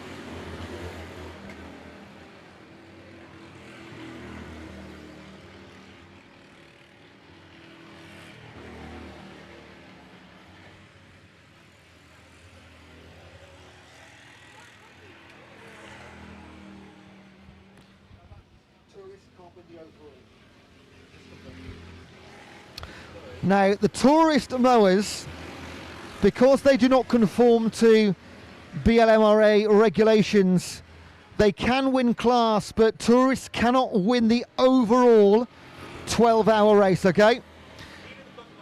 So currently, and I can't stress this enough, early doors, we're 40 minutes in, Get Set Mow Racing in 49, as Daniel Godden, Gary Botting and Rob Rowlands, who actually met racing in 2016. Dan is not far away. Broadbridge Heath he resides. Rob and Gary, both from Hailsham, East Sussex. Been racing for well over a decade. They do have a World Championship between them, a British Championship, and a Red Bull Cut-It winners. Also picked up trophies in French endurance events. And they are always looking for top 3 finishes, is the Get Set Mow motto. Well, they lead from the front at the moment. Bullseye Racing, though, very, very close behind. At the moment, 47 and 49 respectively. And they will come up the C. Curtis building straight. Almost nothing between them. So the 2 yellow mowers going past us now, or the yellow and the green, both in yellow tops. They are leading and winning in the overall competition.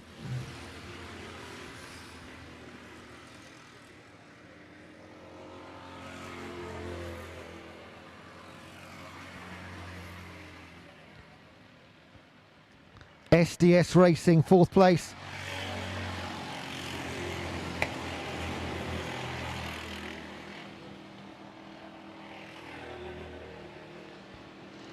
They were runners-up last year, SDS. Hand going up for the 34, coming into the pits, that's Parrots with Problems. Currently running 29th.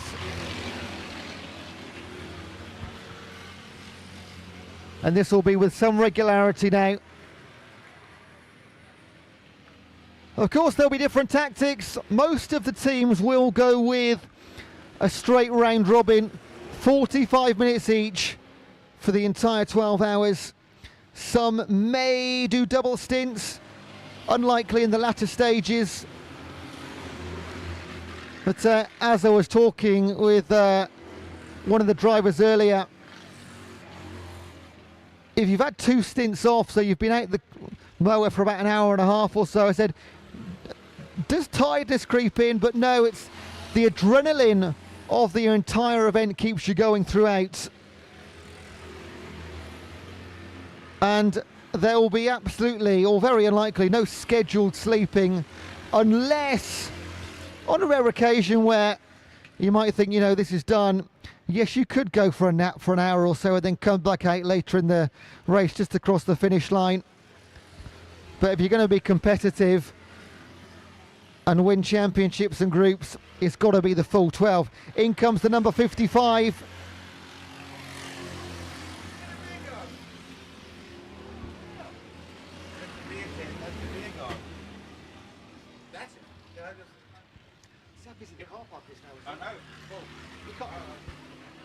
Just glancing over to the car park here. Well, congratulations, because you've absolutely packed it out. There is not a single space available in that car park. Well done, everyone. We thought we might get 1,000 cars in this weekend, based on some very clever mapping from Mark, taking the Gatwick car park and overlaying it over the fields here. We estimated 1,000. Well, now we'll know, because it's absolutely full to bursting.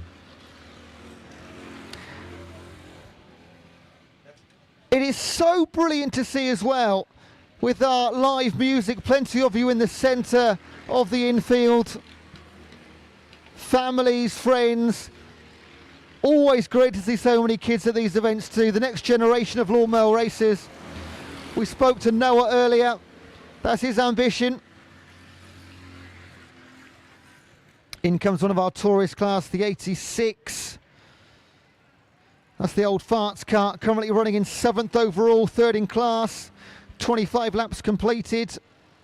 44 minutes on the clock, so absolutely bang on for their scheduled changeover. Oh, plenty of smoke outside the green tent. What's going on there? Can't quite see. Oh, that's a lot of smoke. Wow. You can probably see better than we can. It's getting worse as well. That's going to blow over the track too. That's not ideal. I'm going to have a quick look at this. What's going on in the green tent?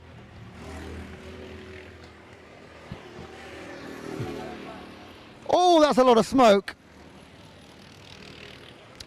Oh, it looks to be clearing. We might be okay. I'll try and find out. Oh, my... Crikey. And the 89's in, Gash it and bash it in again for the 3rd time already in the first 45 minutes. They qualified so well, but now major issues. So the old farts car, one of our tourists, and there's a wheel change for Gash it and bash it. I'm going to go and find out what was up. Oh no, it's the grass holes. And that could be terminal for the tourist car 88. That is it. Oh, that's getting right in my throat. I'm going to have to get out of the way. So that is not looking good at all. Very sadly for our tourists.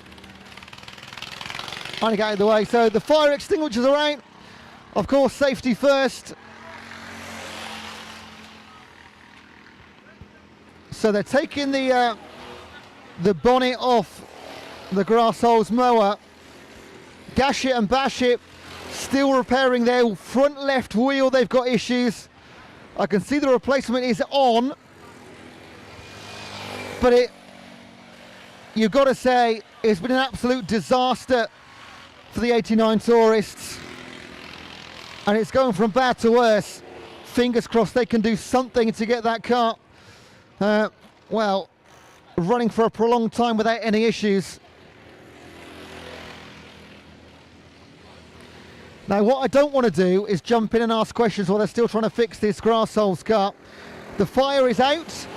The smoke has cleared. Plenty more driver changeovers coming in.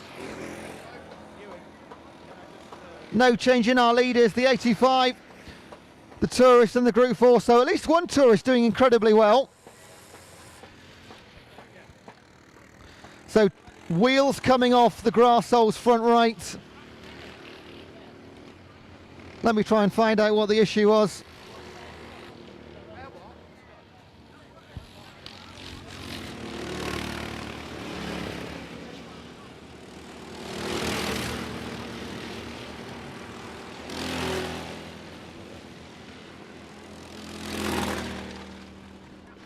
So components being changed on the grass holes car.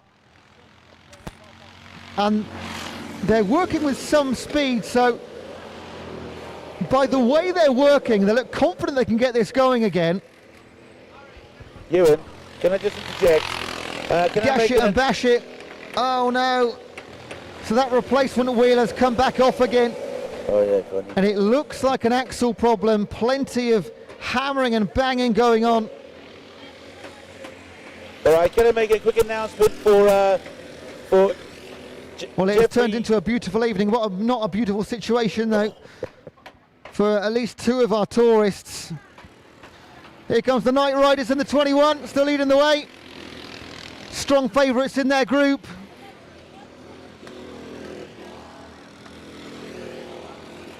Now, we are approaching, what, 50 minutes or so. So almost, if not every single mower should now have made a changeover. If not, they're cutting it very fine on fuel.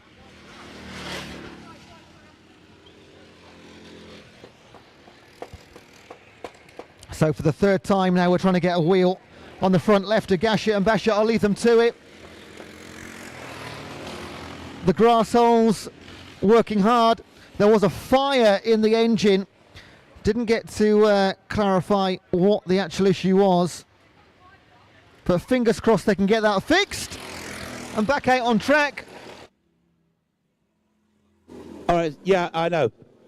Okay, can I make a quick announcement, please? Can Gregory Stevenson please make their way to the race information with the screen and trailer, please, on the public side. So that's Gregory Stevenson, please. Thank you.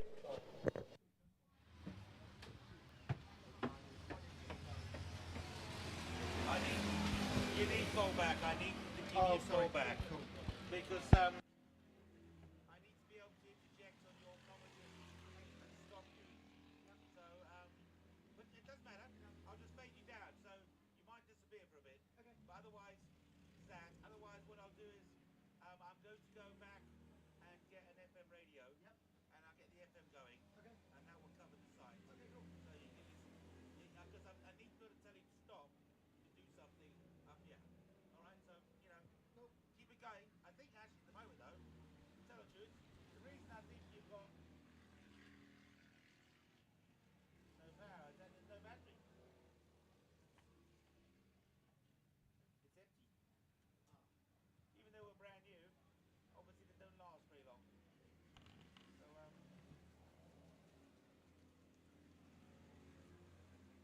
maybe that's why I didn't. Keep going. Sorry. The mic line again. I have to fade you out to speak. The lead, 26 seconds now the difference. So it's not growing too much. In the early stages, it was growing lap by lap, but it seems to have settled around about the mid-20s. SDS Racing have pulled their gap on Going Commando. Bullseye Racing dropped 20 seconds further back, but again, this is all around driver changeover, so don't read too much into these differences in times, especially around this mark. Swede Bashers in 5th place, second Tourist. NDA Racing and Mo Fear in 7th and 8th and top 2 in Group 3.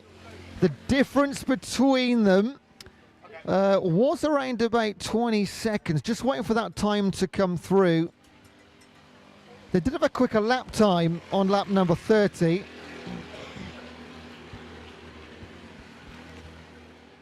This is going to be way beyond 20 seconds now. Big, big difference. Then we got 2 more tourists. So one Momentum. That's Michael running on his own on the old farts car in 10. Oh, it's 1 minute 20, the difference between NDA Racing and Mo Fear. That is not far off a full lap between the two leading Group 3 mowers. Third in Group 3 is now R&M Spare Parts, ahead of Mowers with Attitude. And in Group 2, the Night Riders over Charlie's Angle. There are minutes between those two teams. So, going in favour of many of the favourites in each group. And it's nice to see that Lawn Connery have got a few laps in now. They were one of the teams to struggle early on. But they are up and away. They're in Group 2. Sadly, no laps for Marlborough Racing. You might spot our drone above the start finish. Getting some footage. And the sun is starting to set in West Sussex.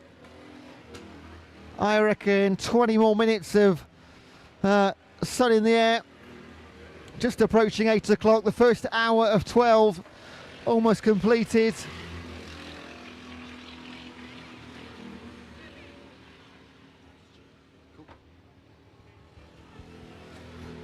And thankfully, up to this point, no real major incidents. A couple of yellow flags on course. So all the drivers, regardless of their experience, driving ever so well. Of course, the biggest chance of anything happening is on the opening couple of laps. But they all got through cleanly. Yes, there have been issues, particularly down in those tourist tents, unfortunately. I will go back down a little bit later and find out what the issue was. Naturally, don't want to get involved and, well, quite frankly, annoy them when they're trying to fix the car.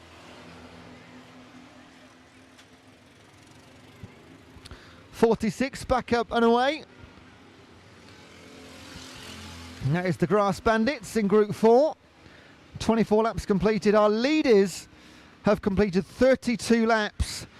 Those at the back of the field in the low 20s. Lapping in around about the 138s at the front. And now for the first time, due to a driver changeover, we have a new leader in SDS Racing. And they've just thrown down a 1:36 lap time on lap number 33. They seem to be getting quicker. So Group 4's in the top 3 positions. SDS Racing, Going Commando and Bullseye Racing. Then the Tourists, the Swede Bashers and Northern Rock, for the time being at least. As we tick towards the 1 hour mark. Now, if we calculate forward, let's assume... Oh, a 135 from Grassholes, the mower number 88. They have had issues. They're 8 laps behind the leaders. But they are throwing some fire down now. Gash it and bash it, racing again.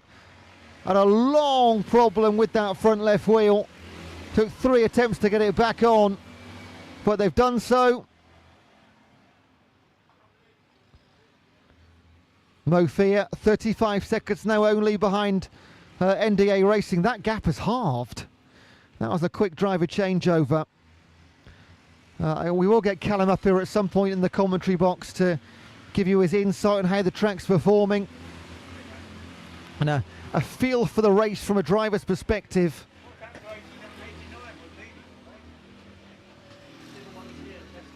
And unfortunately, really sad it's not going well for Northerners Kit Grass. 13 laps completed.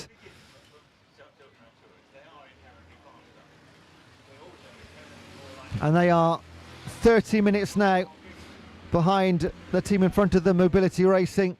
So just stuck in the pits, as are Omar Racing. But that is 12-hour lawnmower racing. It won't go all your own way the entire night and morning.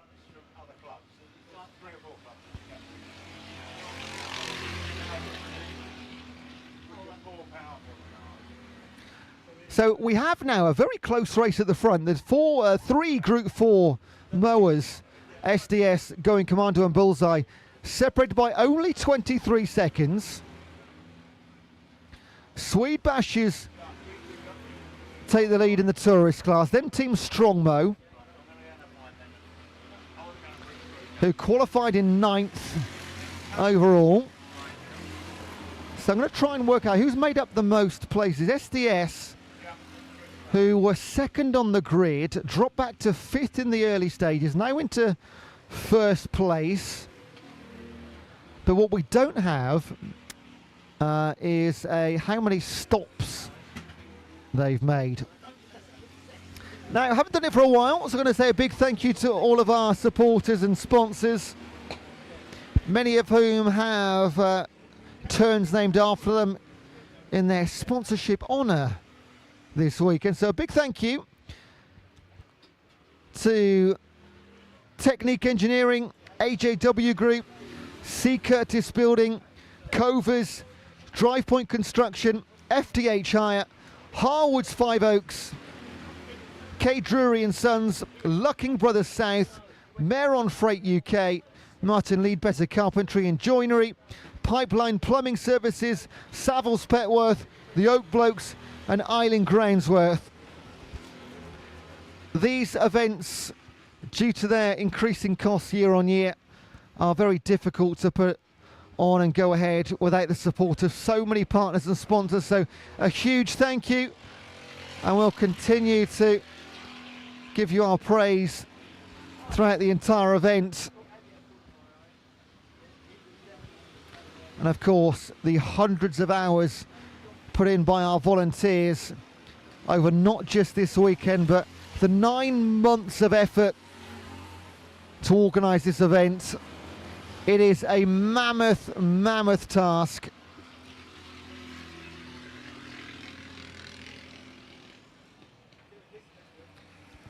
The Night Riders. Let's see what their lead is now in Group 2. They're the mower number 21.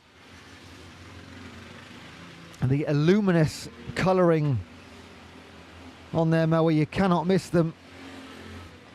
Most notably because they're generally in the lead. 26 laps completed in Group 2. And compare that with 35 laps completed in Group 4. Just gives you some idea of the speed difference between these two groups. 9 laps between them.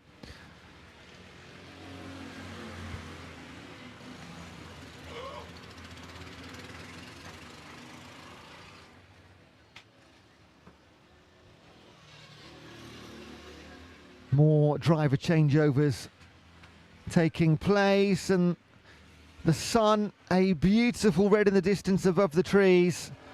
A fantastic sunset we're going to enjoy. What a scene for lawnmower racing. And there's a mower that stopped up at the pit corner, trying to make their way back to the pits under the... Oh, they have to be quick there. One more turn. They will do it in time. Well done, guys. And that will need a little bit of love.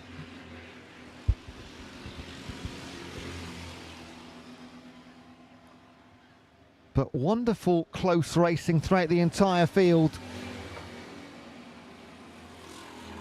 And, you know, if you watch a Grand Prix, you might see like 30 or 40 overtakes.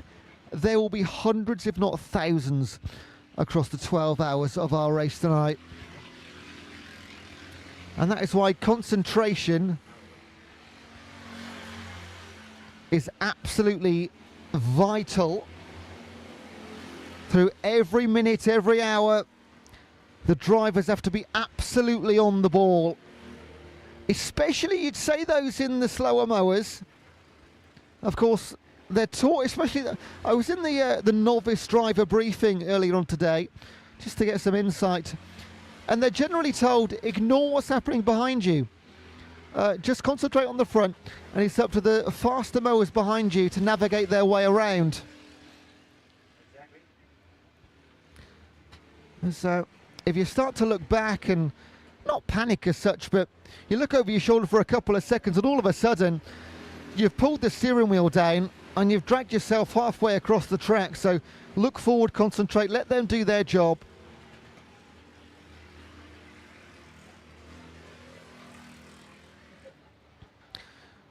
As always, there'll be plenty of novices in their first ever 12-hour race. For a few of them, it might even be their first or second race ever in lawnmowers. Speaking to a couple of drivers earlier on today, they'd only completed 2 30-minute races, and now they're part of a team in the biggest lawnmower race in the world.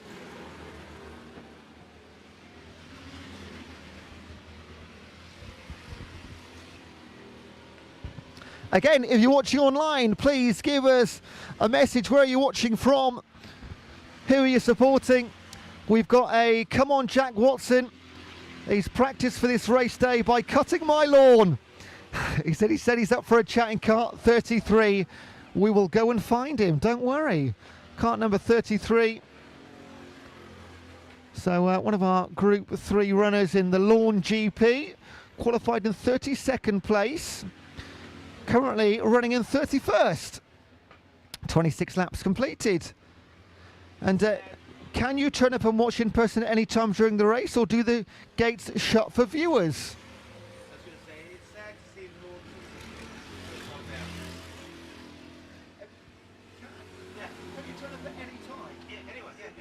So the answer is yes to that. You can turn up at any time whatsoever.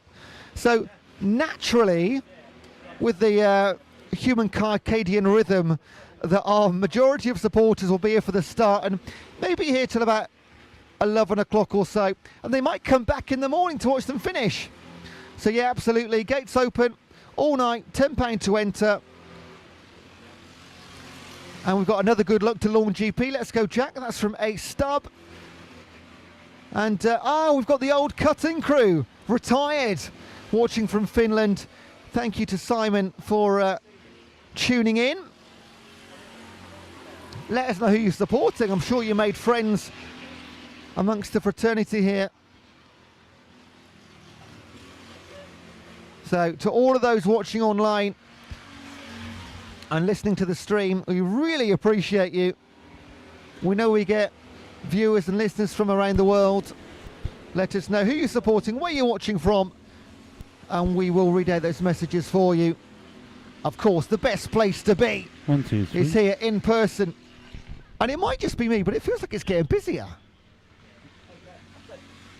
I mean, I thought it was busy about an hour ago when the race started, but I'm sure there's more in now. This is absolutely wonderful.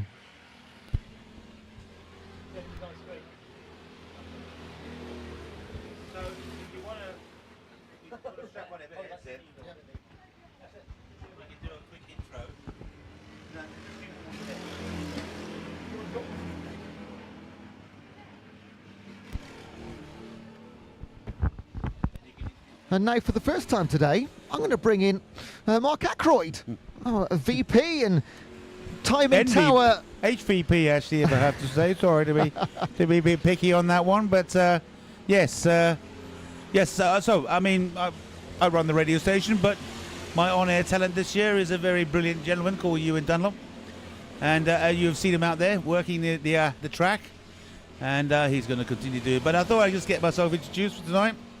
And so I'll be probably doing the early hours, the sort of 2 till 4 section, and get Ewan to have a break because I'm sure he'll be completely knackered by then. But yes, Lawnmower Racing, and as I say, yes, the stream is up this year. The first time we've had a stream. You probably remember that Jake Sanson was our previous, for many years, on-air talent, and we used to use Downforce Radio to stream. But this year we're on YouTube, so. And as Ewan has said, go and find the website and click on the big button at the front, and you can listen in, see the commentary, and see a couple of pictures of the track, which we're also generating. But so, Ewan, how are you enjoying it? What do you think of lawnmower racing? I mean, I've been doing my research. When I knew about a month ago I was going to get this gig, I cannot wait. I couldn't wait for it. And I've learned more about lawnmowers than any other motorsport that I cover ever in the last few weeks. And it's lived up to expectations. The crowd here are fantastic.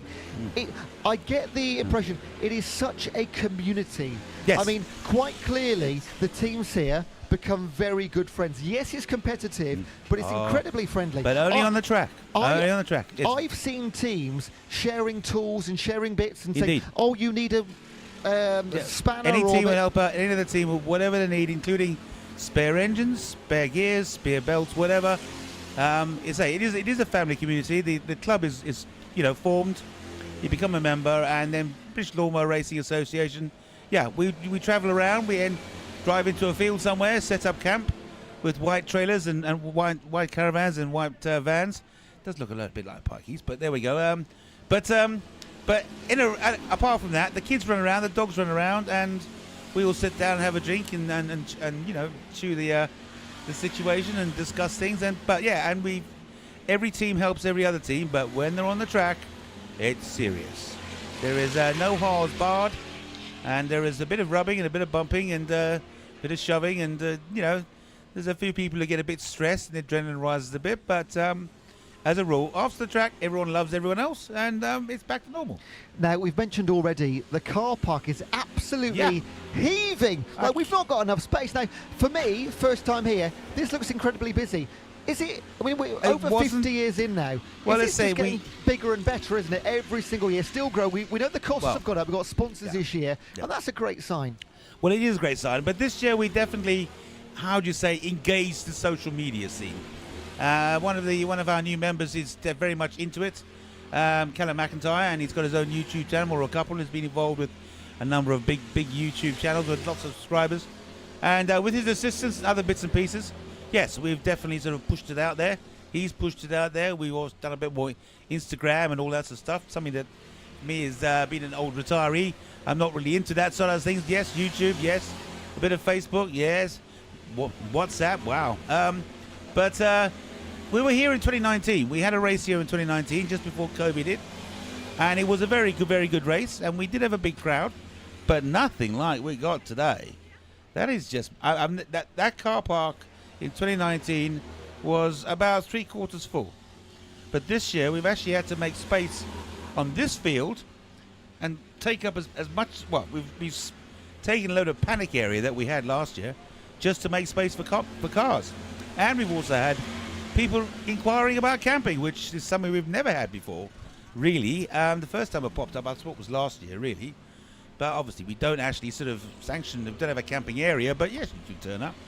But yes, I don't think we've got any space in there now, unless there's someone leaving, which of course no one's going to do that because it's such a brilliant race. Now, you know a lot more about mower racing than me. And we're only an hour in, so you can barely... we're in chapter 1 of this 2025 story. What makes a winner in mower racing, and what makes a winning team? And can you spot them? Yes, you can. You can. First of all, the mower. The mower has to be, well, obviously fast, but also built well. It's the way in which you build it to be strong, the way in which you withstand the 12 hours without breaking. So, you know, quality bearings. So you'll find this, if you actually, the biggest test actually, if you push a mower that's good, but obviously with the clutch out, and it rolls gently, you know it's a good mower. If you get another mower and you push it and you feel resistance, you know it's not quite the same because the bearing, small things like that. Secondly, of course, is a good set of drivers. And tell the truth, you get good drivers with good mowers because it follows when they hone their skills on a well-designed and well-constructed mower. A lot of these mowers aren't necessarily sprint mowers. They actually have a second mower. They're built at what's called an endurance mower. Slightly strengthen the chassis, put a bit more plate in here, a bit more bevel in there, and a bit more gusset or whatever they call it. And then also, as Carl's done, he's had the whole back end, he's rotated the whole back end so it's vertical. So we can actually, Audi-like, a Le Mans, he can remove his whole back axle straight off the back without really having to get underneath it and put a new one on if it breaks. Whereas everyone else has got the bearings clamped on underneath the chassis. Small things like that, but yeah, you can, over the years, I mean, yes, at first glance, you look at them, they look all the same. But once you start looking into the finer details of a mower, you will see the differences. And this year, as I said, we've got some very good ones, very close ones. They've all built very exceptionally good mowers, beautifully turned out, well sort of wrapped or painted or coloured or whatever. And we've got the top BLMRA racers that win the sprint races have all teamed up. So we've got, 4 teams of the best people. I mean, that's another thing I have to say about the 12 hours. There's 3 in a team.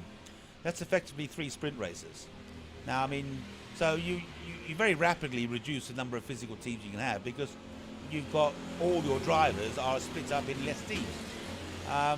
We've had less support from Europe this year. So, yeah, we're a little bit down on teams, but still a very good turnout. But, yeah, the good racers and the good teams, if you get 3 good ones, you're onto, again, a good team. Now, it's not just about mower endurance, it's physical endurance. So when I was walking down the pits, some of the seats, they're incredibly well padded, because without doubt, an understatement, after 12 hours, this is quite uncomfortable. So it's physically demanding, probably more than people realise. Oh, very much so. I mean, there's no suspension, as you spotted. The axles are fitted bolted directly to the chassis. So everything, if you hit something hard, like a small a bump or a trench or a whatever, it's rut, you're going to feel it. Most of the good racers know how to basically stand on their legs. They actually push their leg into the actual support and use your leg as a spring. So they're not actually really sitting in the seat, they're just using it as a cup. There are some racers who prefer to sit down and they've got some springs. You are allowed to put springs on the seats, some of the shock absorbers, which to minimize it. But ultimately, yes, it's definitely a feat of endurance in your back, in your kidneys, and you know, it can be very hard. Now, they literally only do an hour. I mean, they don't multi-stint like Grand Prix, like endurance racing, GP and stuff like that. They do an hour and that's it. They come off after an hour. Well, what have we got? We've got a breakdown. Okay, and so yes. I mean, there was one year. One year we were in Brinsby College, and we had the field, and track was all laid out, and nobody actually spotted the fact that it had been ploughed in one direction. So there was furrows. Unfortunately, the furrows went perpendicular to the race direction. So they were literally driving across corrugated iron. So you would turn a corner, that was nice and smooth. Then you do a flat straight out on a piece of corrugated iron until you got to the next corner where you turn the corner nice and smooth and then came back across. Anyway, we did actually have, I think, 3 people. Well, I mean, I think we had an attrition rate. You asked about attrition earlier today. That was the highest attrition rate I remember now, actually. That was about half of the actual team of the thing pulled out and stopped racing. 3 of them had pains in their kidneys. 4 of them had broken axles. It was a total massive thing. And yeah, so now we actually do very carefully follow where the plan is. Now, the sun's gone down with a beautiful sunset and the lights are starting to come on. Is there an added skill to racing at night versus racing during the day? I think you're just more mental, really. No, I mean, the thing is, this is the only race that ever races at night. Well, sorry, of our races. There are other races in Europe. There are some 24-hour races in Europe which race at night time too, but this is the only one.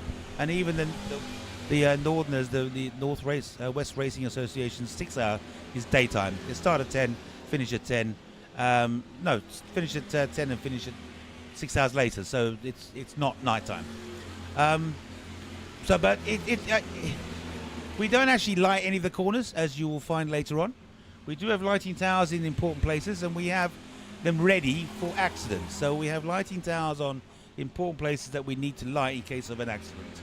Otherwise, they're not switched on. They're never powered up. They're only there in a case of emergency, apart from, say, official areas. And then, well, they get used to it, really. I mean, most of the riders have done a 12-hour, and they've experienced it once, and they learn that. And with night vision, I don't know. You'll find out later on. You can see quite a lot at night time. No, not exact details, but the general spatial awareness of where the bales are, where the track is, and stuff like that, where the corners are. Now, when I told people I was going to come and commentate here, which they're all very interested in, and I said it was a 12-hour race, they assumed it was 7 a.m. till 7 p.m. Why is it? Is it just the uniqueness of going through the night, and why not the alternative during the day? Well, it's this uniqueness of doing the night race. Absolutely, that's the number one thing. It's that fact that they're racing through the night.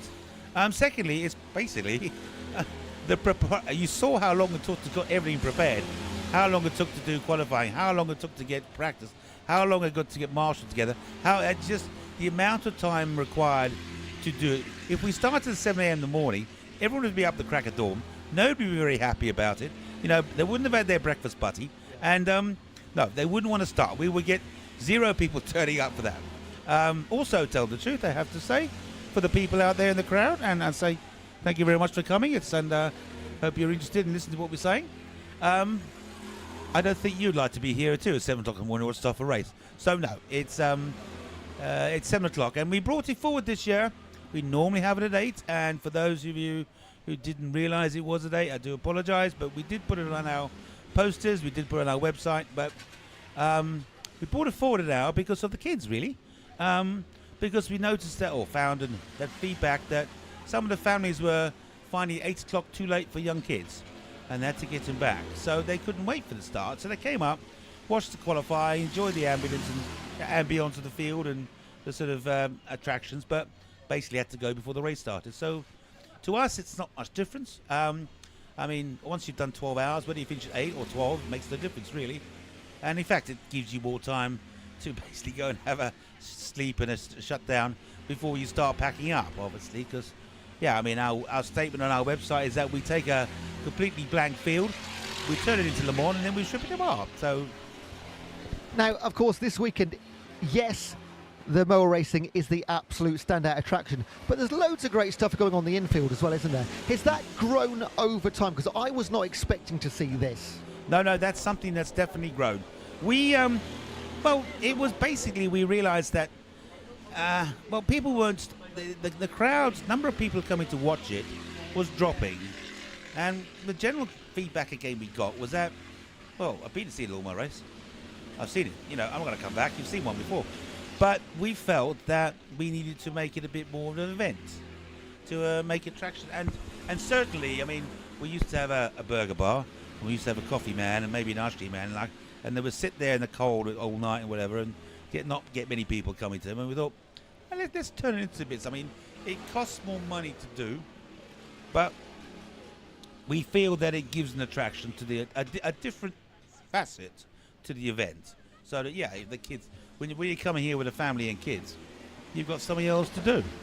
So basically, yeah, and I must admit, I'm extremely pleased to see that there is a fully stocked queues of people out there, and the bar seems to have a good number of people around the tables, and the live band is going with some flashy lights, and people sitting in there drinking a beer and listening to music, and the queue for the burger seems to be another sort of 10, 20 deep. So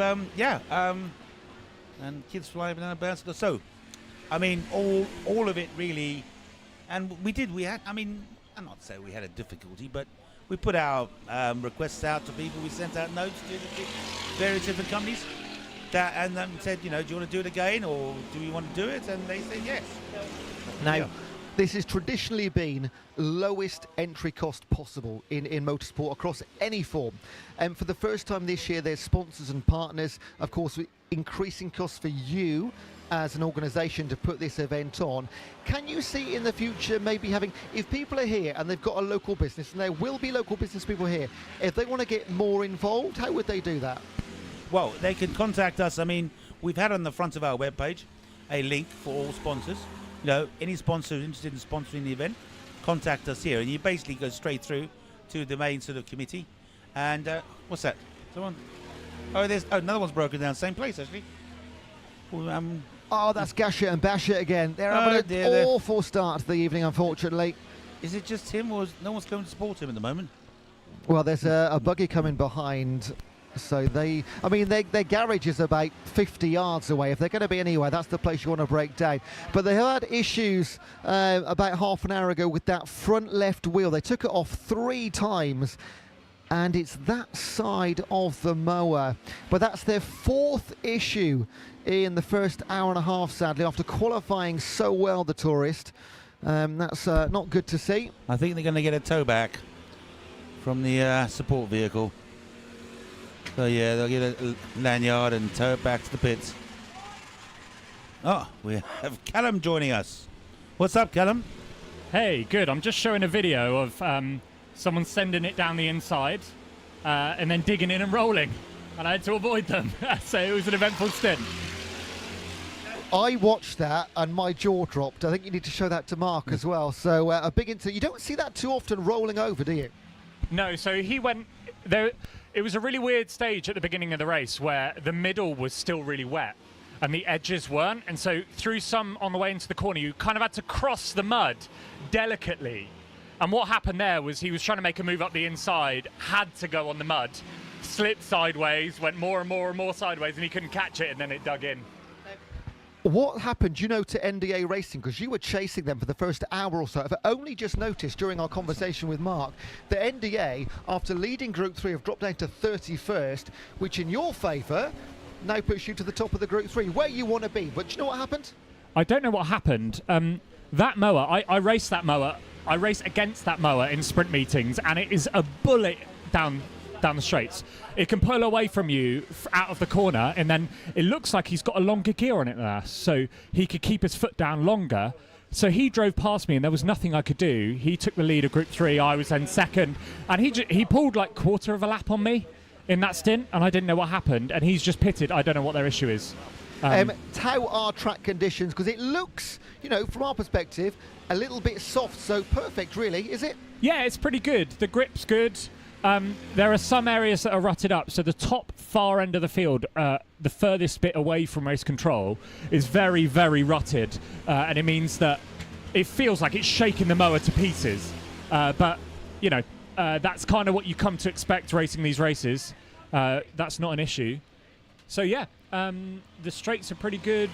Some of the long braking zones are a bit rutted, but we can't complain. But everything going to plan from your perspective at the minute? You had a good 45 minutes, I think you were anticipating? Yeah, we pushed it to an hour, and I still had some in the tank. So I think what was happening is because I was running out of revs like halfway down the straight, I was effectively fuel saving.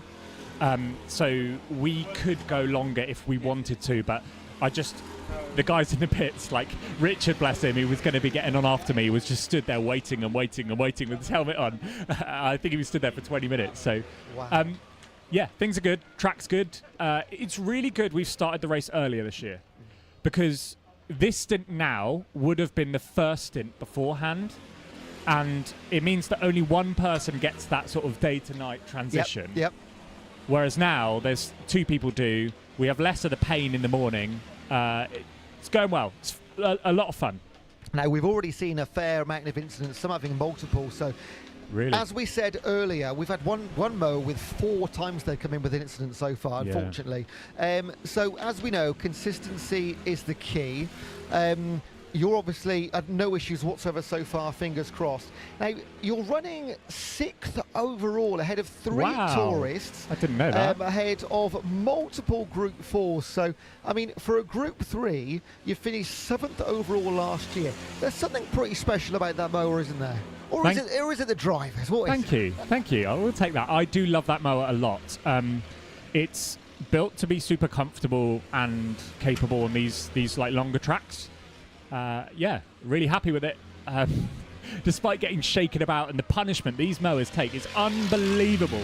Like, I hop off the mower and then get on it every hour and a half or whatever. The mower just carries on. I know it sounds silly, but it took a while to come into my, you know, to like understand that it's just having those bumps all race. Yeah. Now, the lights are coming on, it's getting dark. I was speaking to Mark a moment ago. Now, driving in the dark, is there a different skill set, or are you just on autopilot? It doesn't matter. You're slightly on autopilot. If you were to like trace where my eyes were looking, it's no different night and day, and the lights cover those areas. So there are lights on the bales that are good reference points. The lights cover enough to see like your braking zones, which are often like down on the track, and then yeah, they kind of cover up enough. It's if you put sort of like horse blinkers on me, so you could only look like in certain areas, as long as it was kind of that lower, you know, in front of me area, you could drive it easily. You don't actually need that much peripheral vision that like the light gives. So yeah, it starts to become autopilot, yeah. Now, we are only 90 minutes into this race, so you can't really start to tell a story yet. At what point do you go, yeah, we've got a really good chance here? Is it 3, 6, 9 hours in? When is it? You never think that. You just can't. There was last year we won our class, and like I didn't believe it until I knew we were 4 laps ahead and had 4 laps to go. I refused to let myself, you know, at any moment that engine could go bang between your legs, and that's it. You can't drive it over the line. So what's interesting, I'm sorry, I'm just catching up on the timing screens here. Bullseye, obviously 3 incredible drivers. You've got the world champion there, the British champion on it, his brother, who's no slouch, who would be world or British champion if his brother wasn't there, and then, you know, Alfie's son as well. Those three are very, very quick. It looked like in qualifying they didn't have the pace, really. And then they've just come at it. And when I saw him come past me first to be lapped, I was like, that makes sense. SDS looked to be going well. I was just chatting to them. It sounds like they've got an issue. Sean's waving his hands around, but they're saying, well, he's doing the same lap time, so we'll leave him out there. So it looks like it's going well for them. Strongmow, I wouldn't expect to see them up the top of the screens. And so it's really good to see them sat there in third. Qualified in 9th team Strongmow. So there's plenty of teams. I think it's really courtesy of the tourists dropping down the field, as I was told to anticipate. But plenty of teams are flying up. Who was the one having the issue? So ending down to 32nd now. Are they even back on the... They must be back on their mower now. 34 laps completed. So I don't want to sort of give too much away, but you're leading by 16 laps now. It's massive, isn't it? Wow. This early as well. But again, we are 90, let's stress, Yeah. 90 minutes into a 12-hour race. 400 laps away, you know, something like that. So far to go. But we can start to sort of tell a story. We're moving towards probably the second scheduled changeover. Who's on the mower right now? And did you give them any words of not encouragement, but watch out for turn X, or it's a bit slippery over here? Yeah, Richard, I said the same thing about the far side of the circuit. Richard's on there. He's our really consistent driver. He's very good. He comes into his element in these longer races. And then we got Glyn coming on. I was chatting to Glyn earlier. I didn't realise this. It's his 20th 12-hour this year. He's won it overall several times. 20th race. So excited to get him on the mower. He's very quick. He never stops. Very, very short chap, if you see him. Very short chap. But it means he can cling onto that thing. The overall weight of the mower drops right down and he flies. Now, that's a question right there. If you've got a team of 3 and you're all different weights, you're all different heights, you can only really set up the mower one way.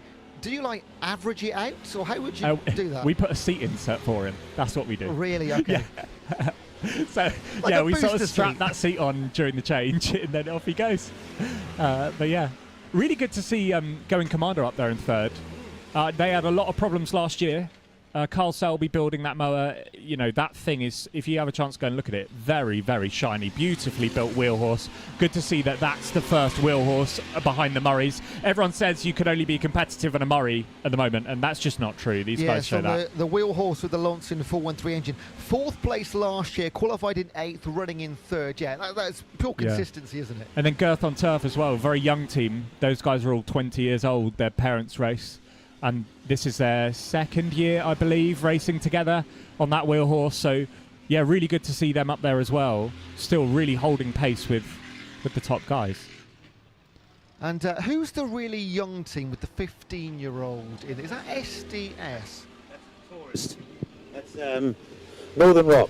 They were at the top somewhere. Oh. They're 12th at the moment. 12th. Yeah, because I've mentioned them already, but they've got a 15-year-old and a 17-year-old in Yeah. their team. But that just goes to show that age is irrelevant. If you can race, you can race. Because I do cover different series, and some of it's like the Junior Saloon Championship, and they're like 14 years old. Aren't they? And they're amazing. You'll have seen it, because they'll have probably come across them during the Caterham racing, because they sort of cross over a lot of the time. They're just brilliant. Yeah. They're absolutely fearless. So, yeah, Jensen, who's on this the 21 mower leading Group 2, he's 19 and he's probably got 5 years of racing experience, you know? World champion, isn't he, Group 2? Yeah, world champion, British champion, like, yeah, these guys do.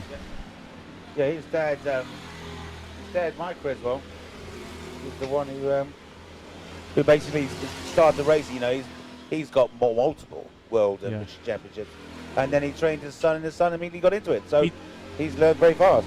He loves telling you that Mike Creswell went for a 7-year period without coming second in a single race. Wow. So he only ever won, obviously starting at the back at sprint meetings, only ever won for 7 years straight. So yeah, Jensen's got some good genes there. And well, as I said, it's the race is progressing, and we've got some good people, and what's it like outside in terms of temperature and? Oh, that's all right. Just a a mower hitting a bale down just outside race control. Don't know what was going on there. But yeah, light's starting to dip now. The sun's come down, like won't be in people's eyes now, which is good. I think the cooler temperature has definitely made it easier for the racers. It's and the track definitely. Well, what's the track like? I mean, I never asked. Did you ask that? I mean, I think it's packing in quite nicely. Yeah, it looks Is it good. rutty in the corners? No, not rutting. There's a few dips, like where people are all applying the power at the same time. But I was sort of experimenting with running half a mower wide, a full mower wide. I was often finding a full mower wide was faster to sort of sweep around the outside of some corners. The far side, down by the bouncy castles, that really long right, is very, very fun. It's almost like pick your line, doesn't matter. You send it wide, send it narrow, you can kind of V off the corner, swing it all the way around the outside. It was a favourite of the 2019 year. They loved it down there. That's, you know, I think I called it drop hill or something, but you definitely, as you drop down and then come back up again around the curve. Unfortunately, this year we had to make it a bit smaller in terms of its circumference because of its. I can just see my teammate down there, Richard, leading Group 3, and he's got, that looks like Posh, Richard Atherton, on the mower in front of him. So it looks like he's just gained back a lap. It looks like he's fresh and just got on the mower. Oh, that's Pete. So we've got Pete Skew on that 37 mower, who just looks like he's taken a lap back on us, which is all right. We're playing the long game here. And he's also got that light back on his fuel tank. So if you look at the mower with the glowing fuel tank, that's him on the 37 mowers with attitude Group 3. Well, that's early, isn't it? Because you got an hour or 45 minutes, 50 minutes on a tank. So he's coming early. We could have done an hour and 5, hour and 10. That's what I mean, yeah. But you're going short. Yeah, you could do. I don't know. It's a risk reward, isn't it? Like burning yourself out, going longer, and exactly. You know, I can definitely feel my arms now. Yes, yeah. Do you completely wear yourself out, or do you manage it and then do the change? I mean, the changes now are really quick. With the pre-filled jugs with release buttons and all that sort of stuff. We ditched that this year. So most people run like a motocross style plunger, it's like a big bottle, you turn it upside down, plunge it in the fuel tank, and there's an auto release. But we've had so many times where you just don't know if it's full or not, and then you pull it out and it's not full, and then you've got to plunge it back on. So we've gone to an old school fuel jug, transparent fuel jug, transparent fuel tank, slosh it in, and then you can see when it's full. Yeah, a visual. Like, and then Mowers with Attitude, the guys we're racing, they have like a dry brake fuel line, and they're snapping off the fuel line off the tank, swapping the tank rather than filling it, snapping it back on again, a bungee over the top, and off they go. Which I think is probably quicker, but it's higher risk. So Yeah. We do allow it. There was a lot of discussion about that because we felt that moving fuel around the fuel tanks wasn't a good idea. But with the proper connection, it's safe. Exactly, it's a sealed container. Yeah, it's all right. But yeah, it just means you've got to disconnect it and strap it. And whereas, as you say, an old school. I mean, the Northerners used to have a can of fuel up in a tank and the physical gas dispenser, sort of pump dispenser end of it, and then off they go. But hey, everyone to try and minimise the time in the pits. Going back to the digging out the corners, Mark, Callum and I were talking earlier, and at some stages if it gets really bad you can move the corner slightly to create a new racing line. Who decides whether that happens or not, and how likely is it? It's done by the clerk of the course, and it's unlikely.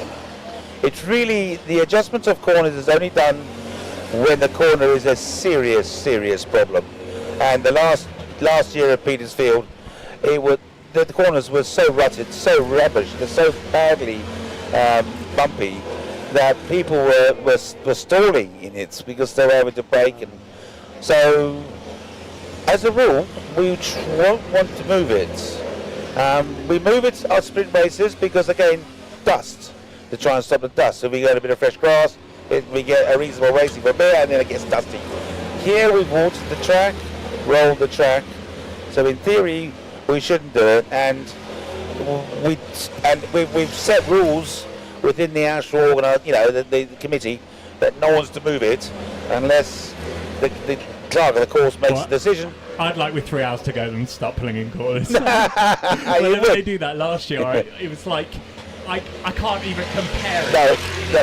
Like maybe even to Christmas Day, like when you're hungry, the roast comes out, you're like, oh yes, but just that like meter of First one to hug the grass corner, on the yes. outside, you're like, yes, please. Yes. Second time round, not so loose. yeah. Third time round, a bit rougher. Fourth time round, shit, it's just the same as before. So yeah, it's as a rule, if it'll be managed, it'll be looked at. Tiff Fundigator will go around and will observe, and we do take. I mean, feedback comes back in, or should come back in, to say, you know, we should look at corner whatever, because he's doing something.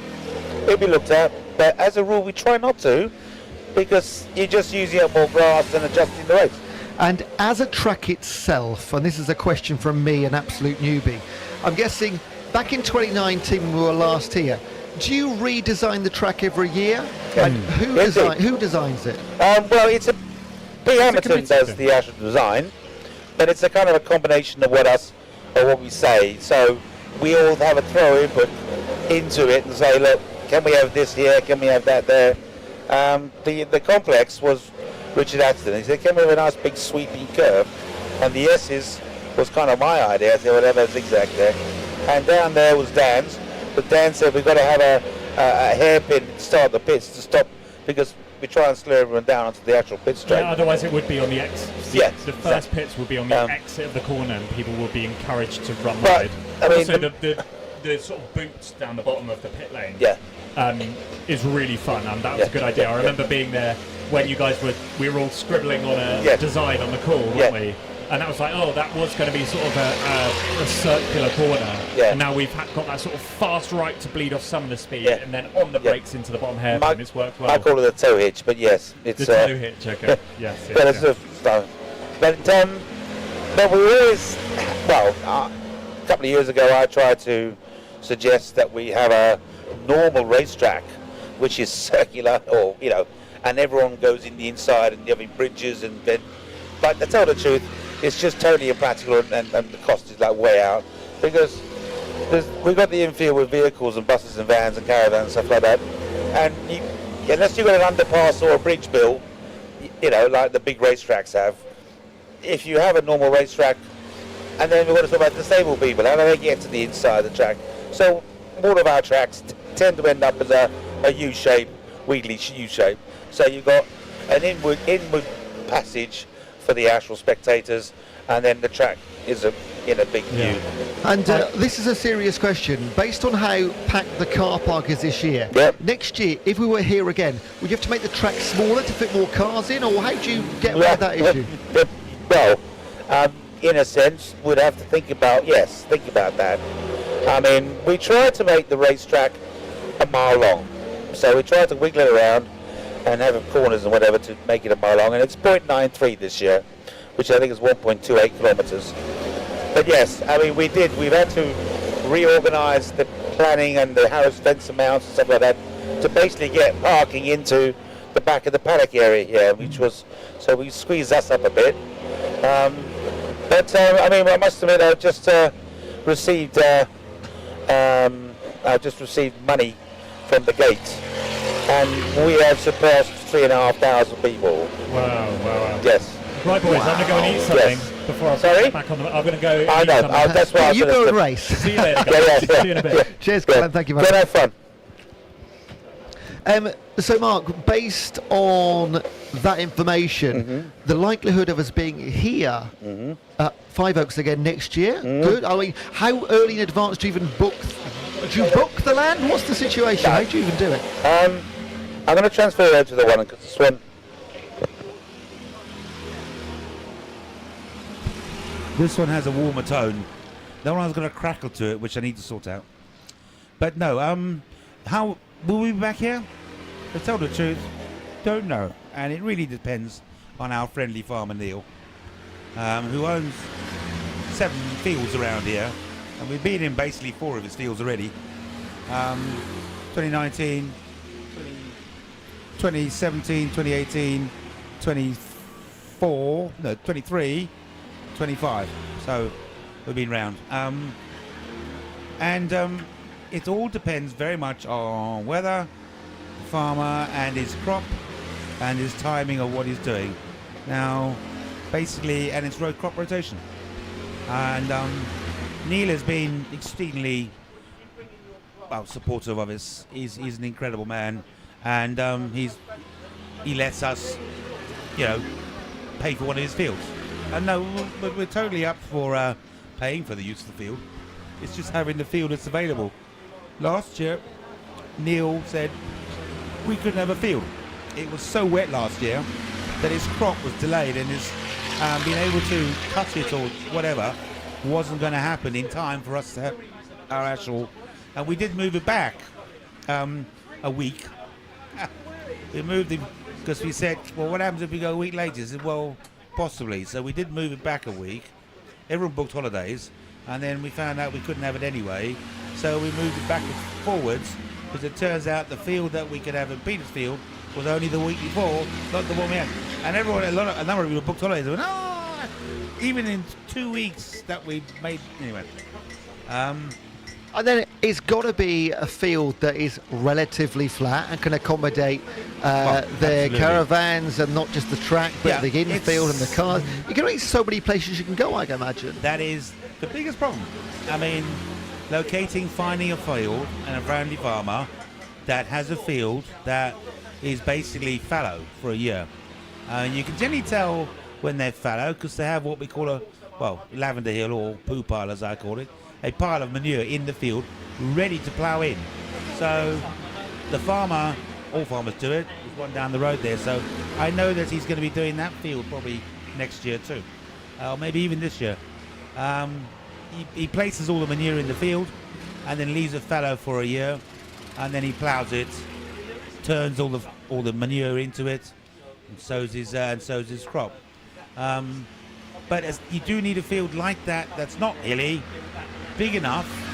So we need a decent size, at least 200 meters by 300 meters is what we're looking for, and bigger if we can, because we can stretch out. We get bigger fields, then we can make the track bigger. I've mentioned a few times that to organise this event, you start about 9 months out, don't you? January. It's like hundreds and hundreds of hours. Yes. Like when you're starting to organise it, is step number one, where is it? What is the process for organising it? Step number one is where is it? Step number one is where is it? Step number two is what did we do wrong last year, or what should we improve on last year? And the initial meetings are, can you do what you did last year? Tiff and his arrangements of bales and stuff, yeah, I'll do that. Me organising the networks, yeah. So on to the peak design, yeah. So we do some additional stuff. They're only like initially one every month. But as we get closer and closer and closer to the event, it's one every 3 weeks, one every 2 weeks, until we had one last week just before the race event. So now, you said at the start of that every year we try and improve, get better and better. What already is an improvement this year on last year? What was the main, okay, we can do that much better? I think the biggest thing I think we've done this year is social media. We've actually managed to get ourselves advertised out there to a lot more new recruits, I'm trying to think of a word for it, but yeah, new people to bring into the actual, sport, bring into the actual event, as you were.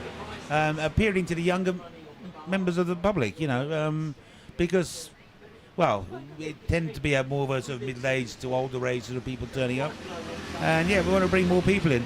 The more people we bring in, the more money we can get for charity, the more money we can make. And to tell the truth, as you and if we can also get sponsorship, which we have done successfully this year, it's the first time we've had a successful sponsorship program. We have had, if I can say, members of the club who have got companies that have sponsored the event and have basically given the club X amount of money and for the race to take effect. And not insignificant amounts of money, quite decent amounts of money from X, Y or Z, who owns company X, Y or Z and paid up. But we've never really gone out there to anyone we know. Although, of course, as it turns out, everyone in the business, whether you're working in building or farming or whatever knows a company, and if you mention it to them, you know, say, you want to sponsor our thing, and so that's a big one. And I think our final one obviously is actually having a streaming service that's ours, and the ability to stream audio and video and timing and scoring, and to send it out and bring people in. So those are the big newbies of this year. Apart from that, it really is just like more house fencing because there's more space to cover, more crowd control because there's more crowd control, car park issues as we've just been talking about, where we're going to put them, how we're going to lay it out, how much space we got there, and I mean, you know, security issues with various members of the public who are, well, over there behind the trees that are, who want, they're actually being very good, and I would say thank you very much to them to being good, but they could be a real pain if they wanted to, if you get my drift. And really the whole idea is to try and minimize the cost to the teams. If we can generate more money elsewhere with other companies and other sources of funds, then we don't have to charge the team so much money, and then that makes it more interesting or more attractive to them to turn up, because we've had to put the price up to the team and say, look, you know, okay, so it's £110 for a 12-hour race. That is very reasonable. If you had said double that, I wouldn't have blinked. Exactly. But when you look at other sports, whether you're go-karting or grassroots racing or grass karts, or you look at caterums and you talk about how much money, or you even talk about going to Goodwood or Boomtown, how much you pay for a ticket to get into one of those things. So 110 quid isn't a lot, no. And in 3 drivers, because I'm saying that split by 3, because you have 3 drivers, each pays 110 quid, 330 quid for a team. It is still the cheapest motorsport, and you're racing, when you consider you're coming down here, you're paying 330 quid, and you're basically setting up your own stuff, which you've got anywhere, and everyone else has done everything for you. You've got a racetrack laid out, you've got it all rolled and wetted and baled out everywhere. We've got health, you know, we've got ambulance and all that covered. We've got lights and power, and so no, it still is and will always be the cheapest motorsport. You've been in this for 25 years, I think you said. Yes. If you even look sort of like 5 years into the future, what do you see it looking like? Do you want it to kind of stay the same, that family environment? I don't think that'll ever go away. No. But commercially, I was going to say, I don't want it to change. Great. I think the club has maintained its club effect, its family options, its camaraderie within the actual people who are members. It's not pretentious. It's not, you know, it's not exacting. It's just a friendly, happy club environment where, people turn up in the field and spend the weekend having some fun. And people I know, and I do too. I look forward to getting out on the Friday night and driving whatever we drive from here to Billingshurst from Horsham, or I drive from Horsham to Bristol, where there's, you know, we have one down there, or Cheddar, and you know, they're long drives, 4-hour drives with a caravan. But I really look forward to driving, getting down there, getting my caravan set up, the legs down, and then chair out, first beer, and then go and join in the crowd. And bit of a ritual, isn't it? It's kind of, yes, it's a ritual. But everyone does it. I mean, we've got people from Bristol coming here. We go to Bristol for them, and they close for them. We go to Essex. It's 11 or so meetings a year. And we always hope for good weather. And, you know, not sunshine all the time, because this year it's been atrocious with the dust. And obviously no water to spray on the race. But, so, yeah, it's a fun family, and yeah, they say the kids come along, they get fed at night time, and they run around, dogs run around all over the place, and it's fun. It's fun. Now, I'm just going to point out that if you're watching on the stream online, those pictures do not do justice to how dark it is here now. There's a very advantageous image. It is almost pitch black, and there's still so many people here watching. It's brilliant. Is this... I know you've said like there's a lot of people here, and this is a great crowd. Do you always have this many people here, this late into the darkness? I know it's not late. I would say Yes and no.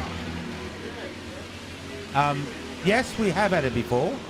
At the 500, it was a really good turnout, and in 20, so they stayed there too. But it is, this is my newbie system for this year, and I will blow my own trumpet to the people out there. If you get on the live stream, and you can see that those cameras I've set up are actually working. I'm really blown away. I mean, it was a true experiment. I have no idea how they're going to work. I just got the cameras and strapped them to the pole on the side of the thing, wired them up, but the image is actually amazing. I mean, at this time, as you said, it's pitch black out there to our eyes, but today it doesn't look as though it's nighttime, does it? Now, just for you, if you're watching online, you can see these images. These are cameras on top of the timing tower, right in the centre of the pit straight. So the one to the top is looking to the left, the one to the bottom is looking to the right. So it's a seriously long sort of pedal down. That was clearly in the design, give them a really good long straight. That is the that is the priority on the track design that we do. We always want to do a long straight. It's the time when, the racers love it because they like to just put their foot down and just see how fast they can go. And this is where we talk about, I don't know what speed we're getting up to at the moment, but you said 43, 44 miles an hour.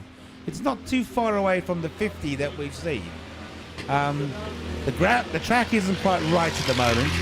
It's not completely smooth. I was telling you earlier on that we'll see, but maybe middle of the night, early in the morning, I'm hoping that it will turn into a completely flat surface where the wheels would have squashed the top surface soil and basically made it almost like tarmac. And it has been known that on the corners, when you get that situation, you actually strip the tires and it becomes black. You actually see black tire lines around the corner. But on the straight, with a smooth surface with no bumps and not making you having to react to anything with your steering, and you flat out and you get the gearing right, these mowers will hit 50 miles an hour. Now, every single mower goes through scrutineering, standard for any motorsport before the race, and that will happen also to the top three after the race. What are the scrutineers looking for after the race, and what would cause a disqualification? Well, the most important thing that they check after the race is the brakes, because we do have a rule that you can't race without brakes because it's dangerous. And again, the second thing, which again safety-wise, is that the cutout, because all the mowers have a engine cutout, they have to strap in a little lanyard which is connected to their belt, and it goes in or out or whatever. There are different types of them. Some of them lift the plunge around, some of them go into a jack socket, some of them just push the jack socket. Anyway, they're all different types. But when they pull the lanyard, it has to cut the engine. And obviously it's there in case the driver and the mower separate in some form of accident. So the engine cuts immediately. And that's the most note too. So the brakes tested, they pushed, and the cutouts checked. Does that happen often? Do you see many failed scrutineering? I'm afraid there are times when, it's very easy for a skilled driver to not use his brakes at all. He's going round and round. And really, if he's got no brakes, he should go into the pits and get them fixed. And if he doesn't, then I'm afraid he's now, disqualified. I must admit, it's happened once or twice in the past, and we didn't check them. Now we do, and they now make sure that the brakes are working, so they don't go round. And we do allow 3 wheels, though. Whoops. It's got so dark now on our screens, we're starting to go black and white on a couple of them. So the cameras that is going into night mode, and that is just telling you, as we were saying, it's almost pitch black here now, depending on what direction you're looking. So we've gone into a night vision mode on those cameras, and that'll be the case now till about 5 a.m. Yep, I'm afraid so. Yes, it's now 9 o'clock, and so yes, in actual fact 9 o'clock, and it won't be until 6 o'clock in the morning, I think, or 5 in the morning, as you said, when we'll see dawn. But I don't know. I'm going to hand over back to you, Ewan, and I would suggest at 9 o'clock you do a hourly update. I am going to the do... Ready Le Mans. What I'll do now is do a full update of the different groups and things, because things have changed. We've been nattering for about 45 minutes Enjoyed now. it. It's been great. Enjoyed it. We'll do more. So let's have a little look. Right at the top there, still leading the way, is Bullseye Racing. And they are nearly a full lap ahead of SDS. There's 1 minute 28 between the top two. And they're lapping at around about the 140. So almost a full lap between our top two. Both of those in Group 4. In fact, the top 5 are all in Group 4. In 6th place, I am so delighted to see the mower of number 87, because that is Michael Robinson, who is competing on his own. This is the only solo driver this weekend, and he's 6th overall. That is incredible. Again, we are 2 hours into this race now. So what is that? 20, not even 20%, is it? Around about 18% or so. So long way to go, but a great start for Michael. Well done him. Next 3 mowers again, Group 4, R&MOB Plus. They got 2 races in, 2 mowers in this weekend. Their sister mower is... Where's the R&B spare parts? There are in 22nd place. R&M spare parts, so not too bad for them. Get Set Mow Racing is in 8th position ahead of Slow Mo. And then we have our first of our Group 3s, which is Mo Fear. That's Callum's team. Callum's been on the mic already today, and he might hopefully come back in a few more times during the night as well. Keep us both awake, me and Mark. And then Mower with Attitude, who will keep this story going. They're big rivals. And I'm just trying to work out what the distance is between them. It looks to be just over a full lap. What's the 3 minutes? No, it's 3 minutes 25, but they're both 63 completed. Let me come back to that one. So around about 1:30 between those 2 teams, as I can see. Then you've got the Swede Bashers, another of our tourist cars, tourist mowers. Milwaukee Tools, Group 4, 13th place. Old Farts Kart Tourist in 14th. A few more GP4s. And then I'm just looking down the field for... It's really disappointing, I must say, to see NDA Racing down in 32nd place, who were leading Group 3 by almost a full lap. It was well over 1 minute. It might have been a full lap. And now just 47 laps completed, but they are still going. 1:49 their last lap, which puts them 47, 50, 16 laps, sadly, behind the Group 3 leaders, Mo Fear. So we'll keep saying this, anything can happen, but that is a big old gap, isn't it? And they are ahead of 4th place in Group 3, Mobility Racing, who are also on 47 laps. So the top 2 and the second pairing of Group 3. That's 2 little battles there, actually. Leading Group 2 is the Night Riders in 27th place overall. Still lapping consistently in the 2:10s. 51 laps completed for the Night Riders. And second in Group 2 is Charlie's Angle. 45 laps completed, so 6 laps between the top 2 teams in Group 2. Third in Group 2, Omar Racing, 27 laps completed. Whether they are currently on track, I will have to look and see. It's quite a way down the running order. And Lorne Connery in 38th place overall, but their last lap time was 20 minutes, so issues for that team there. And just as I say that, I know this is a late call out, but Nick Moran did say good luck to Lorne Connery. Well, they need your good luck right now, Rick, because things aren't going their way. Our seeing Chris Moran is out there, first time for the 12-hour, and only his second time in a Group 2 lawnmower. Normally races G4. Right now, he might want to be in a Group 4. And good luck to everyone. And great commentary. There we go. That is what we want to hear up at that. Those kind of comments will see us going all night long. So if you're watching online, please let us know who you're supporting, where you're watching from. We'd love to know. We know we've got viewers all over the world because it's a niche, but it's a big niche sport in several countries far away. So let us know where you're watching from. Over 50 of you currently listening in, so thank you so much for being with us. And if you didn't hear Mark say, did you say 2,500 tickets we've sold on the gate? I think Mark said, which is an incredible number. I know sort of 2,000 is kind of the number we look for. Oh, Alex McFarlane watching from Dubai. Thank you for tuning in. Excellent, and you brought some colour back to our lower screen here as well. That'll flicker between night vision, depending on the lighting coming in. And I can guarantee you that lower camera view, there is nowhere near that light in the sky. So whatever Mark's done to the settings of these cameras, definitely the advantageous light settings. And now those two at the bottom of the screen, so you can see the top 38. Sadly, Trackhouse, the Belgian team, didn't join us, although they were entered, and Marlborough Racing never got going, currently occupying 39th place, but no laps completed. So with a 12-hour race, yes, of course, they could get back up and running and enter at some point, but that is not looking fantastic. Just want to check in on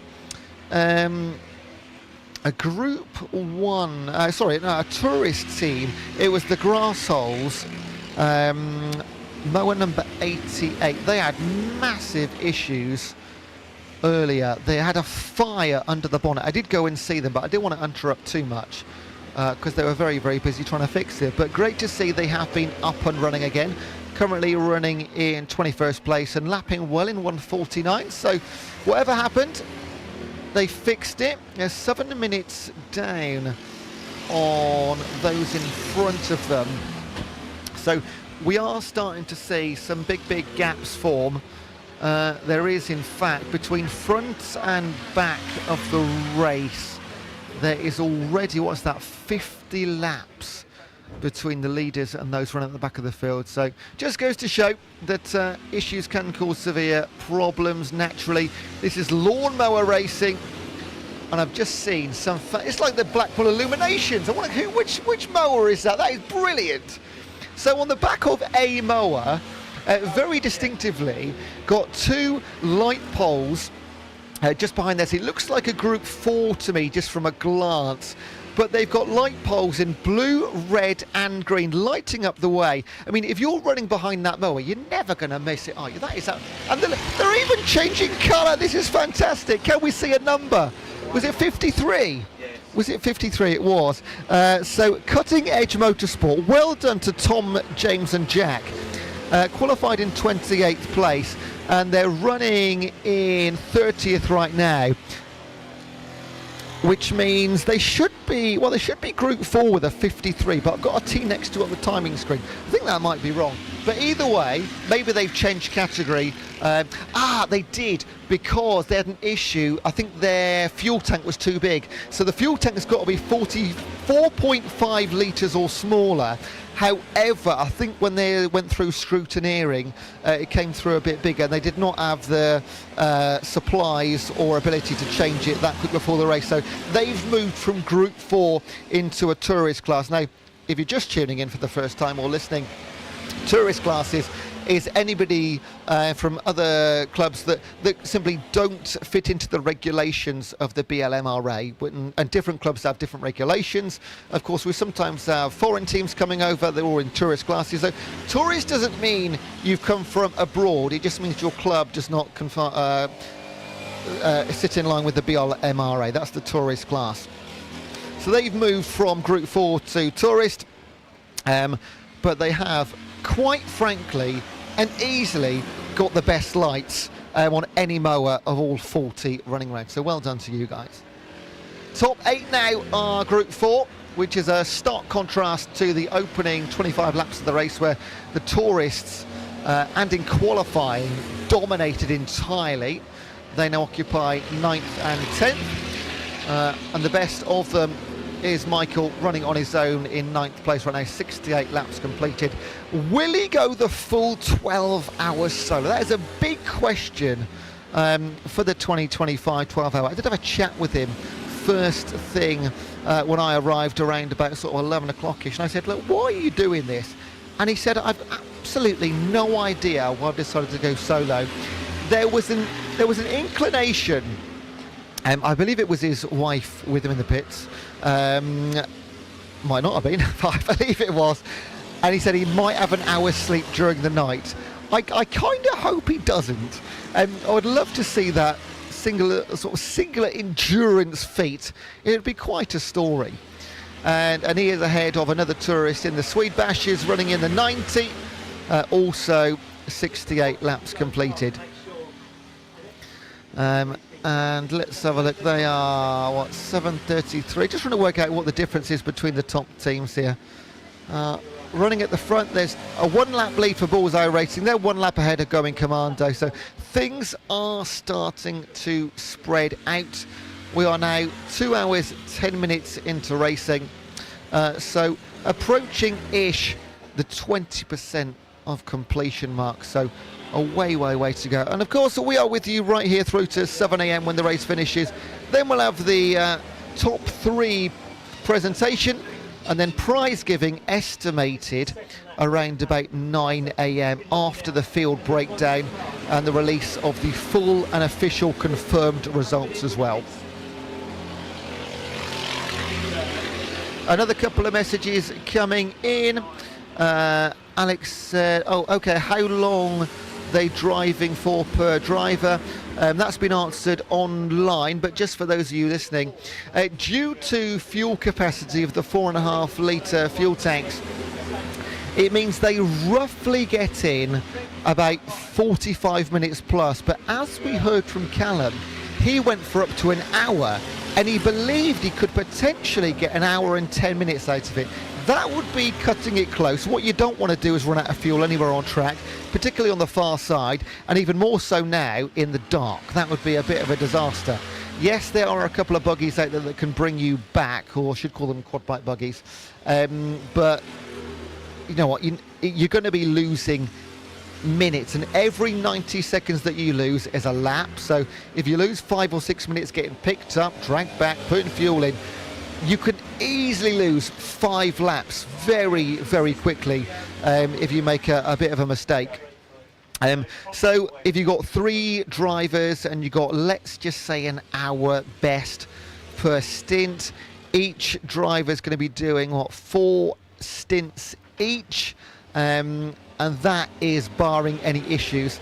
As we've seen already, one mower, 4 issues in the first hour or so. That doesn't necessarily mean you change driver every time you come in if there is an issue, but you are getting potentially a 2-hour break from driving. The big but there is, though, if you're not driving, you've got to be on your toes the entire time, because if your fellow driver on track has an issue, you've got to jump into action absolutely straight away. Do tyres last, or can you change them? I'm going to let Mark answer that one, because I'm fairly new to this. So tyres, you said to me earlier, if the track dries out and it goes absolutely pancake flat, the tyres can start to wear out a bit. Is it worth changing them, or is that too much time lost? No, I mean, you know, if the tyres are actually changed sometimes anyway, just they feel that the tyre isn't sort of wobbling around, maybe got the air pressure wrong, so they will basically come in and change tyres. It doesn't take long, it's only 3 nuts, they spin it off, and they can probably do that in the same time as refueling, actually. As a rule, they don't need to, they don't tend to, but if there's something wrong with the tyre, or they feel that the tyre's weird, or it's doing something odd, as you said, they don't want a tyre to go flat or break or whatever when they're at the far side of a track, because getting back is a nightmare. And a question just coming from Brad online. In a pit stop, can the team do a lot of work on the mower? Within regulations, anything, I suppose. Well, in the pit stop, yeah, they can. Well, there aren't really the pit stop is in front of the garage, so if they want to weld a new something onto it or fix the chassis, which has been known where a chassis is completely cracked in two, and they literally have to roll it back in with two parts, and then get the old welder out, put it up on the stands, and weld it. So yeah, they can do anything you want. I mean, as a rule, what they do outside the garage is just refueling, driver change, maybe tyre change, just like a normal sort of F1 or any other sort of motorsport. Anything more major than that, they tend to retire inside the garage where they've got lights and you can see what they're doing, because outside there are no lights. It's pitch black. So you're fiddling around with head. Most of the guys are wearing, you will see, wearing head torches. Can you replace the engine? Yes, you can. I mean, it replaces one guy replaced one engine for another engine. Well, sorry, he had one engine, he blew it up. He replaced that with another brand new engine and blew it up. And so he ended up with two broken engines. And then he spent the next hour, 2.5 hours, building an engine from two broken engines, put the third engine on, and blew it up. Now, we did have a discussion about how cheap this sport is. That became very expensive very quickly, that race, didn't it? Well, yeah, but I mean, it's £400 for an engine. Is that all? Yeah, £400. £440 actually. But yeah, we get them shipped over from China, and we get a discount, and we sell them online on the club, through the club, with our discounted multi-buy, and they're £440 basically. Wow. And they're a lawnmower engine. I mean, all of this is lawnmower. That's another reason why we don't move like other clubs have into the tourist class, which is bigger engines. Bigger engines, more expensive. We stick to the 13.5 horsepower, 450cc or whatever engines, and that's the limit. We might go to 14 horsepower if that's what they produce, but yeah, you can change engines. Take the governor out. Here's a great question from Alex, and I think a lot of people might be thinking the same thing. Would love to get involved in this. So can you buy the mower from the club? Or let's say Alex wanted to race next year. Yep. What is his process? Well, become a member, buy a mower, is that it? Yeah, I mean, in a sense, simple, yeah. But my recommendation, we keep telling everyone this, I mean, is to get on the website, be on the website. First thing to do, download the handbook. Read the handbook from page to page. And it tells you everything in there about the club, about the rules, about all the classes, about what you can do, what you can't do, what you need to do. Then basically it's jump onto Facebook, which are linked, or you can actually have a look at some other bits and pieces and pictures, but Facebook is the next port of entry. And then you watch people, and then what goes on Facebook really is, that's where they sell things. That's where mowers are put up for sale. That's where, you can buy a mower or parts of a mower or whatever. But if you want to build one, then that's where the handbook comes into. And it's definitely it's definitely a task, and it's not for the faint-hearted. You need to be skilled in the act of building. I don't know if you know about, what's it, Club 66? No, not 66. 65, whatever it is. I mean, they arrived with a mower in pieces. I mean, literally, chassis, engine, everything, nothing was yesterday. built. Yes, yesterday, and they built it overnight and got it out to race this afternoon. I can't remember what team it is now, but there's pictures of it. But anyway, it can be done, and yes, Facebook is the port of call for buying and selling, making contact with people, and ultimately, yes, on their club website is all the events. Look at the actual event, come along, see the mowers, speak to the people. As we've said before, we're a very friendly club. There's never any animosity. You ask questions, you want to go right up close, you can even have a test ride on one. There's no problem. Someone will say, yeah, here's a crash helmet, bang, off you go, have a run round. I mean, I've spoken to so many drivers today that they've said, I've been racing less than a year. And this is the biggest lawnmower race in the world. And within a year, they've done a couple of sprint races, now here enjoying themselves. And they are so warmly, even I have been warmly welcomed as an absolute newbie this weekend. The environment and the atmosphere, the club feeling, it shines through. Well, this is it. I mean, the people, as I say, are very friendly. We'll help anyone. Even the arch enemy will be helped if they needed it. If they needed something to repair their mower, they will get the help. But yes, it's really, you need to come and experience it.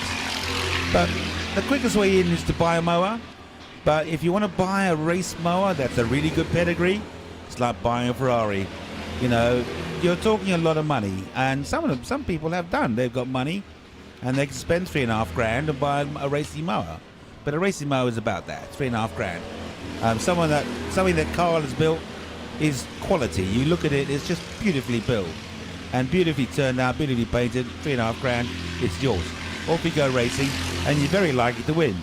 But then again, you pick up a mower that's race ready for, I don't know, £1,200. And you know, and that's so.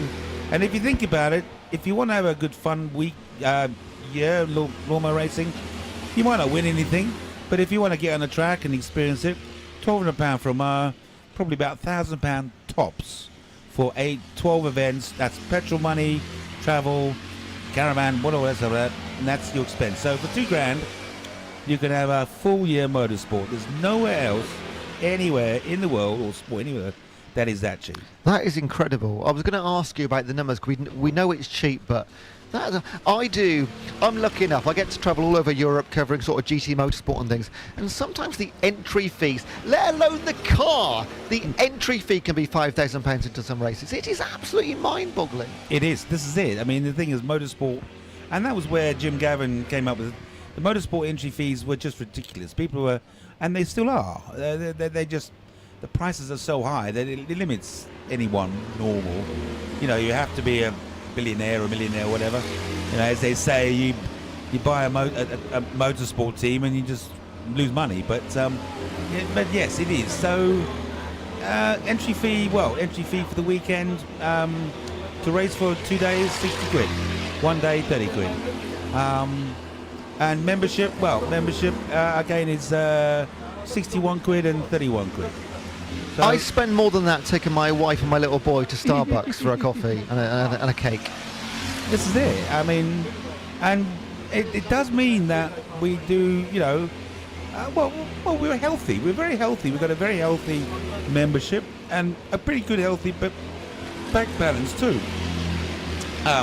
But we're not rich. You know, we do and this is why this event is actually quite important to us, because we do make money on this event normally from the number of entries and the amount of money we charge, but we then were losing money, and the club was starting to come very close to a situation where, you know, we didn't have any running money, so we had to put the prices up. There were a few moans, but tell the truth, I think we put it up from £90 to 110, so it wasn't that much of an increase, but and that's in line with inflation pretty much, isn't it? And I mean, the thing is, for us now, the biggest expense is the stuff that we have to hire. And being a public event, as I said, we have to have Harris fencing and make it secure. We have to have crowd barrier fencing to keep the public away. We have to have security in the gate and to help with parking and to carry the money that's coming in. We have to have toilets. We have to have, you know, it's just an endless list, basically. And I mean, the vendors are there because we chose to have them. But, you know, it didn't cost us anything, actually. The vendors, actually, we do benefit from them because we have an agreement that part of the money they make, they give to us. It's all for charity as well, so what's up? What's up, Pete? They're in the pits. 44 is broken down. SDS is in the pits, we're hearing? They're in the 44. 44, oh, going commando. They've been incredibly consistent, did well last year, qualified well, currently in third place. However, we might see them start dropping down. And they're still in the pit lane. So stories being told throughout. I'm just going to pick up as well on Group 3 because Mo Fear have dropped to 21st place. And that is, they were leading Group 3. And now they are, let me do some very quick maths, 67. They're now 8 laps behind Mowers with Attitude. That is a massive difference. Just in this 15-minute conversation I've had with Mark, that is the biggest turnaround in terms of groups. So Mowers with Attitude, runners-up last year, they've been 4 times runners-up. They are absolutely, Richard and his team, desperate to win this race. And they've now, from somewhere, we'll hear from Callan, I'm sure, pulled out an 8-lap lead in Group 3. My goodness, there'll be a story behind that. Third place in Group 3 is Parrots with Problems running 26th overall. And then NDA Racing are still going just about in fourth place in Group, 59 laps completed. They were the leaders early on, and they were going like an absolute rocket in the early stages. Swede Bashers leading the tourist class, Old Farts Car in second. They're running 9th and 11th respectively. And one man went to Michael, who was leading tourist. He's obviously riding solo. We've mentioned that a few times. Dropped out to third in tourist class, 13th overall. So they're the major updates at the top. No change in Group 2, where the Night Riders lead, 60 laps completed. That's 14 more than Charlie's Angle, who have retained second place, and Omar Racing, who we saw coming off the track some time ago. Things didn't look good for them, but as far as I can see, that they are still running. 32 laps done. Last lap was a 3 minute 2 seconds, so a pretty slow last lap. I'll see if they come through again. Just making that 32 laps done. So SDS Racing will, Going Commando, yeah, they're dropping down now, they are. So Team Strongmo move into third place overall. Going Commando's last completed lap was 5 minutes 50. So they would have lost 3.5 laps thereabouts, lapping at 140. Yeah, 3 laps-ish, just on that last lap, whatever that incident was. And 5 minutes 50 is a lot more than just a driver changeover. Everybody else in the top 20 seems to be lapping absolutely fine in the high 140s. No troubles there. Blade Runner's a 4 minute lap last time round. In Group 4, running 22nd, so they've lost a few places. Let's just keep scanning the timing board. And yeah, I think Mark is answering some questions that we can't answer sort of on the mic online. So if you do have any questions at all about lawnmower racing and you're on the YouTube stream, please do send them in. We'll do our best to answer them as soon as we can. As we go through the night, we might sort of leave the mic alone for 5-10 minutes just to get a break and a bite to eat and maybe a drink or so, but we'll try and be as responsive as we possibly can throughout the entire event. Of course, if you're watching from different places around the world, it might be a very reasonable hour for you. It might not be here, but for you it might be sort of middle of the afternoon. So we'll take that into account. Going Commando, I'm just waiting to see if Going Commando, yeah, they're back out now, 1 minute 42, so they lost about 4.5 minutes in the pits, which dropped them from second down to fourth, so not an absolute You're going to have to go and find out what happened, aren't you? Shall I go for a run? I was just thinking, why not strap on the old headset? So 44, where's my they're where's my left, pit about map? 3 garages down. 3 garages down there. I'm going to go and see Going Commando. Okay, let's and get just you get a bit of insight. Let's get you wired up. Oh yeah, I need that, don't I? Hang on a second.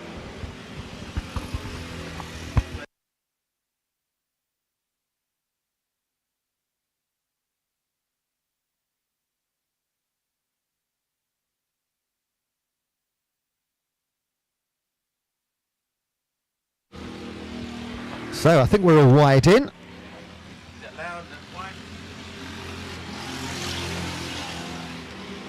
Right, and I'm going to go. Oh, I can't hear myself, Mark, but. Can you hear me? Okay, nothing's coming through.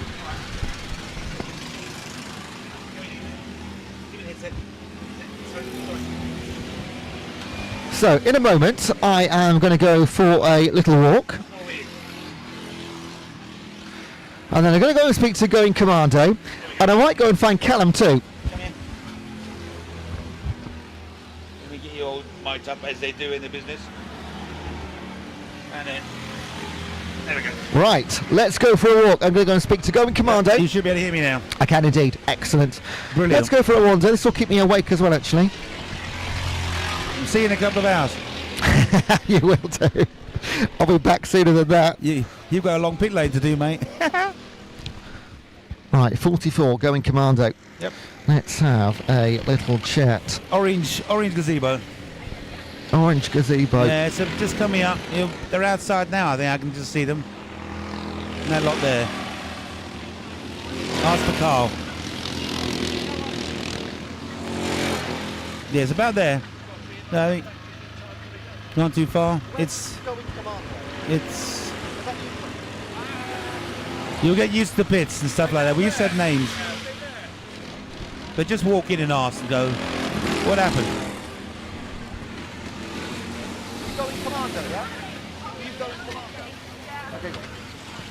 With Going Commando, we saw you lost 4 or 5 minutes there. What was the issue? We lost battery. The lights went. So we had to come in quickly, change the battery over. So we're pretty happy in the time we've done it. Yeah, back out there now, putting some lap times in.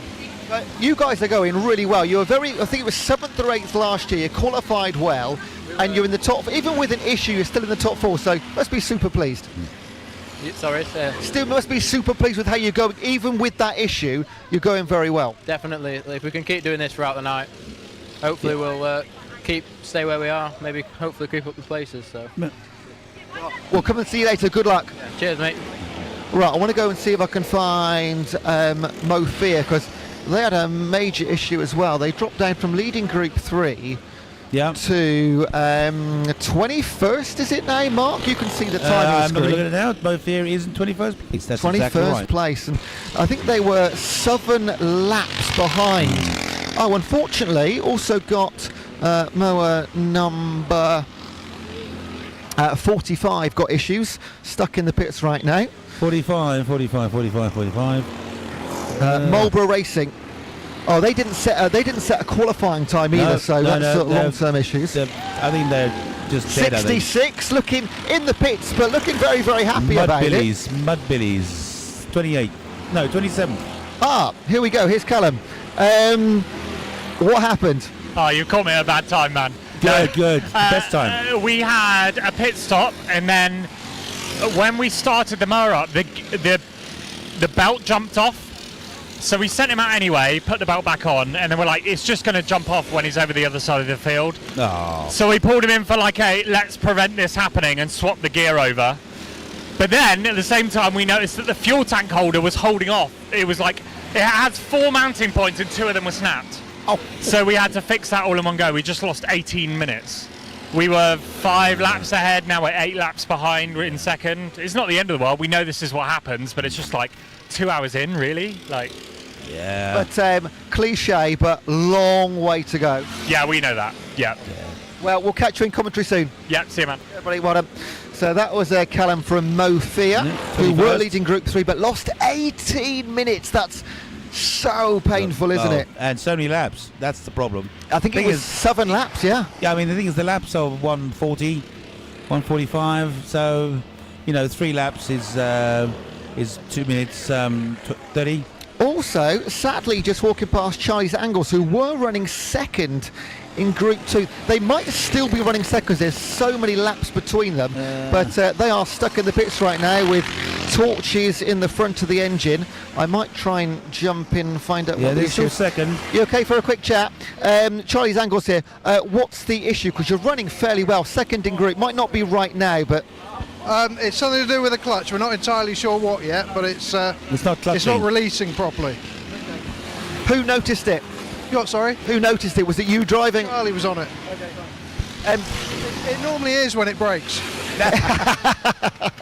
Oh, that was staring, daring eyes there we got back from Charlie. But obviously only 4 mowers in the class. You can get this going again. 10 hours still to go. You're still, like, still well in this race. Yeah, well, hope for the best. It's horrible out there. Absolutely horrible. When you say that, what do you mean? It's just, there's so many, the ground's really hard. There's big ruts in it. So it's like concrete, and every time you get in one of these ruts, it tries to rip the handlebars out of your hands. He's always complaining, Graham. These are the mowers that you don't really want to be on when it starts to get rutty, isn't it, the Group 2s? Well, I did quite a long stint at first, and that was sort of me weighing up whether, I really wanted to get off instantly, but I also didn't want to get on again, and I thought the longer I stay on there, the less I have to do in the future. What was the long stint? Was that about the hour mark? Yeah, it was about 45 minutes, 50-ish. Well, good luck getting it going. I hope to see you out there shortly. Hopefully it won't be me. Thanks, mate. Ewan, make your way back to the control tower. I'm coming. There's something for you, I guess, delivery. So anyway, and we'll continue talking about it. I am on my way. See you in a minute. 66 still struggling. Sat still in the pit, stationary. 45 is up on the jacks now, inside their 10, as is 56. Oh, they're falling like flies, Mark. There's loads in. 57, My Racing, stuck in the pits too. You asked me for a forecast earlier on about what I thought, and I think my forecast on nutrition might be completely out of whack, because we might be having, but I can't believe it's horrible and bumpy out there. But then that was Graham Chibbenham, and he's always moaning. I think he was exaggerating. I think he was too, because that's what he does. But no, I've literally just walked past about 10 pits, and there's Mo is in 6 of them. Well, yeah. Anyway, ice cream delivered by Mr. Longley. Thank you. I'll be going off mic for 5 minutes. Sorry, Mark. So will I, funny enough.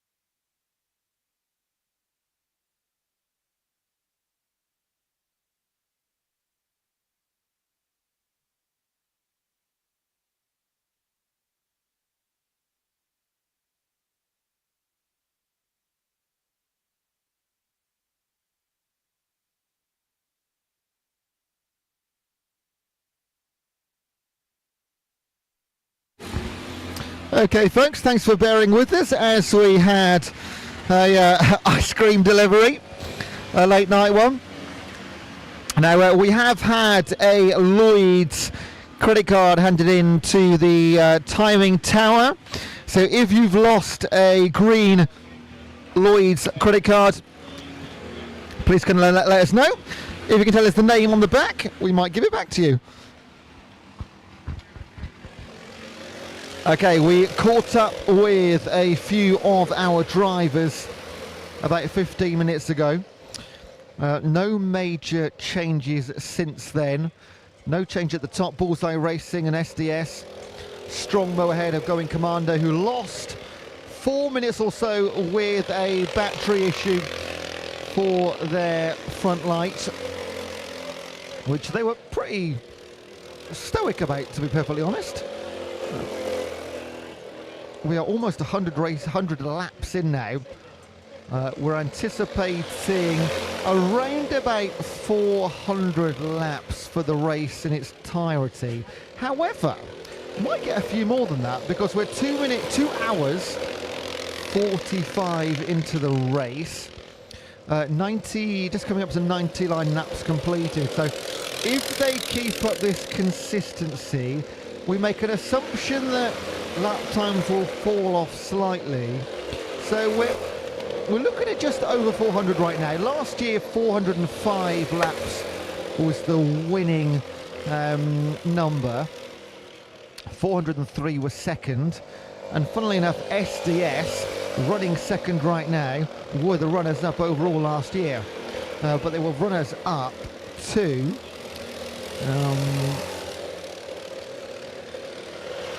Northerners Kick Grass, who I'm really pleased to say, after a very difficult period around the hour mark, are now back up and running a really good time as well.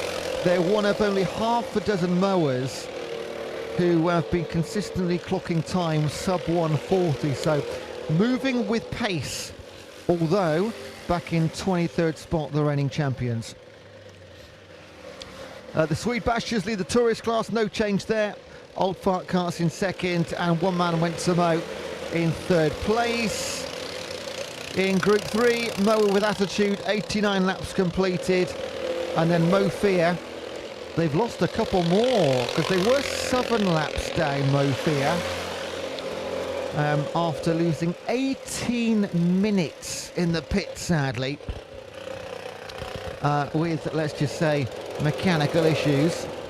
I'm sure Callum will tell us more next time he's up between his stints. Let's have a look, just double check that. Mo Fear 81, Attitude, yeah, so 8.5 laps or so behind. And then in the Group 2, not a shock to see the Night Riders, the reigning champions, the reigning world champion and the reigning world champion runner-up in that mower this weekend. And they are now, Charlie's Angle still in second, but losing loads of time in the pits. 7 minutes 23 was their last lap. They were up on the, well, we had a chat with them, didn't we? And it was something to do with the clutch, but they weren't sure how to fix it. But on 46 laps, looks like they are back out there now. And Omar Racing in third place in Group 2, 40 laps complete. I'm just going to wait and see that Charlie's Angle lap time change to make sure they are back out on track and they're not back in the pits. If it doesn't change, then that's certainly an issue.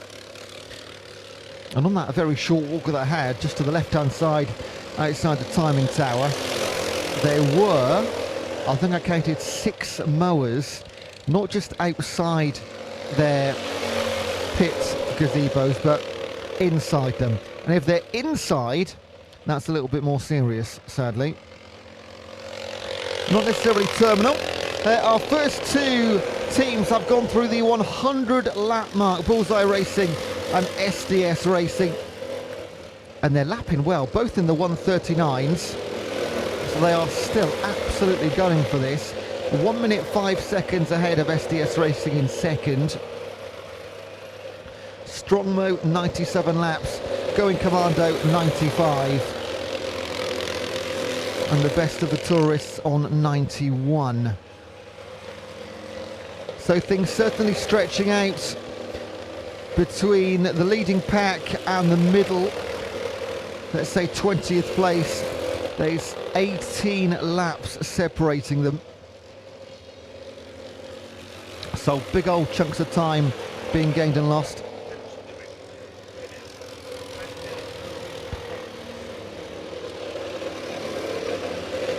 So just to bring you back up to speed with the basic stats that we've been mentioning throughout, but appreciate some of you is going to be or are going to be watching us for the first time and just tuning in. Just seen a couple of messages come in on the chat actually, so if you are watching on the YouTube stream, please do leave us a message where you're watching from, who you're supporting. DJC013 says come on number 24. That is Omar Racing, who need all the support they can get right now. Things not going too well. 40 laps completed, last lap 4:47, and I think they're sat in the pits right now because their lap count hasn't changed for a little while. But we wish them luck. And Zach Rodman says my dad is in the number 90. 90 is a tourist. Leading the tourist class, the Swede Bashers. And in the number 90, Paul Robinson, Aaron Moore and Gareth Moore. And Max Cansfield from Doncaster says Going Commando, number 44. And they are in 4th place, going very nicely indeed. We spoke to one of their drivers only, 20 minutes ago. And despite losing 4 minutes to that battery issue, still going incredibly well. And just checking my notes here. Yeah, they were 4th last year. That's annoying. Just off the podium last year. Qualified 8th and currently running 4th. You do not want to come 4th 2 years in a row, do you? That would be... I mean, 4th is a good position considering there's 40 teams. However, one step off the podium, I think I'd rather be 10th. Next year I'll be there. Gutted my mower wasn't ready. That's from 501 Racing. Well, more the merrier. Last year we had 50 teams, and this year we had 41 enter, one non-arrival for scrutineering, and Marlborough Racing, no laps under their belt so far. So 39 mowers competing, or 38 even now, but Smoking Grass, 29 laps, 15 minutes for their last one. Actually, happy to say Omar Racing are on track because they've gone up from 40 laps to 41. Charlie's Angle is still in the pits with 46 laps. So Omar could take 2nd place in Group 2 simply just by being out there on track. So within, well, their last lap was 3 minutes 11, which I must say is pretty slow. So that suggests an issue to me because even the Group 2s, they are Group 2, but even the slower Group 2s should be around about the 2.5 minutes or so. Let's keep our eye on those lap times as they come in.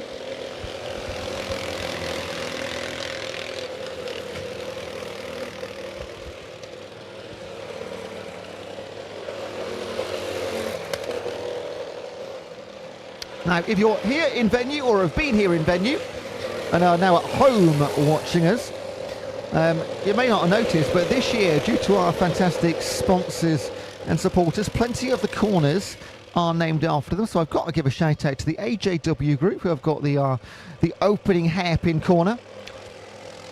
Our start straight was the C. Curtis Building Straight.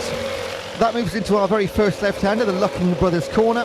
Then we go through the double chicane, the Seville's corner and the Oak Blokes corner. Mare and Freight is the soft left-hander before the big right-hander at the far end of the field, the Martin Ledbetter Joinery corner. Then come the S's all the way through to pit corner. So if you own a local business or not even local, just want to support Lawnmower Racing, get in touch for next year and get one of the corners named after your business. A great little bit of advertising, and let's be honest, it's a bit of fun as well. Now, another comment coming in from Maidenhead Rock Choir Prefect. What a name. I'm going to have to Google that shortly. Supporting 53 Cutting Edge Mowers, Tom and Joe Stimpson and the crew from Mum and Dad. Love that. So, 53. That is the, of course, Cutting Edge. That's Tom Stimpson, James Budd and Jack Brett. Qualified in 28th place on their Honda HT381 and with a Honda GX340 engine. And do you know what I love? In the programme for this event, and every good sports event does have a programme, we get a little bio as well. So Cutting Edge, back for a second year, says Tom, with a new Honda powered engine built with a 2-to-1 gearbox with a prop shaft drive. That was going into some detail. And we decided to enter the 12-hour because we're always up for a challenge. And as soon as we found out it was raising money for cancer research, it was a must because some of the team members have been personally affected. Sorry to hear that, but what a way and what a reason to be racing. 21-year-old tyre fitter by trade, always had an interest in anything with an engine. Jack is a little bit older at 26, senior infrastructure engineer in IT and healthcare sector. He has a son, a dog and a girlfriend. Oh no! Right, come on. He's got a son, a dog and a girlfriend. You don't say it in that order. You go girlfriend, son, dog. You've listed the girlfriend after the dog. Terrible. You're going to get told off. Also, our resident racing driver with an FIA racing... Hey, FIA racing licence, wow. And James is 23-year-old number 2 race mechanic in WEC and ELMS. And his spare time races miniature NASCARs. Wow, known as Pro Grands UK. These bios are just brilliant. I mean, some are better than others. Some have gone into a lot of detail. Some have clearly put them through ChatGPT to make them sound better. But this is a genuine, this is what we do. So, well done, Cutting Edge. I'm sure Mum and Dad are all proud. And currently lying, what did we say? Where were they? In 30th place in the tourist class. What's that? 6th in class? 74 laps completed. Bit of an issue on lap 74 because it was 5 minutes 46. And they should really be lapping in the low 2 minutes or sub 2. We'll wait and see. I might go and find them later.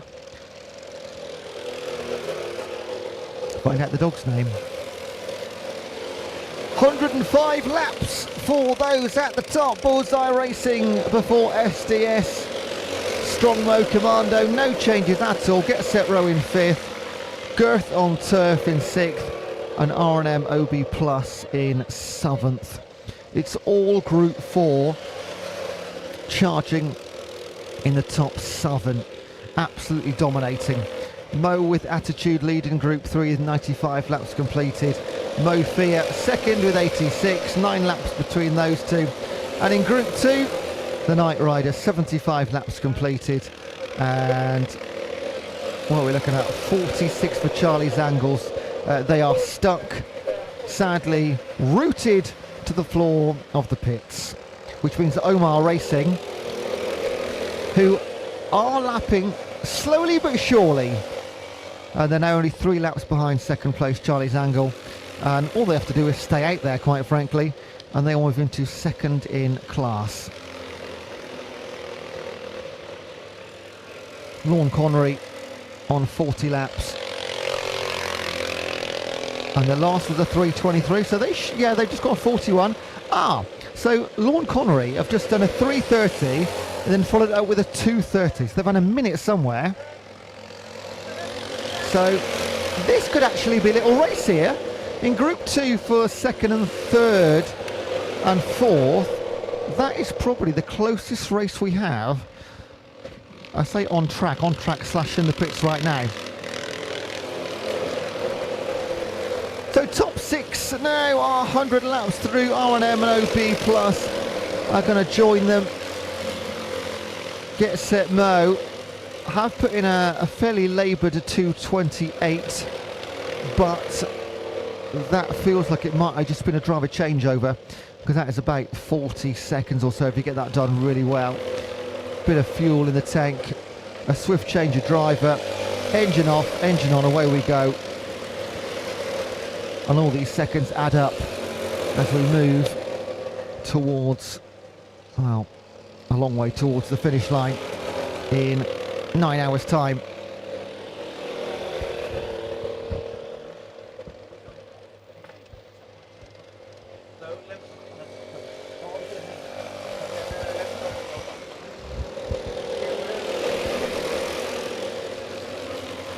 So we are, of course, online and in PA right now. The PA will go right through till 11 o'clock. And if you're listening in the pits or anywhere around the track and you want to continue listening, of course, we've got to take it off at 11 just to respect the local residents in the nearby. And but you can still listen to absolutely everything online right through the night, right all the way to 7 a.m. and beyond. So you don't have to miss a single thing.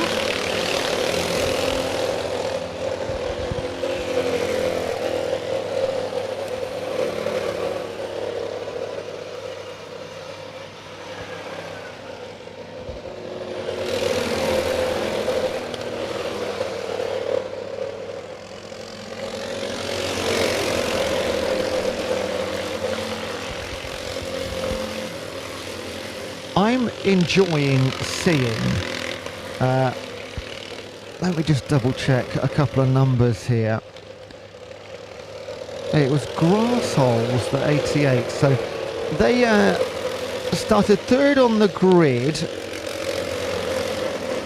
the tourists, if you're just joining us, the tourists started really well. It was about Northern Rock, 85, who went off the grid like an absolute rocket, jumped into first place, then had some serious issues, dropped right back into the mid-30s, and have made their way back up to 23rd. Similar story for Grass Holes, who did have a turn at the front for some time. Again, issues for another tourist class. In fact, more than one issue actually. And also the 89 Gashit and Bashit, who had no less than 4 instances where something went wrong, but still in the top 16 as we talk right now. So a great mower with great drivers. They've just clocked a 137, which they are the fastest mower on track right now. Even our leaders, Bullseye Racing, are a few tenths off that, but most are, there's a few mowers doing sub 140s, but that is the fastest lap I've seen for some time, and they're quite close to let's have a look, 1 lap behind Grass Stewards and Cutting It Fine, but they're in group 4, so they have made it back into 3rd place in the tourist class.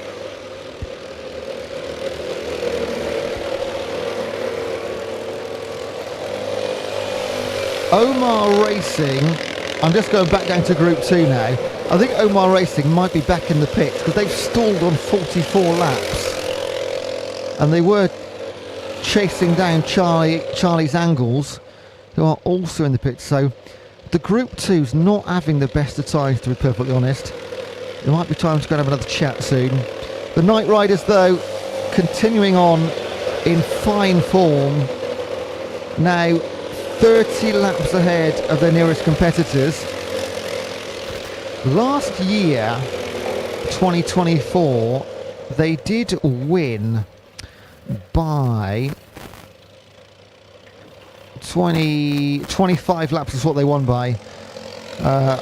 253 completed, and they beat the Battle of Britain Memorial Flight. That was a team in remembrance. And then Omar Racing 3rd last year with 222, so they were 6 laps off 2nd. Currently sitting in 3rd. 8 teams now through the 100 lap mark. No change. Oh, there is a change at the not at the top, but Team Strongmo have moved into 2nd. SDS dropped down to 6th. Oh, they've been in second place for what feels like an hour. I can see their last lap was 1:41, so it must have happened in the window that we were looking a little bit further down the order. So SDS have lost, what, 4 laps somewhere? So Team Strongbow in second, going Commando up into third. Gets Mo Racing up into 4th place. Girth on Turf take advantage of SDS falling back into 5th. In SDS Racing down to 7th. I think they might be in the pits. I might need to go and have a look for SDS. I think they're in the pits somewhere because they are dropping down this timing sheet from 2nd place down to 7th, and I don't think they're moving. So I'll go and have a look. And that is the team with Dean in as well, isn't it?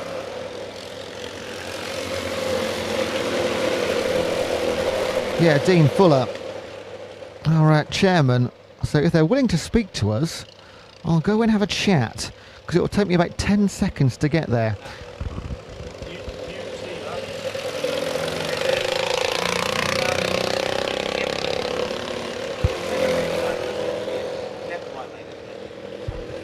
Right, let's go and find out what has happened with SDS. They are now, they were not far behind Bullseye. They've dropped 8 laps off the pace, so they must be in that pit lane. Let's go and have a word, because they were one of the favourites. And I'll be here in race control for you and feed you the information you require. Thank you very much, Mark.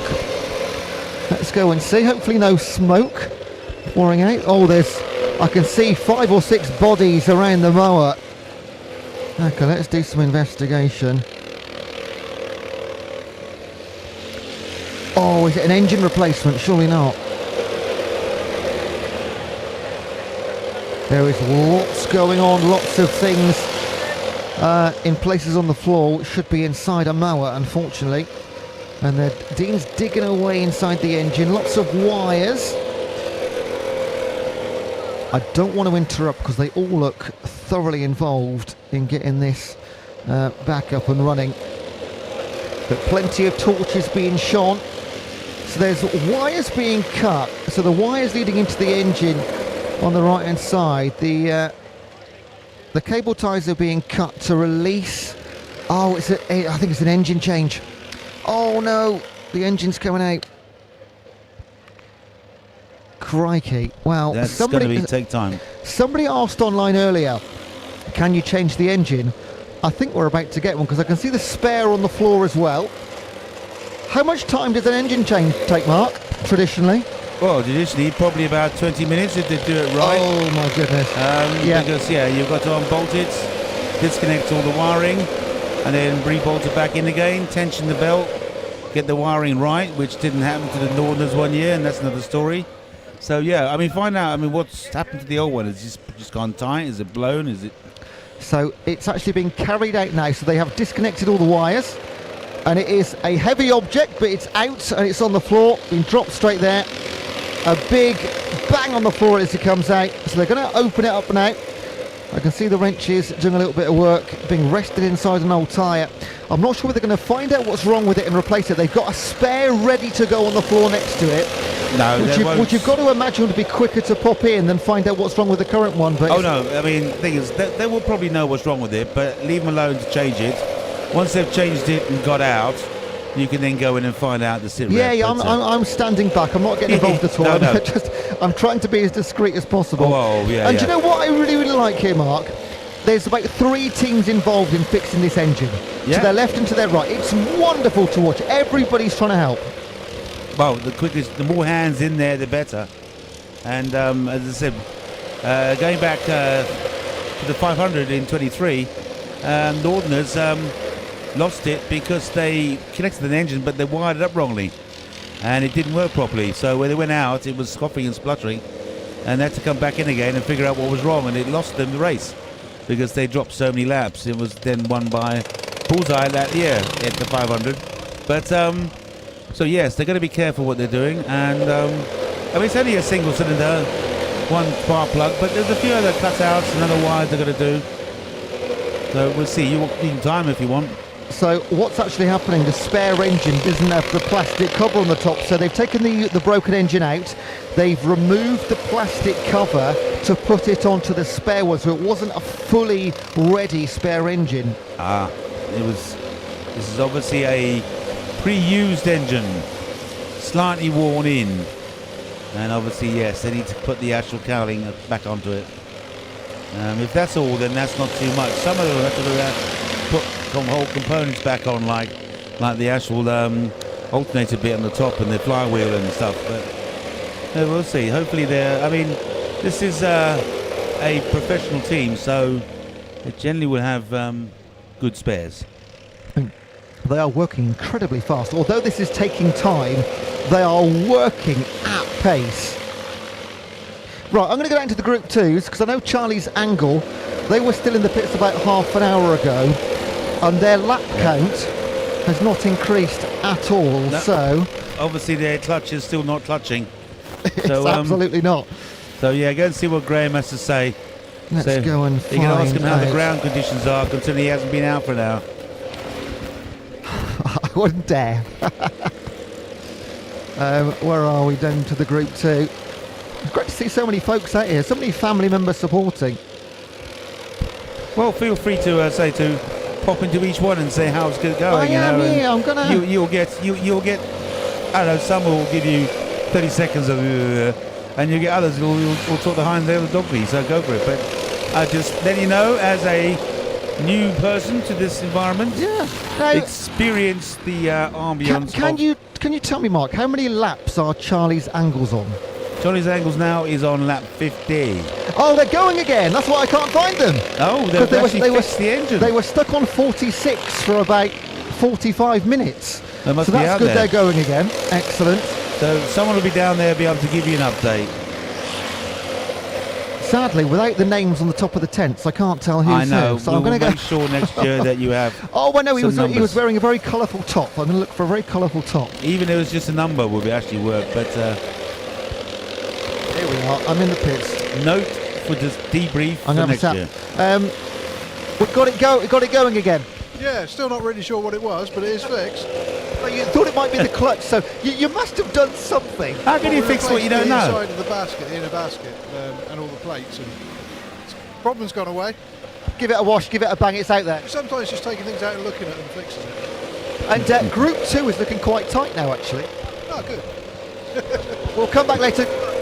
Enjoy your pizza and your tea. It's like a little restaurant down here. I'm afraid they are 79 to 50. What's that? 29 laps behind the leaders of Group 2. The Night Riders, yeah. Yeah, the Night Riders and Mr. Hills, Mr. Mike Creswell and Jason are leading the thing at the moment. So, sorry, Graham, you'll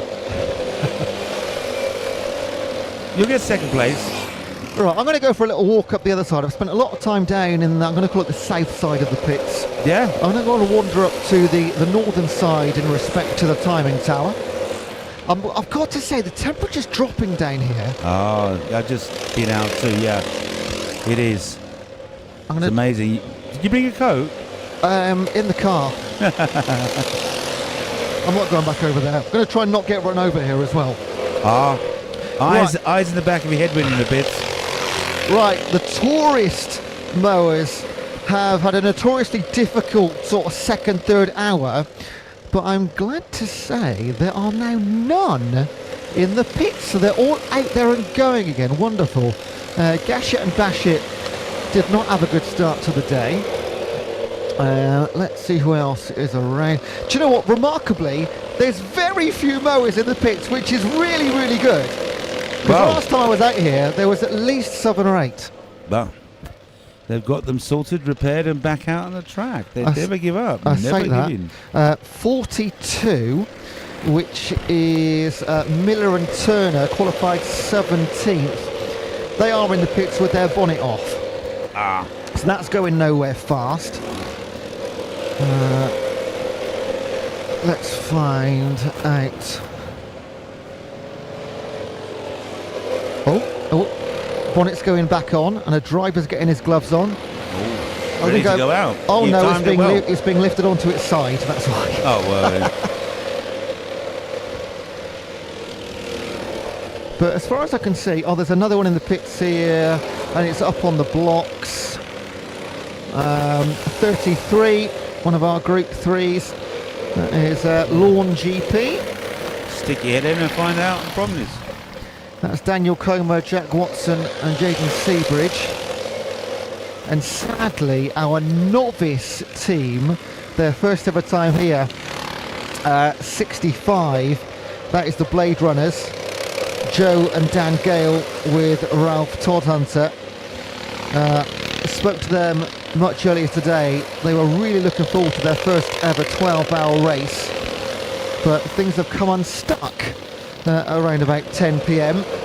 Again, I'm very conscious of not digging my nose in where it's not wanted, so if they go back out on track, I'll come and find out what was wrong.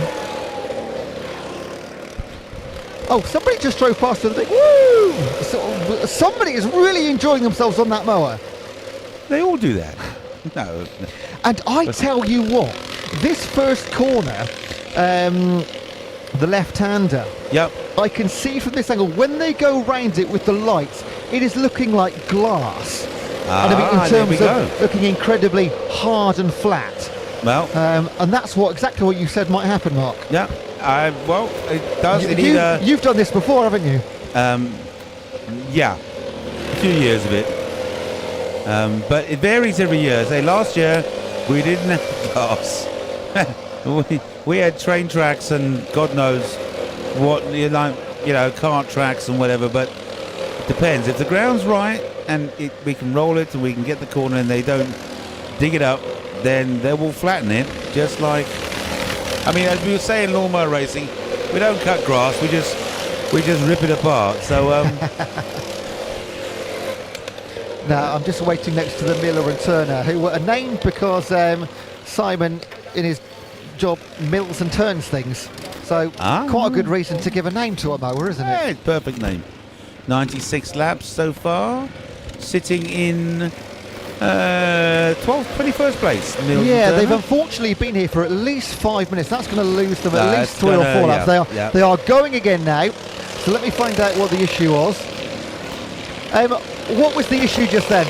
Sorry? What was the issue? We had a bit of slip on the clutch. Some of the corners it was basically revving but going nowhere, so I think we just looked under it and greased it up. Yeah, it's fine. It's going, it looks absolutely perfect now.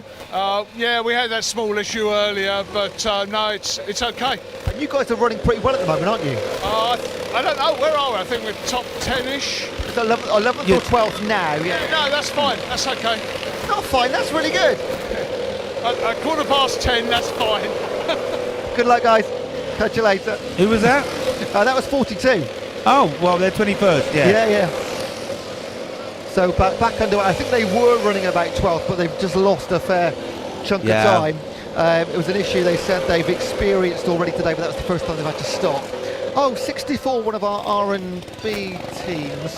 R&M OB, yes, 6th place. So 64. 64, they're 108 laps. That was more than just the driver changeover. That was some mechanics out there. But looked like a fairly quick one. Now they're dropping, they're now 7th. Let me have a look. Hang on a second. That is looking. Sweet Bashers have overtaken them.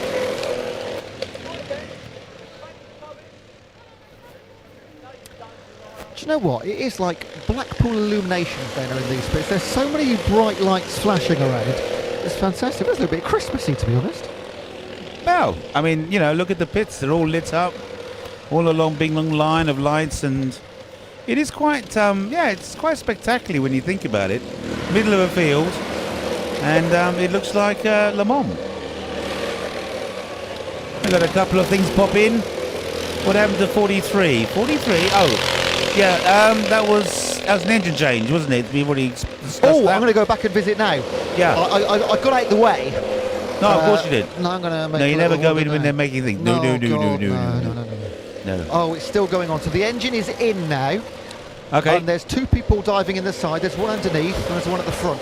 Yeah, underneath, do the bolt up. Yeah. Belt on the side, connect the cables, get the fuel line, accelerator. So, Jake the Zoo, that's what's happening if you're listening. 73 people listening at this time of night.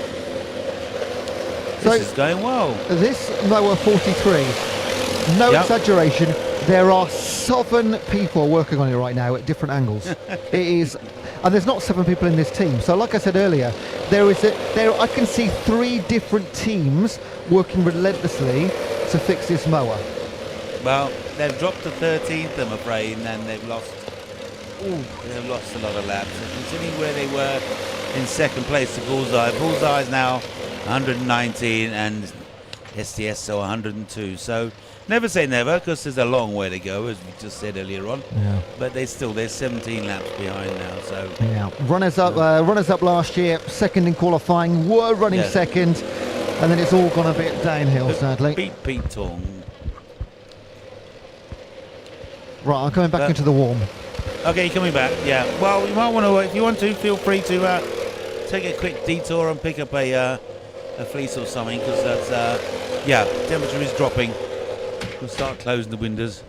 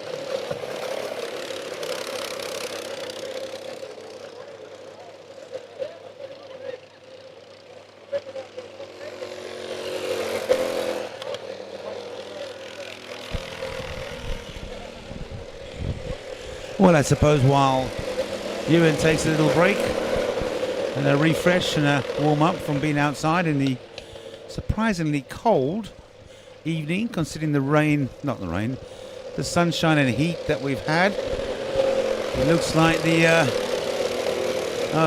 our pizza man has sold out of pizzas and made his way home now. So the burger van and bar still going. I think the band is still playing. Yes, they probably are. Yep. And there's plenty of people in the crowd, scattered around the crowd area. But anyway, picking up on the current status of the racing at 121 laps and 3 hours and 23 elapsed. We got number 47 in first place, Bullseye Racing. Group 4. Last lap time was 1 minute 35, so they are doing some very, very fast laps. Probably the fastest laps a lot at the moment. And next is number 54, Team Strongmo, Group 4, 117 laps. So there's 4 laps behind already. In second place, they're only doing 145s. 49 in third place, Get Set Mo Racing, 115 laps. In fourth place is Going Commando, another Group 4, 114, they're doing 138s. Fifth place is number 59, Girth on Turf, Group 4, and that's 113 laps, another lap behind. In sixth place we have number 90, it's Sweet Basher, the top tourist, 112 laps, 136. So he's going fast, but not quite as fast as Bullseye at the moment, but he's still got a lot of laps, almost 10 laps to catch up. as you said, it's only 3 hours 23. A long way to go yet.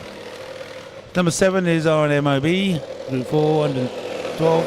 8th is 55 Slow-Mo. 9th is 86 Old Farts Cart. 10th is number 62 Mohawk Key Tools. Old Farts Cart is a tourist. We've got number 11, Gash It and Bash It. We were no other tourists. They're in 11th place. Number 48, Never On Time. In 12th place, Group 4. And then we've got our first, 63, Cutting It Fine, Group 4. 14th, number 88, Grass Holes, Tourist. And then in 15th place, all the way down to 15th, with number 37, our first Mo, that's due, Group 3. 104 laps. That's 16, 18 laps behind Bullseye. A mountain to climb for Mo, that's due in Group 3. Obviously it's not quite a Group 3 track. It's been discussed earlier on. The Group 3s are a beast to handle. They're very high centre of gravity and they will kick you off at a moment's notice. So that's where 37 is. Then it's number 16 is number 46 Grass Bandits. 87 a one-man win to Mo. And then when we're talking about number 43 SDS Racing is now dropped to 18th. And 19th is 60 Grass Stewards. 20 is number 31 Mo Fear, which is Callum's mower, and they're already down in 20th place, which is the second Group 3. So it's very likely that Mo Fear or Mo Attitude will take first or second place, but they're not likely to get anywhere near the overall win, or certainly even second or third, I think. I think they've kind of unfortunately had a bit of a bad moment, initial start. You've got to have like Le Mans, you've got to have a smooth, uneventful race with just normal pit stops. Nothing break majorly apart from some standard replacement parts that are done at normal. Anything that's untoward and it just drops you down. Hang on a sec.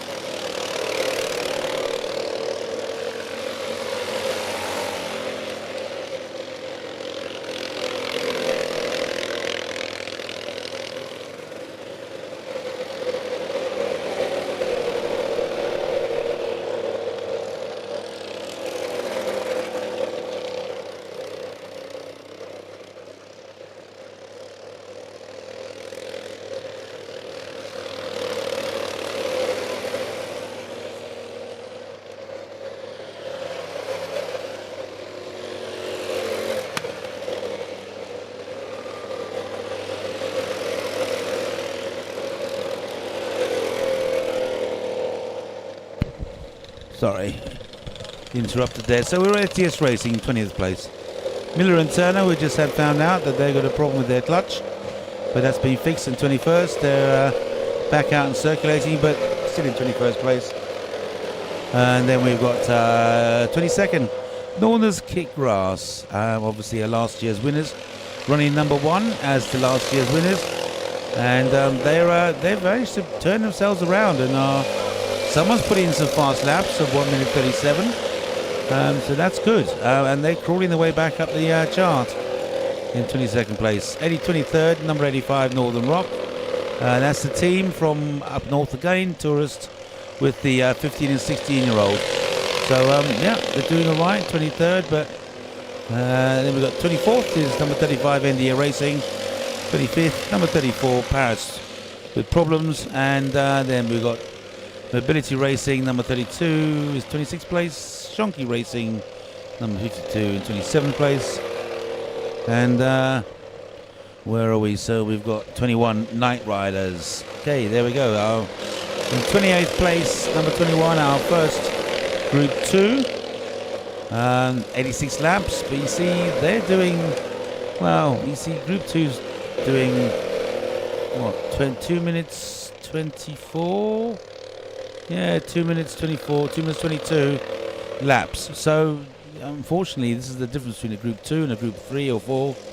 There's almost half a minute, really, in the lap time.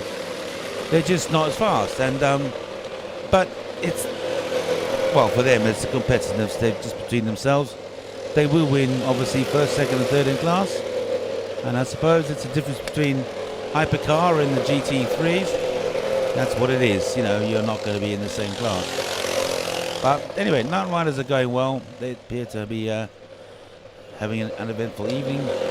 Number 66, Mud Billies. Guy from, he's got millions of viewers or something like that. He's be out there. Oh no, I don't know. Someone said he was in the pits too, but he's certainly in 29th place. R&M Spares 30, Cutting Edge Mower 31, Blade Runners 32, Lawn GP 33. And then we got Omar Racing in 34. Charlie's Angle, who we know is now back out after having that that clutch problem that wasn't really a problem because they couldn't find what's wrong with it. But they put it back together again, it all works, and they sent it out again. And 2 minutes 17, so he might be able to catch back up again if the others aren't running. And really that's about it. I mean, Lawn Connery, we've got Mobile Racing has dropped out obviously. Smoking Grass, haven't done anything for a long time. Omar Racing is our last group too. And I don't think that they're, I think they're going to be there for the start and the finish. And the bit in the middle, they're going to sit down and have a sleep. That's generally what I think Omar Racing is doing. I could be wrong. Play tell. Darren Wakefield, what happened to number 43? Well, number 43 had a blown engine. We've been talking about that before. Engine's been changed with the help of other teams. And no doubt we will see them grow back up the charts, up the list, up the timing table. But at the moment they're down in 22nd place. So obviously, no, they're not back out yet. Obviously still changing the engine. 23rd now. 102 laps. They haven't turned a lap since, I think 30 minutes ago now, so this must be a problem. It normally takes about 20 minutes if they're doing everything right. But if they're having to screw old bits onto the mower, then onto the engine, then it's going to be a problem. Oh, I'm sure Jay Kazoo, they will be back in. I mean, as soon as they can get 43 up and running, no doubt they will want to be back out on the track. So, as I said, they've got a bit of a mountain to climb, but there's 3 very good riders on number 43. Sean, Dean and Stewart. They're top riders, top championship drivers, top British and World Championship drivers. I mean, we say world. I mean, we were the very first lawnmower racing club in the world. So we were the first ones to have a world championship. And we did invite the world to come along and actually partake in the world championships, which is another unique event for lawnmower racing, where we run short sprints and we randomize the starting channel that you're in, and we have levels and heats, A, B and C heats. And if you win your heat, you stay up. If you lose your heat, you go down, and if you lose that heat, you go down another level. And you get different points in each level. Anyway, it's open to the world, so if anyone wants to turn up with a mower that's compliant, you can race it. Funny enough, we don't get an awful lot. We did have a French guy turn up in a quad bike to race it, and we went, that's not going to happen. So unfortunately, we let him go around the track, and then he went home. But some people just don't understand why we say rules are rules, but there we go. So world champions and British champions. The British champion is a shield. It's about 3 foot by 3 foot. It weighs about 20 kilos. You can hardly lift the damn thing. But it's got a little mini shield of every single winner since 1973. And it's running out of space in Group 2. Group 4's okay, because that started much later. Looks like Ewan has rejoined the crew. from his little break. Welcome back. Just a little sustenance to keep us going. Now, will 43 be back in is a question. Yes, we do believe so. I was down in the pits about 15 minutes ago, and they were replacing the engine. It was taking a bit of time. I think Mark said about 20 minutes. There's been about 25 now-ish, so they can't be far away. I'm just waiting to see. The next time they do a lap, if you're looking at the timing screen, we'll learn how much time they lost, because their lap time will be, well, 1 lap plus how long they've been in the pit. So I think it's going to be about 30 minutes or so. It'll be a big one, but the lap counter will go up, which will be the big indicator. So we should see it go up to 103, which will say they're back on the track. Unfortunately, the pits are just down there. We can't quite see them. Yeah, So, we can see just outside the pits, but they're working all inside it. Yeah, so. yeah. I don't know, there might be something happening there. What's that? Has it come out? Maybe. Yeah, top. If you're watching online, the top screen, that is around about their area. So there's there is a mower outside one of the pit gazebos. I think they might be refueling and getting it ready. I hope it is them. Someone has just come in the pits further on down. They've now lost over 25 laps. Yes, I know. Oh, someone is climbing on.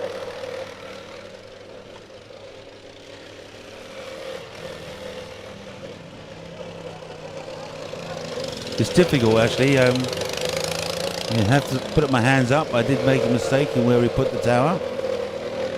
But it should have been further forward, but we have 70 people listening in to us now. Welcome, people, wherever you are. I'm glad you're listening in.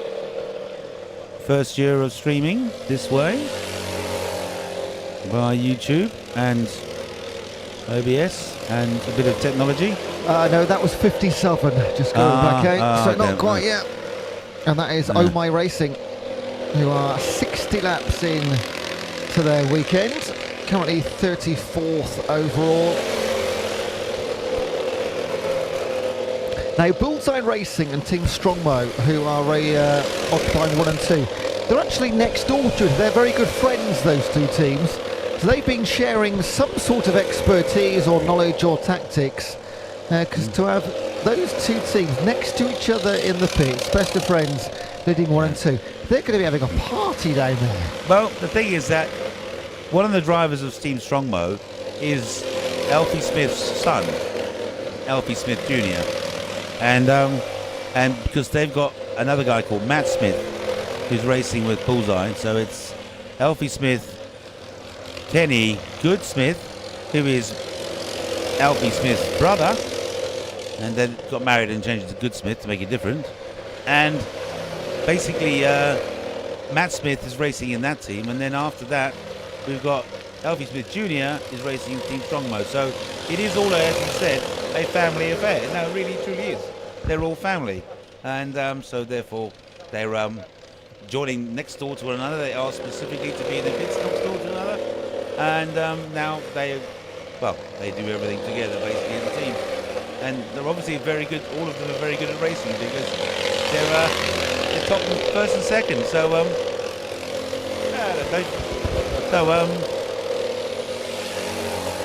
and Gashit and Bashit up to 10th place now. They went from 1st to 30th and now back up to 10th and lapping in the 140s. So one of the more competitive teams on lap times as well. Definitely. I mean, I think they're the team from Guernsey, Gash and Bashit. That's Sunil's, Axel and Sunil's.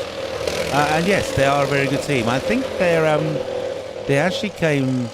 They won it in. They came 4th in Group 4 actually, at the 500, 3rd in Group 4, and we didn't realise they were running a illegal exhaust, and it got through scrutineering somehow. So that caused a bit of a. There was a few. How would you say, feathers ruffled on that one in terms of other people, but yeah, they got through scrutineering, they were passed, and they were allowed to run a Group 4 when they shouldn't have been. That's why they're in Group T. But they're a good team, and they've Gash and Bash won this year's this year's 24-hour French. They went over and did it. We didn't send anyone over, so it was. Of course, they won it because there was none of us there. But it was. They did it time. They won it. Big in France, lawnmower racing. Yes, it is. No, the French they're mad about it. I mean, there's all sorts of little teams all over the place in France and Luxembourg. But France is about 4 or 5 little teams. They call them on-deux tracteurs, and but they're let's say they have some very, very odd, what they consider to be racing tractor. I mean, ones that look like little Tonka toys to other ones that are like, I don't know, go-karts, which are low down the ground. They don't really, let's put it this way, they will not fit our rules. They like their big engines, so a lot of them have V-twins with huge exhausts. I mean, they sound like a car, you know, but again, it's all to do with durability because, I mean, the Germans are also very big into it. Marco invited us over to a German one just north of Cologne. Went over there for the race, and beautiful. We're up in the mountains there with the green hills and the alpine huts and stuff. It was gloriously scenic, and we were streaming around the mountainside in lawnmowers. But yeah, Dean actually, no, yes, it was Dean. Dean took away the trophy again in the Challenge Cup. So I mean, even if they've got big engines and big wheels and wide axles and all that stuff, you just can't beat the skills of the British drivers. But it's a long story. And you told me in a conversation offline earlier that in America it's a growing sport. And now 4 classes here, that's about enough. It's quite a nice number. Yes. So they've got 13 groups. 13 different classes, yes. I mean, yeah, the thing is, as I was talking to you about it, the Americans, I mean, for a start, they can't turn right. They just don't know how to turn right. They can only turn left. And I mean, the mowers are set up to turn left, the whole camber and everything on the. So, I mean, but they do. I mean, they're very much NASCAR, you know, sports car, whatever, NASCAR orientated. So it's an oval track. It's on clay, and they actually chip the clay in, roll it down, and squash it down. So they're pre-built tracks that are pre-built and left there, ready to race. A lot of money spent. I mean, well, the Americans spend a lot of money, and they race round in ovals for about 5 to 6 laps. So it's accelerate like mad, do a corner, and then slow down, and then accelerate like mad and go slow down in the corner, and then after the green flag, it's 5 to 6 laps later, checker flag comes out, and the race is over in about 5-10 minutes. It's like, it's ridiculous. And if you didn't have multiple mowers, you wouldn't have a very good racing day because you're driven God knows how many thousands of miles to be there at the National. Entered your race, and that was it. You twiddle your thumbs now and wait till your next one, which is in the afternoon. I mean, it's just crazy. But they have lots of little rules about engine size, about revs, gearboxes. I mean, they've just made the sport as complex as you can possibly make it. I must admit, there's Angelique Jolie over there. Not Jolie, but Angelique is trying to bring it back to the basics of what it was when they first took the rules away, and they did race with mowers that were built to our specification. It still raced on ovals, but at least the mowers were closer to us, and she's now started, and they're actually going to have the first ever 12-hour race in America. Yes, but I mean, the thing is, as I said, they're top class, and this is where it goes crazy. It's called FX, which is basically free-for-all. It's just, you can do whatever you want to do. And then there's an FX Twin, which is a twin engine, and you can do anything. And no kidding, I mean, they take a lawnmower engine, which is a lawnmower engine, and it's a lawnmower engine. And they strip it down completely, and then they bore it out, and then the nickel cut, it's moved. SDS is back out. And no kidding, they spend like $40,000 on getting his engine tuned. $40,000 on a single cylinder engine, which is a tuner, new conrods, new camshaft, I mean, they just go mad on it, and a sort of K&N filters and all that sort of stuff. I mean, okay, yes, the mower could do 90 miles an hour, and it's slammed, as we say. It's slammed, and it's literally almost runs on go-kart wheels. They're not lawnmower wheels; they're like go-kart wheels, and it's got to be about sort of 3 foot wide. It's massively wide, massively low. Looks more like a go-kart. And yes, apparently, they can do 90 miles an hour, but I've never seen them doing more than 40 miles an hour because the straights aren't long enough. They're braking for the first corner, so it's massive acceleration, brake, massive acceleration, brake. And I thought, well, you know, $40,000 later, and you've spent that much money, and all you're doing is get around a loop again. And I have to say, quickly to add and to digress, when we went over in 2017 to chat, we were invited over for their 25th anniversary, and they invited 5 riders to go over and challenge 5 of their best riders. And what they did was they put in a right-hand bend. They made it kidney shaped. So instead of being an oval, it was kidney shaped. So it was left, left, left, left, and then there was a very slight right, and then there was left, left, left, left. So it was literally a very minor little push on the side to make it kidney shaped. Boy, oh boy, did we hear moans from people, all the Americans. We're not going to put it back to an oval. We can't race around that. I thought, Anyway, I mean, they were extremely friendly. They were treating us like film stars, and food and stuff. Oh God, food, barbecues. I've never seen such a massive barbecue, and I mean, absolutely wonderful people. But the camera's working in colour again. Well, anyway, but so yes, wonderful people. But they are a bit mad on there, or a bit crazy. Oh, just a quick side issue. Their head of technology on their committee lives in Gun Barrel City, Texas. I love it. I asked him, do they have guns there? Yes, we have a few, he said. And he had just driven from Texas to Maryland with his family and his lawnmowers and his RV. Now, it's something like 5,000 miles, and he'd driven it in 2 days. And I thought, you'd driven all this way for lawnmower weekend. I thought it was bad, and I'd drive to Bristol, but I drive up to Redford. He'd driven from Texas to Maryland. I mean, wow, the guys they do actually, all of them do. Anyway, I waffle a lot, sorry. Let's bring us back up to speed. Now, you might have noticed, we did just touch on it gently, SDS Racing are back in the race.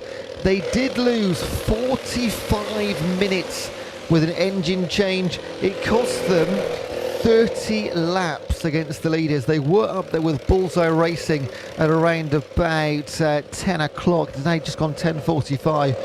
They have dropped to 23rd place, 30 laps back. But at least, after the help of at least 2 other teams, they are back out on the grass, which is great to see. So Bullseye Racing leading, Team Strongbow in second, Going Commando in third. That's been the case for a little while now, well over half an hour. No changes in... Oh, hang on a second. Group 3 mark, Mo Fia back in front. They were 8 laps behind Mowers with Attitude, and now they've got a 2-lap lead. I'm just going to watch 112 for a little while, see if that changes, because they might be static right now. So I'm going to keep my eye on 37, and if that doesn't change, then I think I'll go for a walk. I also want to go and speak to Bullseye Racing and Team Strongbow, the friends up at the far end. I'm sure it'll be a very jolly atmosphere in those 2 pit garages. And no change in Group 2, Night Riders, 93 laps. And they are now 34 laps. Is that the right maths? Yeah, 34 laps in the lead over Charlie's Angles, who are going. They've spent a lot of time in the pits, but they are up and away. Same with Lawn Connery, spent some time sat idle in the pits. They're also up. Omar Racing, 47 laps. I think they're back in the pits because they've been on the mid-40s for quite a long time. I'll go and do some investigative work very shortly. But let's just watch Mowers with attitude, 112. I think, very sadly, they might be stood still. But this is the ebb and flow of 12-hour racing. It all looked different. They were leading by 8 laps only half an hour ago, and there was a very forlorn-looking Mo Fear. Well, that is completely flipped. And they should be absolutely. You never want to see. You want to win it with racing skill and daring. You don't want to win it with your opponent having issues. But that is the situation. They've both had their own troubles. Mo Fear lost about 18 minutes in the pits, and right now it's going to be almost exactly the same. We're just tipping over that Mo with attitude, and we are getting close to 4 hours now. I must say the PA or the tannoy will be turned off at 11 o'clock just to respect our neighbours as much as we can. Yes, the mowers are going round and they're plenty noisy enough, but we don't need to add anything to that. So you still will be able to listen to myself and Mark if you wish to all night long. Just tune in on Facebook, or if you want to go to the BLMRA website, blmra.co.uk, and find the link there. We're going to take you all the way through the night. There might be a couple of silences just as we got to look after ourselves with food and drink, but most of the time you're going to hear us and we'll bring you up to speed with all the racing. I'll go for a few walks as well, annoy some people in the pit lanes, ask some questions, get in the way, and generally make a nuisance, but they're such a friendly bunch, they'll be very polite about it. But in about 10 minutes time you'll you'll stop hearing us over the tannoy.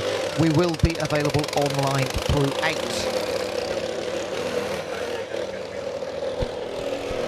Yeah, just quickly, we had a couple of messages in that I've answered, but yeah, keep listening in. We've got 66 people listening in to us around the world. Wherever you are, let us know. To come next year, Gareth. Well done, good man. Well, as I said, it's. I mean, we don't do official camping, so it's free, unlike Le Mans. But yeah, you can camp in the car park, as them people have done. We've got quite a few this year, and yeah. I would say arrive early because there is no spaces left by the time we kick off. It was absolutely heaving. Jammed. Yeah. Well, in actual fact, by the amount of money we've taken on the gate that I've been informed about, we have hit 3,500 people here. No. Yep. Wow. Yep. Wow. Yep. I mean, it's not official. That's unofficial, just from the amount of money that's been taken. And so yeah, that's cash and card. So it's been a pretty good, well, it's actually been an excellent year this year. And so pleased that, well, our work in social media, promotions and whatever, and you guys for obviously attending. And so, I mean, roll on next year wherever we might be.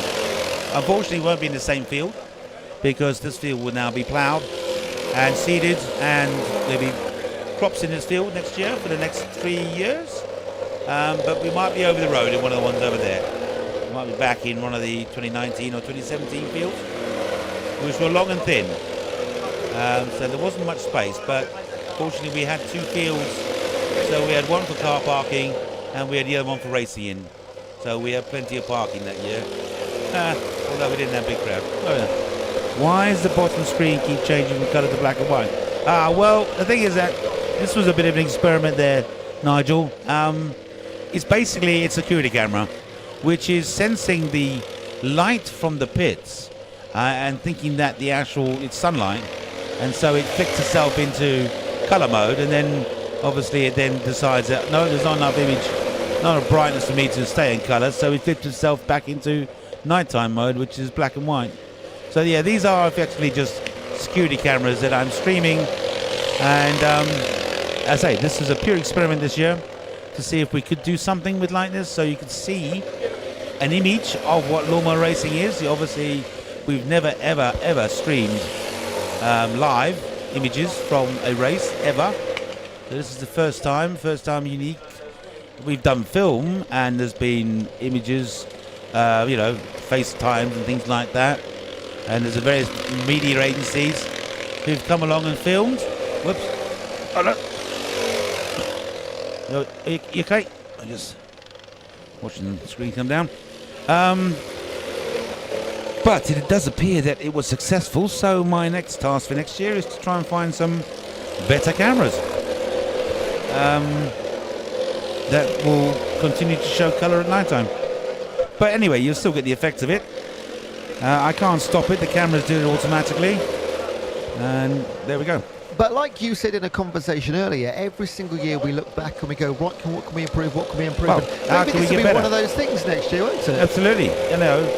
Every year we try to improve, every year we try to make it better, every year I try to make it sort of enjoyable for people to watch and to encompass more people. And social media, social streaming now is a common thing. We have been streaming the audio for many years, but no imaging or no visible image of the race has ever been shown. So you're seeing the main straight. I mean, okay, you just see Mo's go past, but you will see the finish, you will see the flag. You did see the start, which I think if you were watching at the beginning of this, I think some of you probably weren't, but if you were watching the very beginning, you would have seen the start from the camera point of view, and it's quite spectacular. There will be various news agencies showing film that they've taken, because we've had a lot of media here this year, and so look out for it. Do a trawl. I don't know, just search the internet for British Lawnmower Racing 12 Hour and see what pops up. You'll probably find an awful lot of films from the old years as well, because they're all there on the internet. So anyway, I hope it answered your question. Thumbs up. Thank you very much. And please do keep those questions coming in. We love answering them, and we know a lot of you are going to be brand new to lawnmower racing, so no question is ever going to sound silly. Ask whatever you wish, and we'll give you the best answer we can. Got experts in Marco here in the timing tower. I don't think there's much that we can't answer, and if we don't know, we'll go and find out for you. Or make it up. Yes, no, absolutely, we can find out. And yes, that's another thing too that we got this year, is a chat system. Never had a chat system before. So we've never spoken to the great unwatched. So lovely to speak to you. And are you live streaming the whole race? Yes, yeah. That's the idea. We are here right through until 7 a.m. Our voices might start to wither and fade, but we will physically be here right through to 7 a.m. And Mark, are we streaming the presentations? Will we finish with the race? Well, we're streaming audio-wise, but the cameras, unfortunately, the cameras don't pick it up. But yes, yeah. I mean, I will leave the stream running. It's just be running until we effectively stop. I will not stream the final. I must leave it really. I was thinking that we'll do the 1, 2, and 3 end of race presentation, the overall winners, and then it's an hour before we do our private presentation, which I think will be private. I'll stop that. So we'll stream to the end. Just left them run out of white wine. Oh dear. Though there's an improvement for next year. More white wine in the bar. They ran out of white wine. The bar ran out. Okay, well, we'll have to make sure that they may stock up next year. Amy, how many glasses did you drink? Are you the reason? So yeah, looks like it looks like a lot of things have run out. Well, again, we're trying to gauge on a number of people, like everything having on one screen rather than ready wrap going lap times. That's it. I mean, exactly my idea. That's what to try and do the combined screen so that you could just watch everything and also see it. I know it's a bit small, but you can zoom out and look at it, and if you're on a PC, it should be definitely readable. So, going back to the white wine, if you were anticipating 2,000 people and 3,500 turn up, you're going to run out of things, aren't you? Well, this is it. That's exactly right. I was just going to. You're right. I mean, we gauge on what we think is going to come, and if it over exceeds it, then unfortunately, things are going to suffer. And I say 3,500. I mean, that's from what I've been told so far. And that wasn't all the cash that was there. There's more And somewhere. you might still get a few more tomorrow morning as well. And there is, yes. I mean, yeah. This is so. The final figures will be, well, pretty good and a great benefit to the club because that money will go into the club, and then we'll be able to do something more next year. Anyway. Right, looks like mowers with attitude are back out on track there. 4 laps behind Mofi in Group 3. No changes at all at the top, at least in the top 5, all Group 4. Sweet Bashers are up to 6th overall, first in class in the tourists. Then who do we have? Oh, where's our one man went to mow? That is our solo driver in the 87. It was running in 7th place overall about an hour ago, dropped to 22nd and lapping in around about the 2 minutes. So if you have 3 drivers on that mower, you're doing about 1:45. But naturally, Michael's been in that mower now for 4 hours. And I don't believe, other than refueling, he's already stopped yet because he's going that well. So 4 hours into a 12-hour race solo and still lapping sub 2 minutes, just outside the top 20. Pretty impressive, isn't it? It's, yeah. We call it Iron Man, and it definitely is Iron Man. You definitely, yeah. You hurt after this, and not many people have actually. No one's actually ever won Iron Man, but there have been people who've come close. So yeah, we've got a couple of questions which I was going to answer in a minute. I do to Samantha. So I'm having everything on one screen right now. Sorry, and Annie Willington. She drank 8 glasses of wine. That's where it all went. That's over 2 bottles. I was just going to say 2 bottles. I hope you didn't drive home, Amy. We're watching as a family. It's been so much fun. Brilliant. It is definitely on next year.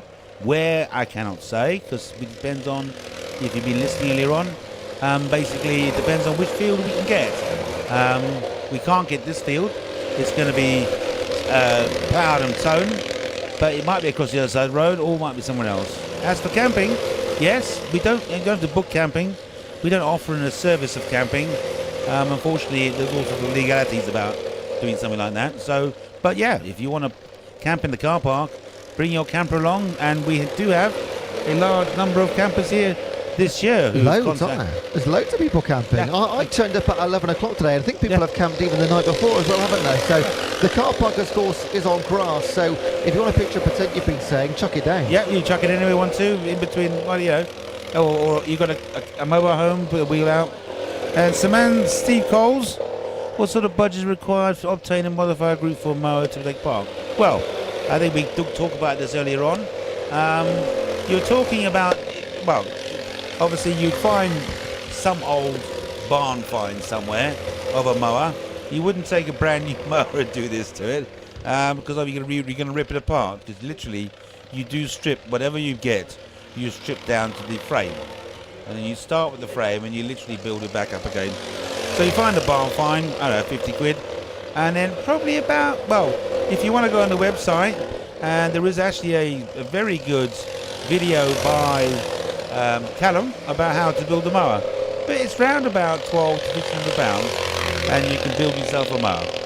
Earlier on we said about buying a mower. Well, you could buy one built by one of our prolific and very expert lawnmower builders called Carl and Carl Selby, and they are just absolutely beautifully made. But you're paying $3.5 grand. But if you want to buy one that's been built by someone else, and about 2. If you do it yourself, you probably get it underneath that by a little bit. But as I say, you have to learn about how to adjust it and which bits to buy, and buying the right hubs and buying the right. Oh dear, what are they called? They're the steering axles, and because they snap an awful lot. And if they do, then you go arse of a tip. But there we go. That's another story. So I hope that answers your questions. Yeah, I think it does. And if you want to spend less as a Group 2 less, as a Group 3 less, is it irrelevant what group you're in? Yeah, there is definitely the Group 4s are probably the most expensive to do. Group 3s are fractionally less, but there's not much. Like it depends again. Bearings are the same, the shafts are the same. Special steels, EC52 and A46 steels that are very, very strong that you need to use for axles, otherwise they snap, are expensive and the same. The only thing physically is the amount of metal that you might need to make for a bonnet or something like that, or the seats or whatever. So, yeah, if you want to buy a second-hand Group 3, then yeah, they're probably around about £1,800, £2,000 easily. A good one. A poor one probably about £1,000. Whereas the Group 4s tend to be a bit more expensive. There's a lot more work involved with them. They're bigger and heavier machines. And the Group 2s, well, you can buy them second-hand. I think Charlie, I'm trying to think, he bought one this year and went racing. He's done really well. But can't think of his name at the moment. But anyway, he did. I think he bought it for something like £500. So the Group 2 is obviously not much in demand because they're kind of you're not racing the top group, so you can never ever win a race. So you're racing purely in the group, and you're racing to win in that group.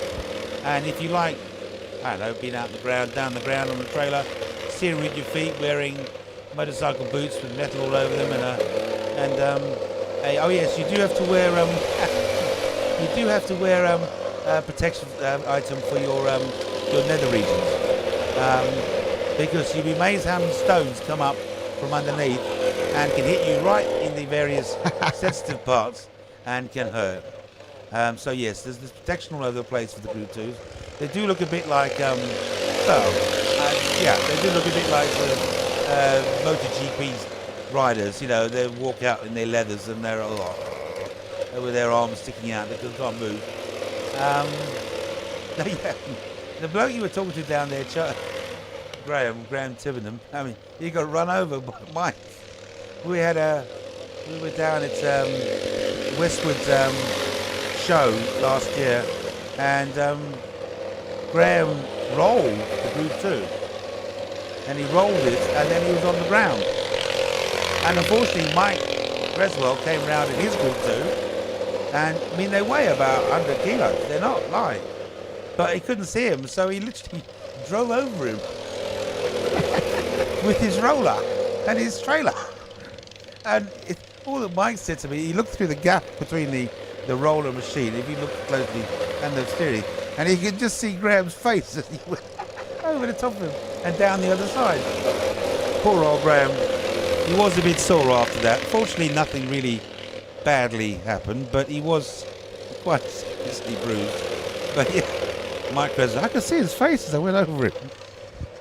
What about the elusive Group 1? When did they go out of fashion? And for those that are listening that don't know, the Group 1 was used historically, but it was the roller-driven mower which you literally run behind. There is no seat, you run behind it, but gone out of fashion, haven't they? Well, basically, yeah. I mean, the thing is, you basically took a Suffolk punch, as it was called, classic 12-inch blade. You removed the blade, and then you could remove the governor of the engine so it could rev high. I mean, I don't know, we've never mentioned that at all anywhere, but all these lawnmower engines, of course, all come built as lawnmower engines, which are severely limited by a governor to about 2,000 revs. First thing that we do is turn it upside down, take the plate off the bottom, rip the governor out, and then put it all back together again. So now we can rev it till it blows up, basically, which is about 6,000 revs. And as I think Kyle was saying, all the power in the engine actually is in the top between 5,000 and 6,000 RPM. But if you go over that, then they blow up. So, I mean, you do invalidate your warranty when you do that. So the engine's not going back to the manufacturer, but then normally it doesn't go back in pieces anyway. But the Suffolk punch, you took the governor out, and then you, on the throttle, little lever you used to have on the side, you could rev it up and then speed it up and slow it down on the actual accelerator. But it did literally pull you along. I mean, it literally, you had to be running to keep up with the damn thing. And you can only go as fast as you can run then, can't you? Exactly. So the fastest runner wins. Yes. And, you know, and you had to have a cutout fitted as well. Because basically, yeah, when we first started it, the thing would be revved up and running, the bloke would lose handle with, and the thing would be off across the field, you see. So we had to fit cutouts so that the thing would die. But it all started way back in the 73 when they were on the cricketers' cricket pitch around the outside, and there was a couple of small tracks laid out, and it was all almost of a pub game, really, you know, and everyone in the pub, you know, so one night when everyone's completely wrecked, and how many people can we get in a team? So we had teams, there was teams of 20 people, or 30 people, and they'd all go and have a show. So basically, you'd start the race, and then you'd run around, maybe do a lap, maybe 2 laps, come in, and then stop, then hand over the thing to, and he would go a lap, and it was just a relay. But I mean, yeah, we did do a 12-hour with these massive teams. A 12-hour with the Group 1. Yeah, but it wasn't a mile search. it was a little loop outside, you know, I don't know, maybe 50 yards loop or something like that. But it was 12 hours, so they had to run all 12 hours in a constant thing where they wanted to stop, you know, changing over. But yeah, the teams were huge, and it came from scouts and guides and pubs. Mostly it was pub teams. It was all to do with pubs. Pubs just loved it. But basically, it was basically getting a number of people together. The number of people who wanted to join in and do it went, no, I want to do that. So, you know, so all of a sudden it was like 15 people, 10 people, and it's just, you can't do it practically with that. And then we stopped doing it as an option, basically. Because nobody wanted, it was offered as an option. Who wants to do a group? Do you want a Group 1 race at this year's 12 hour? And we turned up and said we want to do it. So we just slowly dropped it off the thing, and we dropped it off the actual racing calendar because it was never a sprint thing. It was really just endurance, a bit of fun. But yes, that's where it started. That's where it really started. The old Suffolk punch. The governor taken out, and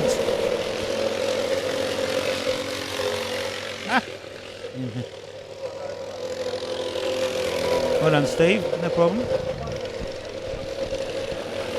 Where's 43 now? Oh, 21st. So they've done a number of laps, but yeah, picked up one. Still 30 laps behind our leaders. To be fair, it was 31 laps, so they're lapping okay. A couple of seconds quicker than the leaders, but that is a seriously long road back for our previous SDS racing teams, who are sitting in second place before a 45-minute mechanical. They changed the engine on the car. They had a spare engine, but not a full one, so a couple of the bits from the broken engine they had to pop back onto the new one before they could get going again. So lost 45 minutes plus. And that was about an hour ago or so, and slowly working their way back up the field. Whether they can get back into the top positions, I don't know. They need a lot to go wrong for other mowers, and with just under 8 hours to go, there is of course a chance that could happen. We've seen already in this opening third of the race different teams go back and forth, no much more so than in the Group 3 where Mofia were leading. Mowers with Attitude moved into an 8-lap advantage. Then Mofia came back when Mowers with Attitude had their own mechanical issues. And there's now 3 laps with Mofia to the good in the Group 3 competition. And whilst that's been happening, NDA Racing have actually been clawing their way back into this because they were the early leaders. They went out incredibly hard, NDA, and they had their own issues and dropped to, it was about 5 or 6 laps behind, and now that is only, well, 3 laps behind Mowers with Attitude and 6 on the leaders Mofia. So Group 3 is probably the one that's had the most switches and changes of leaders, but the most dramatic drop has most definitely been SDS Racing. Second last year, second in qualifying, running in second, then absolute disaster strikes, and you drop down to 21st. So we'll watch them sort of edge their way back up, because they are lapping, the teams in front of them, SDS are lapping around between 5 and 10 seconds quicker, which over the course of a lap is a long time, but when you're 5 laps down from teams 3 positions in front, 10 seconds, it's going to take 14 laps just to pick up 1 lap's worth of advantage. So it is a long old road, but there's plenty of grass between here and the finish line. I will go for a walk shortly. I want to go and see Bullseye Racing and Team Strongmo. They are the friends who are in adjacent garages at the far end of the field. And Girth on Turf going commando. I've dropped to 4th place from 3rd. And in fact only 12 seconds between those 2 teams, which at this stage is mightily close. You've got Get Set Mo. So top 5 positions held by Group 4. Then Swede Bashers in 6th place, first of our tourists.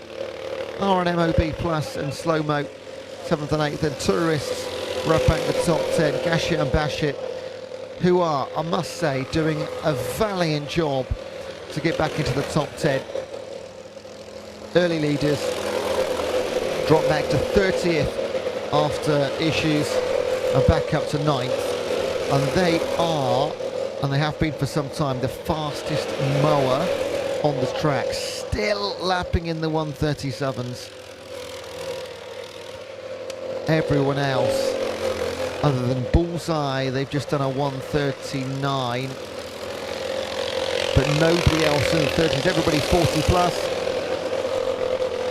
And the Night Riders in Group 2 are the first Group 2 to get over 100 laps in. Leaders on 153. So huge distances now between the front and back of the field. A couple of teams stranded in the pit. Charlie's Angles, who had issues, were stuck in the mid-40s for a very long time, eventually got them sorted.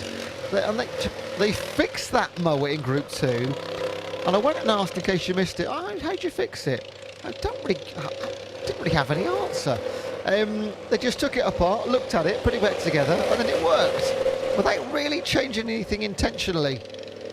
But they did say sometimes you just got to look at it, give it a stern looking at, put it back in, and it starts working.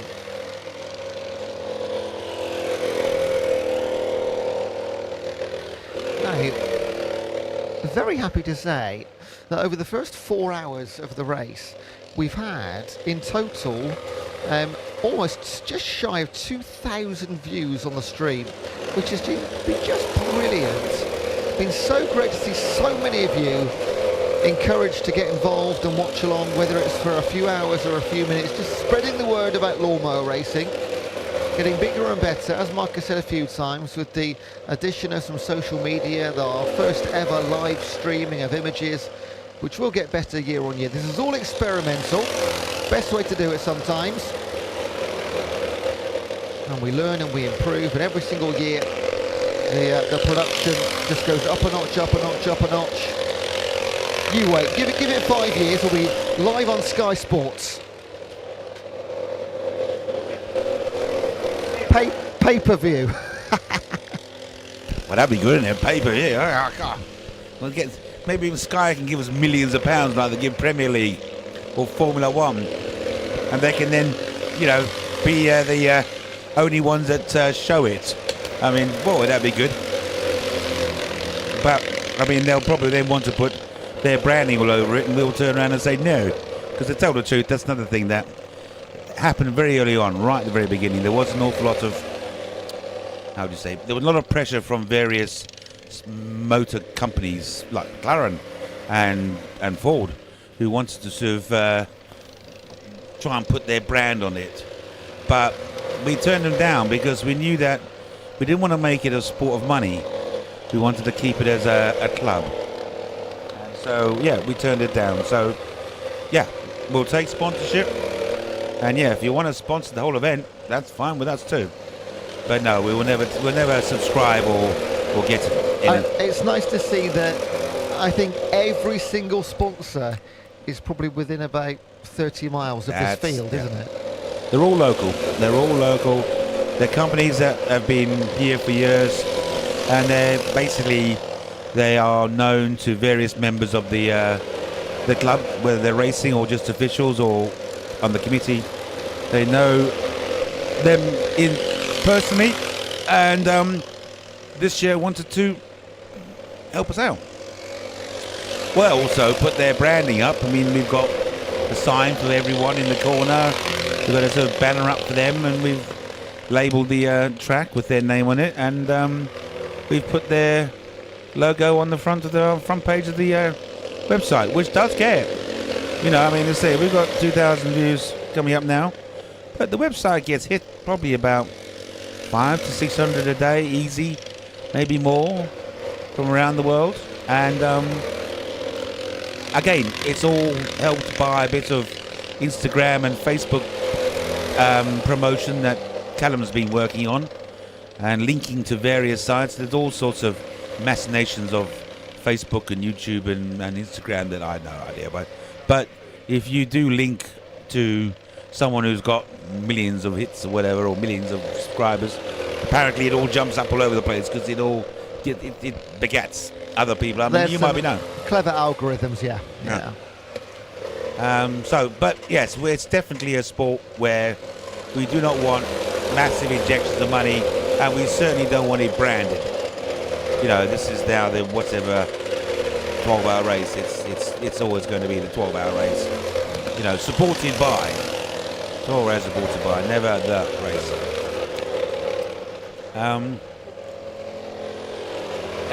So yeah, and we're now into well, I should tell you, whoa, we're very naughty.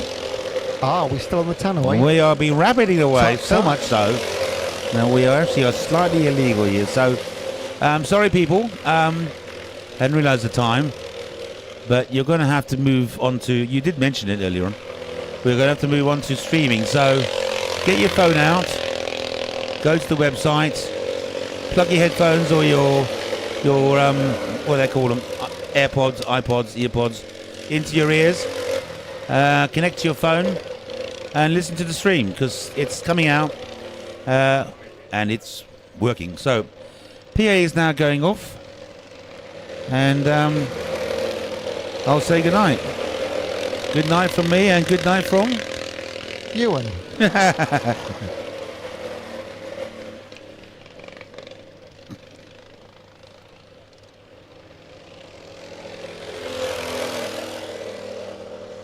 All right, okay, so we're just on the stream now. Cool, exclusively online. Everything's off. Thank you for joining us. If you are just tuning in, you've been at the track and you want to carry on listening, we are exclusively here through to about 6 a.m, I believe-ish. Yeah, and we'll go back on 6. Then we'll be back on Tannoy at about 6 for the last hour and the conclusion of the race. But until then, you can join us here. We're on the old scoreboard then, 157 laps, and somewhere down there it says 4 hours 22. So we're only a quarter of the way through, aren't we? A third, I hope. Sorry, a third. God. A third, I can't count. A third the way through, 157 laps, multiply by 3, so 600 laps. Ooh. 450. We could be breaking the record this year. So there's the distance record is 365. Yeah. It's in the program somewhere. Yeah, the front on the. I think it's on the actual map page. On the map page somewhere. It is. Distance 354. We're well on course. Yeah, we are well on course. What I say, that's in kilometres. That length. 1.28, so yes, 0.87 of a mile. That's it. If we are looking at get your calculator out, if or we do it are in your looking at around about, we think maybe up to 450 laps. Yeah. 450 times 0.87 is 391. Ooh. That would crash through that record. It looks like so they're going to break it. Let's assume they slow down slightly. Even if they did 425, you're looking at 369. So 425 laps would beat the record by about 10 miles. Right. I think we can do that. It's looking like it because someone's just coming in a bit. Who was that? I think that's 44. I just seen him on the Going TV. commando. Yeah, that's going commando, but it could be a normal just pit stop. They don't seem to be running. I mean, they don't seem to be refueling though. They're going in for something. Yep, there's something on the ground. They're looking at the front wheel or possible carburetor. That's one thing actually I have to say. They are Japanese engines. Well, they're Chinese copies of the Honda engine, are these Lonsins, and they are Chinese carburetors. And the Chinese carburetors are absolutely shite. They really are. They come with it. So what they do is that they get a Honda carburetor and strap it on, and it's pretty loud. But or even they get some other Honda. They get some other Chinese carburetors and put them on. But apparently the Lonsin carburetor is the worst. But there are other Chinese. Just get rid of it straight away. Yeah, the first thing that comes off is that. They throw it away, and they put a new carburetor on. It's all to do with pickup when they're going around corners. We've go for it. Yeah, we've breached 2001 views. Thank you everyone out there listening in and watching. So yes, the carburetor goes. Doesn't like corners, and doesn't like off-camera corners, and doesn't like going around corners. So they put a new one on. They ripped the governor out. That's about it, really. Yeah, and then the Lonsin also has a.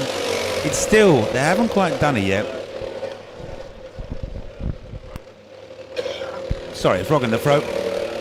It's still got a simple magneto charging system, and it also got simple ignition timing, because there was a situation, and Honda have done it, which is why we don't use Honda engines, is that all this emissions quality and all that sort of stuff, they actually started affecting lawnmower engines. So Honda started fitting electronic ignition to the lawnmower engines, which of course completely messes up with, if you take there's no governor, they use electronic ignition to manage the whole engine now. So the only way you can actually use a Honda lawnmower engine for racing is to rip out the electronic mechanism and to replace it back with an old manual one, because you can't overwrite the software that's in the box. It's all boxy. I mean, they did look into it, look into how they could possibly remap the whole engine operation, but it was going to be too expensive for just a lawnmower engine. So they went and got Lonsin ones and say everyone loves that. And so governor, carburetor, magneto is perfect, so it generates enough power to charge the battery and run lights. They don't need to necessarily have to have an extra battery to run a LED light. There's enough power there. The King Powers don't. They've got a very small magneto, and you've got to have a second battery to do it. It's all very. These are all the tweaks I'm talking about. These are all the tweaks that you learn about lawnmowers and what you're going to do to make it work. They're still in the pits at the moment. Still in the pits. And then you're off. You strap it on, get the thing adjusted, get the right pulley on there. These guys have pulleys which are literally 1 millimeter difference in diameter. Well, circumference, not diameter, sorry, circumference. So when they talk about a 135, it's 135 millimeters around. And that's how you adjust your gearing, basically. You fit a different small pulley and a different big pulley, or whichever way around,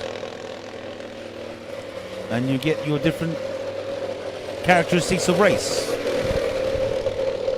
I think that's SDS Racing back in the pits. Oh, you because might Going be right. Commando are still lapping. They are, aren't they? And SDS. No, they're not. They've stopped. It's SDS again. Maybe the engine's gone again. Well, that's their spare in there. I know. This is what happens, though. This is what happens with engines. You seem to have, you don't just lose one. You go through a whole spate of them. It just happens that way sometimes. Probably. You want to go down there? Oh, I don't think they'll be in the mood, to be honest. No, anyway, you don't want to interfere anyway. Won't be good. We'll find out later, possibly. Maybe take a walk afterwards.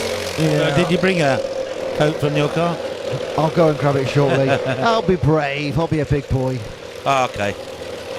Yeah, it's SDS again because they're going Commander. We're definitely still lapping them on 149.151. So that's really disappointing. So when you say the multiple engines go, does that suggest it's not the engine but something that feeds into it? That is the issue, or is it just? Well, it's possible. It's possible that they're if they're running the wrong gearing and the engines are banging off the old top valve. You know, they're banging off the top, maxing revs. You can actually do damage to them. But otherwise, it could be the angle of the engine. Maybe on the actual pulley, but normally you get belts falling off at wrong angle.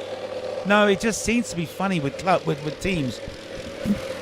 One engine goes, they put a spare on, and it goes as well.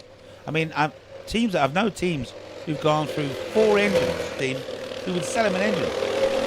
So he bought an engine from a team and wasn't using it to go and shove onto his mower to finish the race. I mean, he didn't come anywhere, but he did finish the race on an engine which he bought from someone else. And it's quite funny to watch that sometimes when you see someone running up the pits by themselves, carrying an engine to their pits to fit it from another garage. But that's the dedication that once you start this race, you are blinking. Okay, just to keep you updated, if we lose you on the stream, don't worry, we'll fix it. We're just trying to get that we'll start the streaming prevented straight away. Have we lost the Wi-Fi link?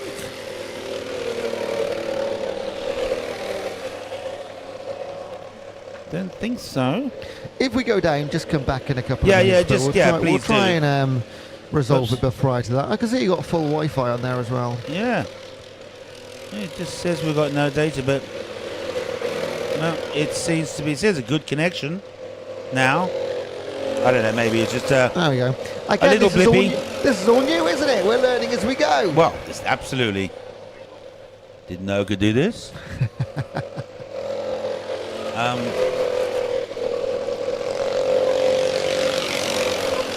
2022 views. Excellent. It's now watch recording again. Nope, it's starting it.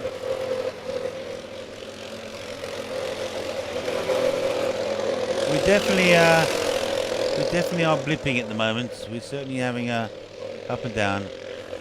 I am going to stop the stream. It possibly reset. So I'm going to stop recording.